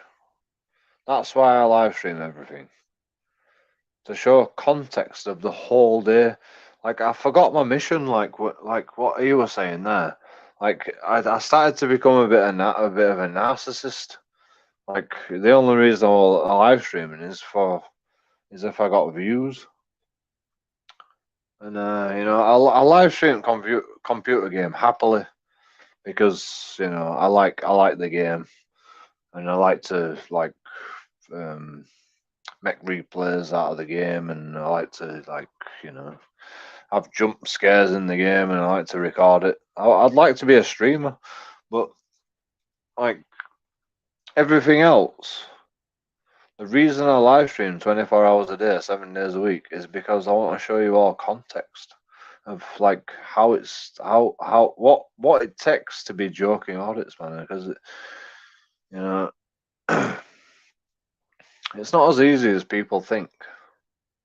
I have a life, sort of. I mean, I've been really ill recently, to be honest. But like, I mean, I'm just not happy here, to be honest.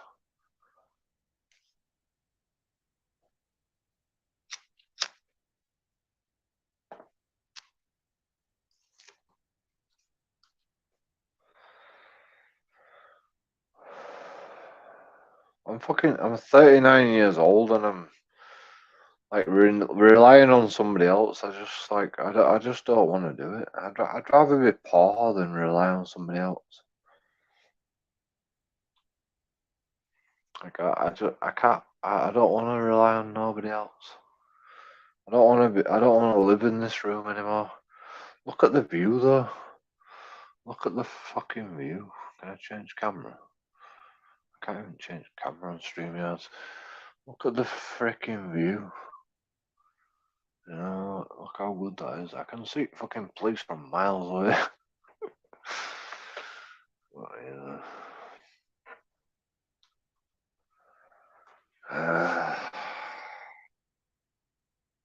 what's wrong with me? What is wrong with me? I'm so entitled. I don't even like this place. I don't even like fucking a peaceful life. I just want an unhappy life, apparently. Like, this is not unhappy enough for joking audits. I'm just not used to it, I think. I don't know.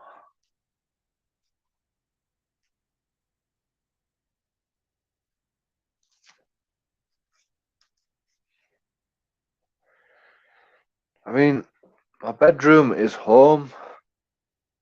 My bedroom is home. I made it home. My bedroom is home. But when I go downstairs, it's not home anymore. Are you pissed? Are you gay? No. I'm celibate, apparently.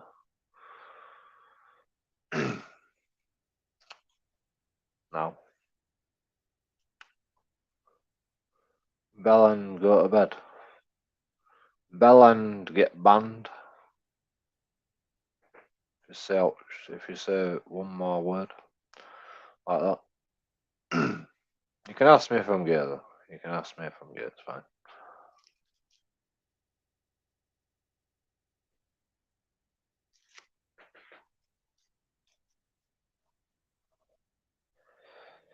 Why don't you come on chat? If you really wanna fucking give me some shit. Have you seen that StreamYard's link there? Joking audits, HTTPS.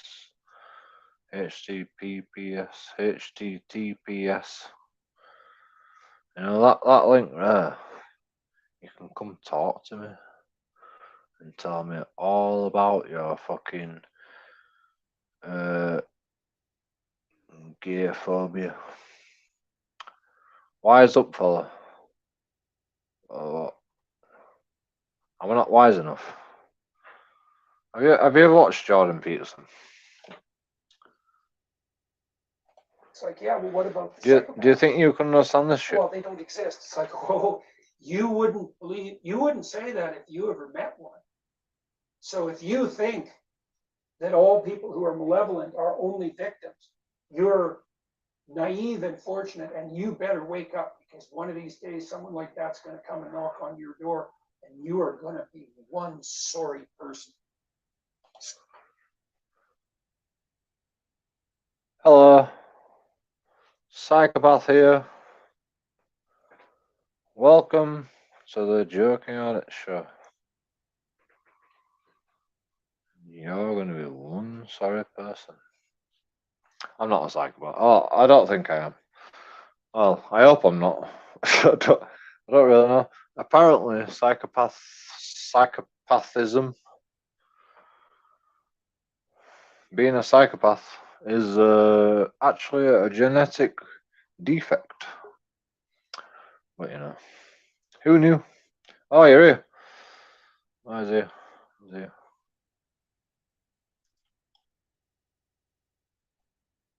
I can't invite you. Oh, yeah, I can. Can I? No.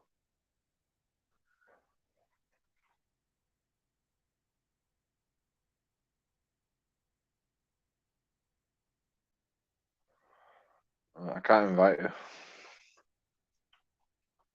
Oh, you disappeared. Alright, you checking out. Fine. Cool. Cool, sorry, bro. So, and it's very difficult to keep that 5% of the population regulated. All their regulation is external because they have no internal regulation. And I don't see that we have any ability to regulate that online, and we reward it. Right? We reward it with attention, we monetize it. This could be, see, I actually think that's what's driving polarization.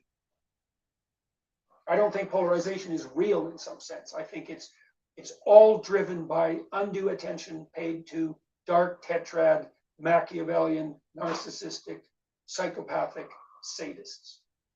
And that's polluting because they communicate in an untrammeled manner in the. That's the point. You know, if you're narcissistic, right? You're fueling social media. You're fueling like your own benefit. You're fueling like stuff that don't really matter to like family and friends and like relationships. Like you're fueling stuff that's monetarily not attainable. So like, what did I say? What's the problem again? I can't remember. Wow, you're a fucking genius. You're like, oh my god. Like, has anyone watched this? I mean, 1.5 million, 1.6 million people. Link then. What do you mean link then? Link's right there. It's right, it's in chat.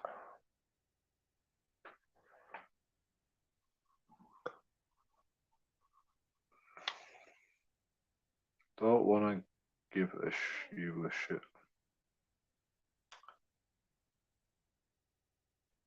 I don't want to give you a shit either. I'd like to shit on your face. If that's any consolation.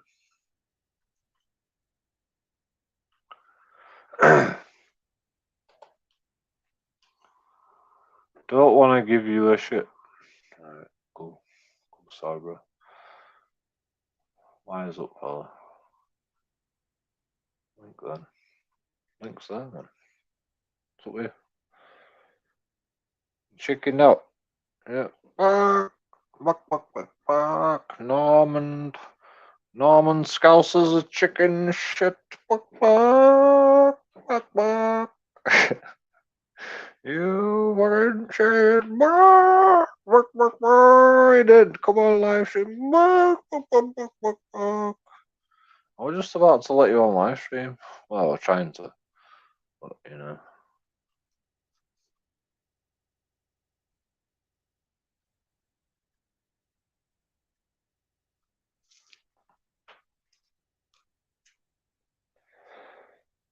Apparently, you got chicken shit feet. You got chicken feet. You got chicken with shit feet. Try a link again. Link's there. Link's right there.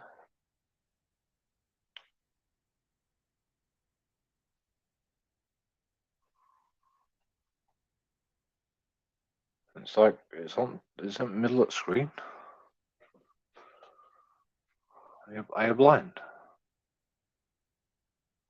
I mean, if you go to the top of chat, I don't know if you can go to the top of chat. Here's a link. I can't remember how to do it. Guests, invite guests, copy, comment, post, paste, boom. There's link. There. Oh, look. There.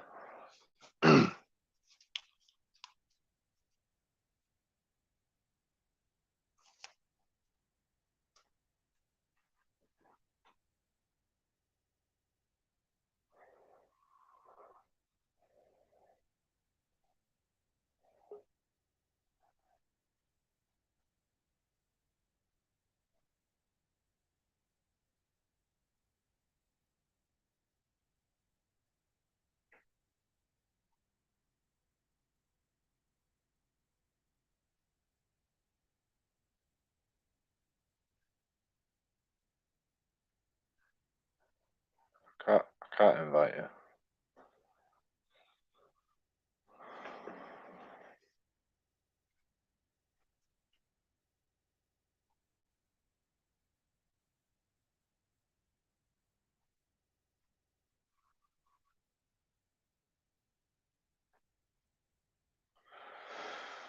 I can't invite you. You don't have mic or you don't have like camera or something. You need to turn your mic on.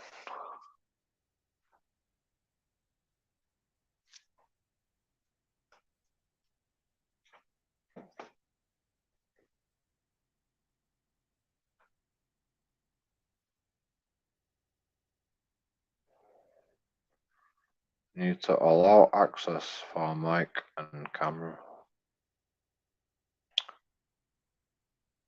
Like you can't come in without like access to mic and camera. You can turn your fucking camera off afterwards. Like, but you've got to allow access for mic and camera before you can come on. I think that's how it works. I don't know. But if you don't fucking do it, then it's not my problem. It's your problem. It's a you problem. You know, I can see you, but I can't see you. So that means your mic or your camera is not on. So I can't actually like allow you into the studio because you don't have mic access on or camera access on or both.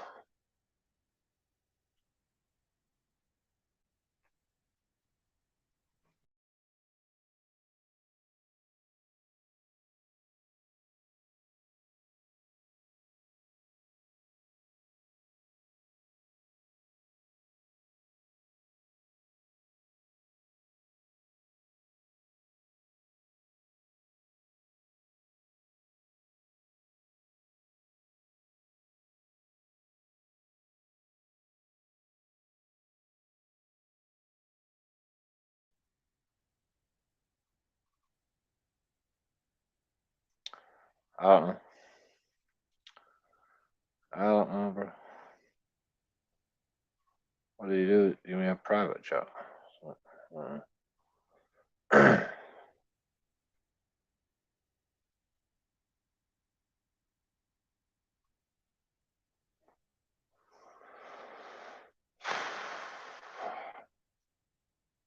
God, you're useless. I mean, I had this trouble with my dad as well. Like,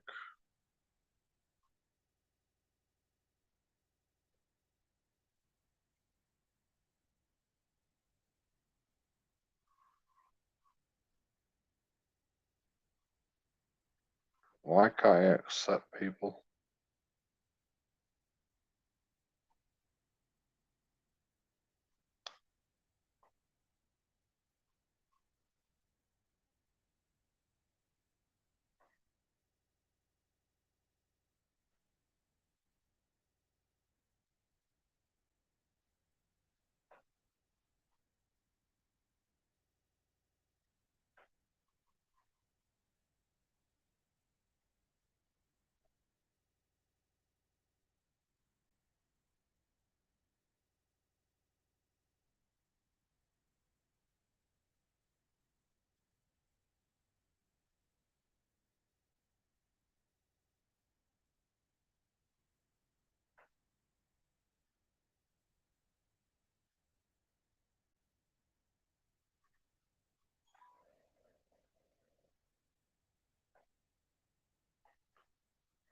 I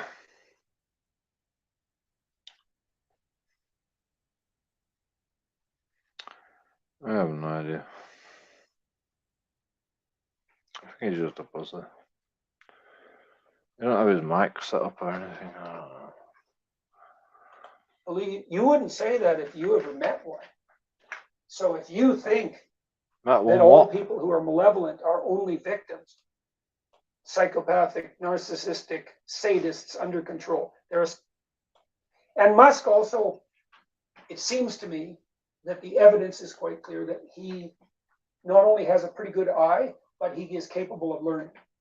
So he'll experiment and he'll learn from his experiments, and we'll see if he can clean up Twitter. That's tough. I'm afraid, deeply afraid, that virtualization enables psychopathy, and that might be a fatal problem socially as we move towards a more virtualized world. It's not easy to keep the Machiavellian, psychopathic, narcissistic, sadists under control. They're a small proportion of the population, but it's all about them and their short-term needs, and they'll do anything to make those paramount. It looks to me that when we virtualize the world, we take all the constraints off those people, and that's not good. So, for example, on social media, all the power's in the hands of the accusers. Well, that's not good. Believe all women. It's like, yeah, fair enough, except it's believe most women. As soon as it's all, it's like, yeah, well, what about the psychopaths? Well, they don't exist. It's like, oh, you wouldn't say that if you ever met one. So if you think that all people who are malevolent are only victims, you're naive and fortunate, and you better wake up, because one of these days someone like that's going to come and knock on your door, and you are going to be one sorry person. So, and it's very difficult to keep that 5% of the population regulated. All their regulation. Who's gonna be a sorry person? Because they have no internal regulation. And I don't see that we have any ability to regulate that online, and we reward it. Right? We reward it with attention, we monetize it. This could be, see, I actually think that's what's driving polarization. I don't think polarization is real in some sense. I think it's all driven by undue attention paid to dark tetrad, Machiavellian, narcissistic, psychopathic sadists. And that's polluting because they communicate in an untrammeled manner in the virtual world. And because we're so virtualized, we think that's how the world is. It isn't, but we're reacting to it as it is. Wow. That is like so.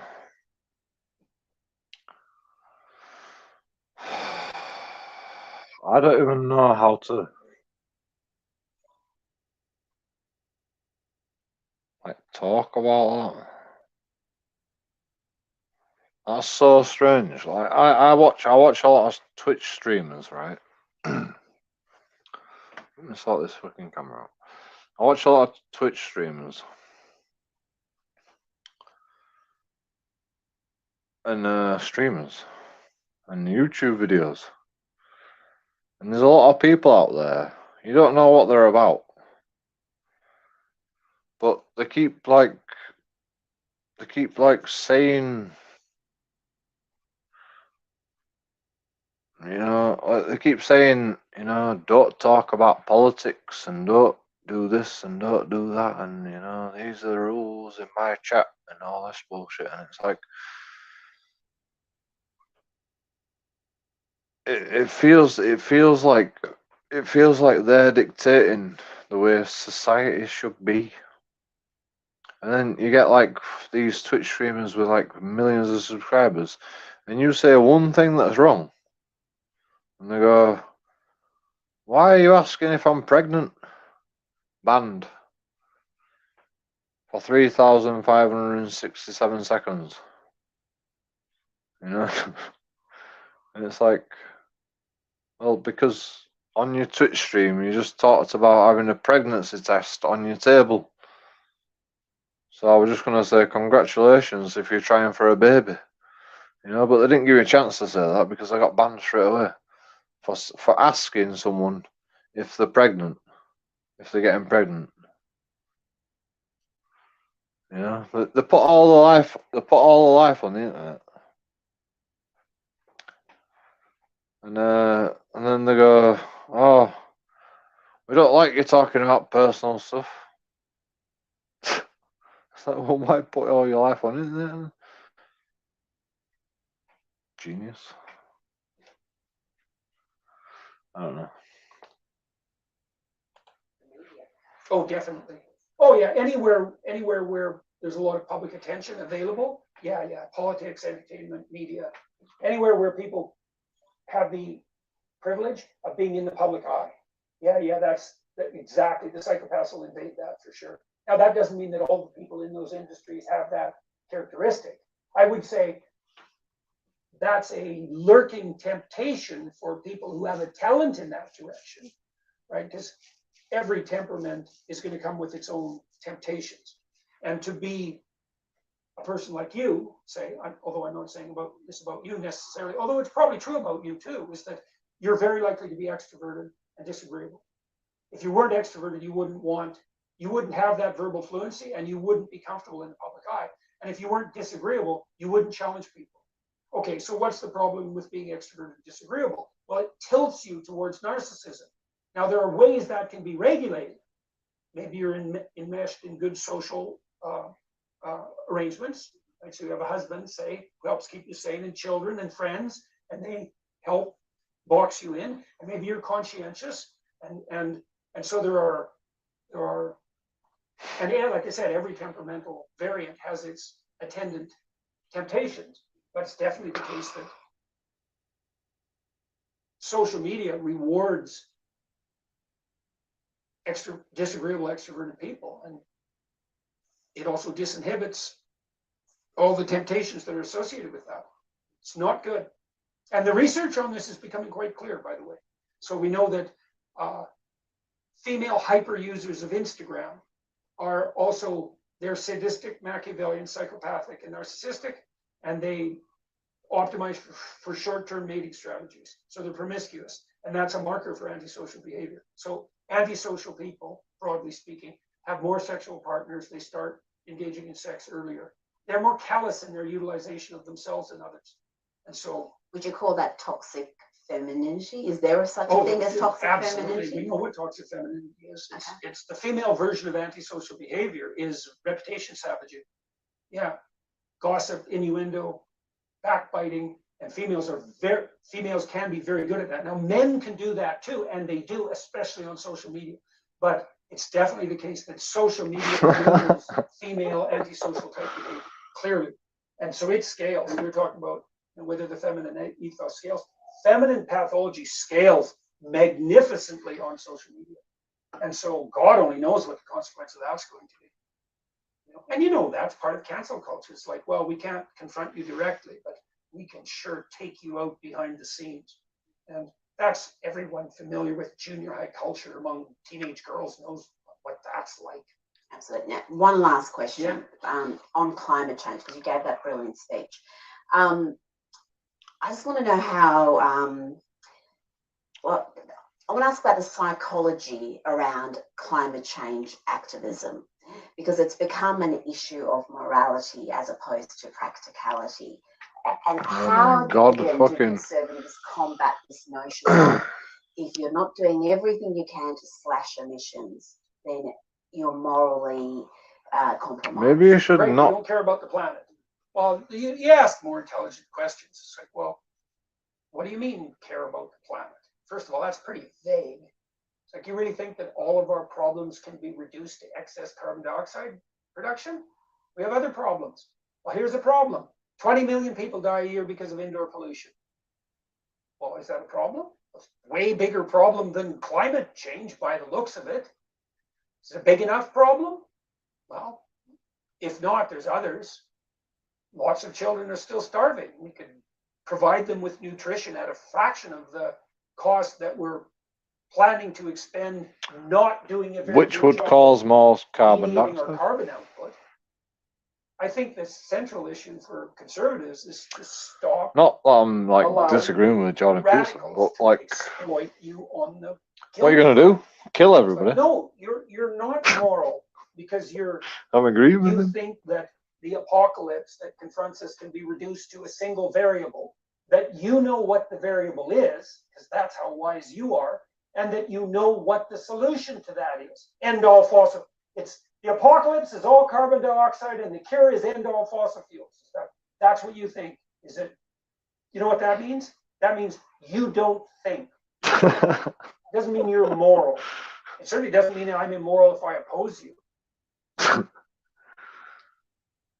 We've got way bigger fish to fry than Fossil problems fuels. on the carbon dioxide front. And yet, you look at the UN, you look Oh, at yes, the global leaders, this seems to be the #1 priority. And we are seeing entire... That's all that psychopathic virtue signaling. Goal-driven. I know how these politicians operate. They operate on the basis of, they abdicate responsibility to idiot opinion polls. And so they stupidly sample public whim and then craft their policy to magnify their attractiveness to that whim. It's so appalling.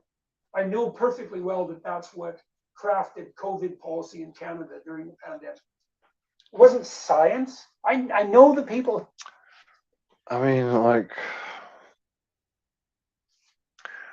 I know we've been going at this for a long time, and we've only got 4 minutes to go.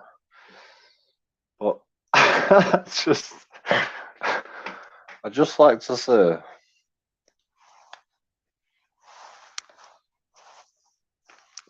if I were a smarter man, if I were a genius like Jordan Peterson, I always say I'm a genius, because I think of the same things that Jordan Peterson does. That's why I'm laughing. I think about the same things that Jordan Peterson does. Think on the same fucking level. But like, there's no way I can fucking there's no point even fucking telling people. Like, who have I got to tell? I ain't got no one to tell these things. So I've got a YouTube channel where I might get one viewer. And what's the point? And I'm like spread my wings like a butterfly, and somebody might listen. Yeah, okay. Well, I agree with Jordan Peterson. Is anyone listening? No. Let's carry on. Who were advising the people who were making the policies. It's like, was any of that science? No, it was all opinion poll. It's like, what? Really? Yeah, it was all opinion poll. But does that scare you that there's that polling would show that these illiberal policies, the human rights breaches were so popular?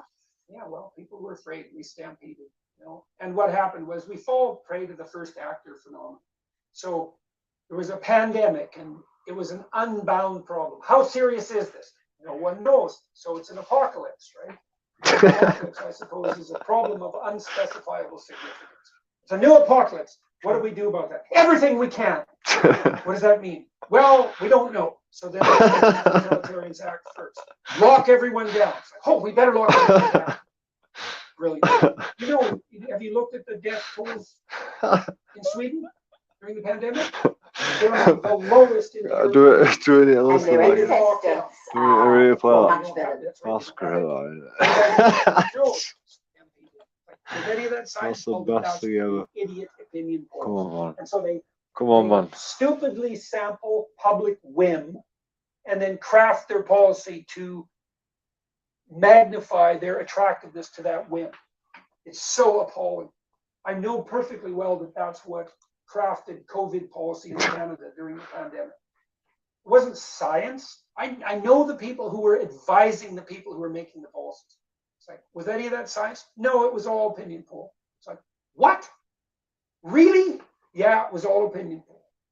But does that scare you that there's that polling would show that these illiberal policies, the human rights breaches were so popular? Yeah, well, people were afraid. We stampeded, And what happened was we fall prey to the first actor phenomenon.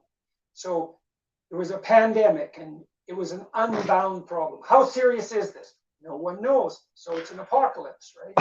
Apocalypse, I suppose, is a problem of unspecifiable significance. It's a new apocalypse. What do we do about that? Everything we can. What does that mean? Well, we don't know. Totalitarians act first. Lock everyone down. It's like, oh, we better lock everyone down. Brilliant. If you looked at the death tolls in Sweden during the pandemic, they're among the lowest. Is he a comedian? Seriously. Destroyed their healthcare system, not stopping the pandemic. Oh my god. It's appalling. It's not even half in matter. It's not even half in matter. But like the way forget. But has is a way more useful man than one who cannot do that. And so you're willing to go get a job, but you're terrified of an interview. It's like, there's a dragon for you. Because you want to fight the dragons that guard the gates of the treasure that you wish to attain. Sophisticated policy making into a virtue signaling unidimensional problem. So it's all about COVID. It's like, yeah, really. Not heart disease, not cancer, not chronic illness, not the socialization of children, not the education of children, not the supply chain, not the maintenance of the economy, not unemployment, not the ballooning of the debt. None of that. It's just COVID right now. And isn't it so interesting that because it's just COVID, we get all the power? Yeah, well, excuse me if I'm a bit skeptical of your motivations. And we can still see the same thing unfolding in China. They're just doubling down. They still have a zero COVID tolerance policy. They get all the power. Right? Exactly what you'd expect from the Chinese government. Whenever they say COVID, whenever the public panics. Oh yes, definitely. That's highly probable. Government gets all the power. And that it will be accepted by many people because again, they won't even yearning for safety. They won't notice. Yeah. You can't believe how much people don't know these things. When I went to the UK, I talked to some people from the House of Lords. This is within the last 6 months. The most astute of the people sitting in the House of Lords had only become aware of the woke movement in the last 18 months. Oh yes, you just can't believe how much this is not on people's radar. Not someone like you can't believe that at all because it's on your radar all the time. That's not, you live in a world that's on the cutting edge of this sort of thing. It's like, people have no idea. It's like, well, why not a digital passport? How convenient. It's like, fair enough, and you can understand that. Wouldn't it be nice if we could pay for everything with our phones? It's like, oh yeah, to some people from, excuse me if I'm a bit skeptical of your motivations. And we can still see the same thing unfolding in China. They're just doubling down. They still have a zero COVID tolerance policy. Great. It's exactly what you'd expect from the Chinese Communist Party. Do you think what we did during COVID could usher in our version of a social credit system? Oh yes, definitely. Yeah, And that's that it highly probable. And that it will be accepted by many people because, again, that They won't even yearning notice. for safety. Yeah, they won't notice. Yeah, you can't believe how much people don't know these things. When I went to the UK, I talked to some people from the House of Lords. This is within the last 6 months. The most astute of the people sitting in the House of Lords had only become aware of the woke movement in the last 18 months. Oh yes, you just can't believe how much this is not on people's radar. Not someone like you can't believe that at all. It's on your radar all the time. That's not, you live in a world that's on the cutting edge of this sort of thing. It's like, people have no idea. It's like, well, why not have a digital passport? I mean, you know, how convenient. It's like, fair enough, and you can understand that. Wouldn't it be nice if we could pay for everything with our phones? It's like, wouldn't it be nice if the central government, who's woke oriented and makes carbon dioxide remediation the priority, knows exactly what you spend on everything, so they can target you tax-wise with precision? It's like, oh, didn't think about that. It's like, yeah, you sure didn't. And, oh yes, it's highly probable it'll be a miracle if we escape from that. You can see these signs of this everywhere. You know, when you go through airports now, there's a lot of automated barriers. You show your passport. It's like, well, these are automated barriers. What if you can't go through them? Well, that's the situation for many people in China. It's like, what are you going to do? You're going to argue with the machine? Like, you just cannot imagine how screwed you are. There isn't, it's way worse than anything Kafka ever imagined. Because at least with Kafka, there was bureaucrats, faceless though they may have been, they were at least still human. Once the machines can lock you out, you are in such trouble. And we're speeding towards that with an immense lack of care. Jordan Peterson, always a pleasure. Thank you so much for joining me. Thank you very much for the interview.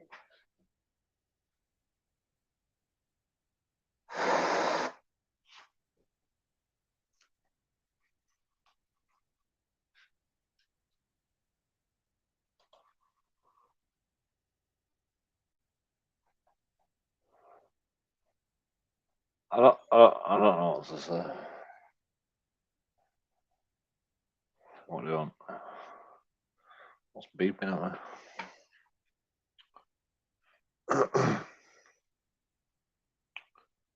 What's beeping at me?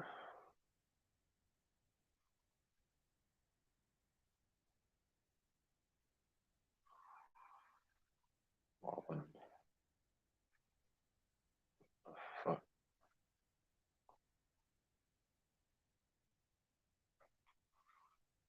Oh. Great.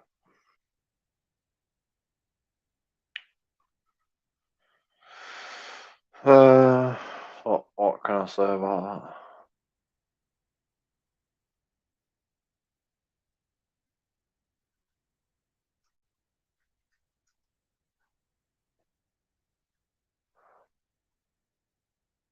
Dr. Jordan Peterson is a genius.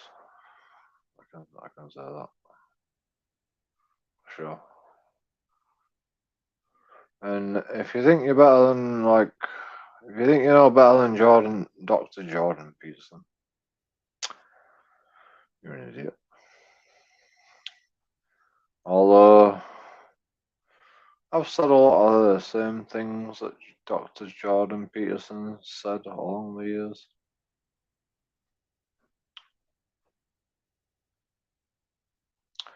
Like, women should fucking realize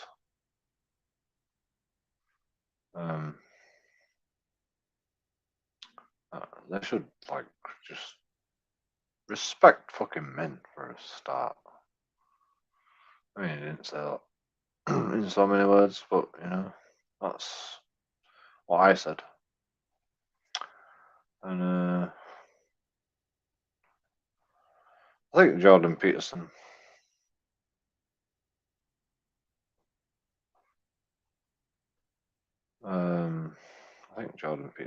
said the same things that I say, basically. But like, I can't say it. I can't tell you these things because I'm not as smart as Jordan Peterson. So I recommend you go watch Jordan Peterson's video. Like and subscribe.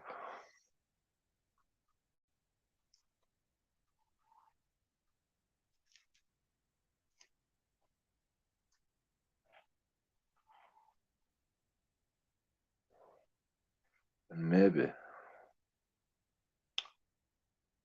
you'll realize something. You'll come to the realization. And if you don't, then congratulations. You're just another sheep, in my opinion. I don't know how to say it better than that. Just watch that interview.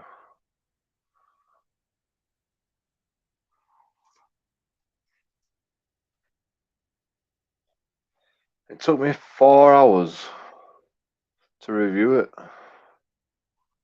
And that we're reviewing half of it.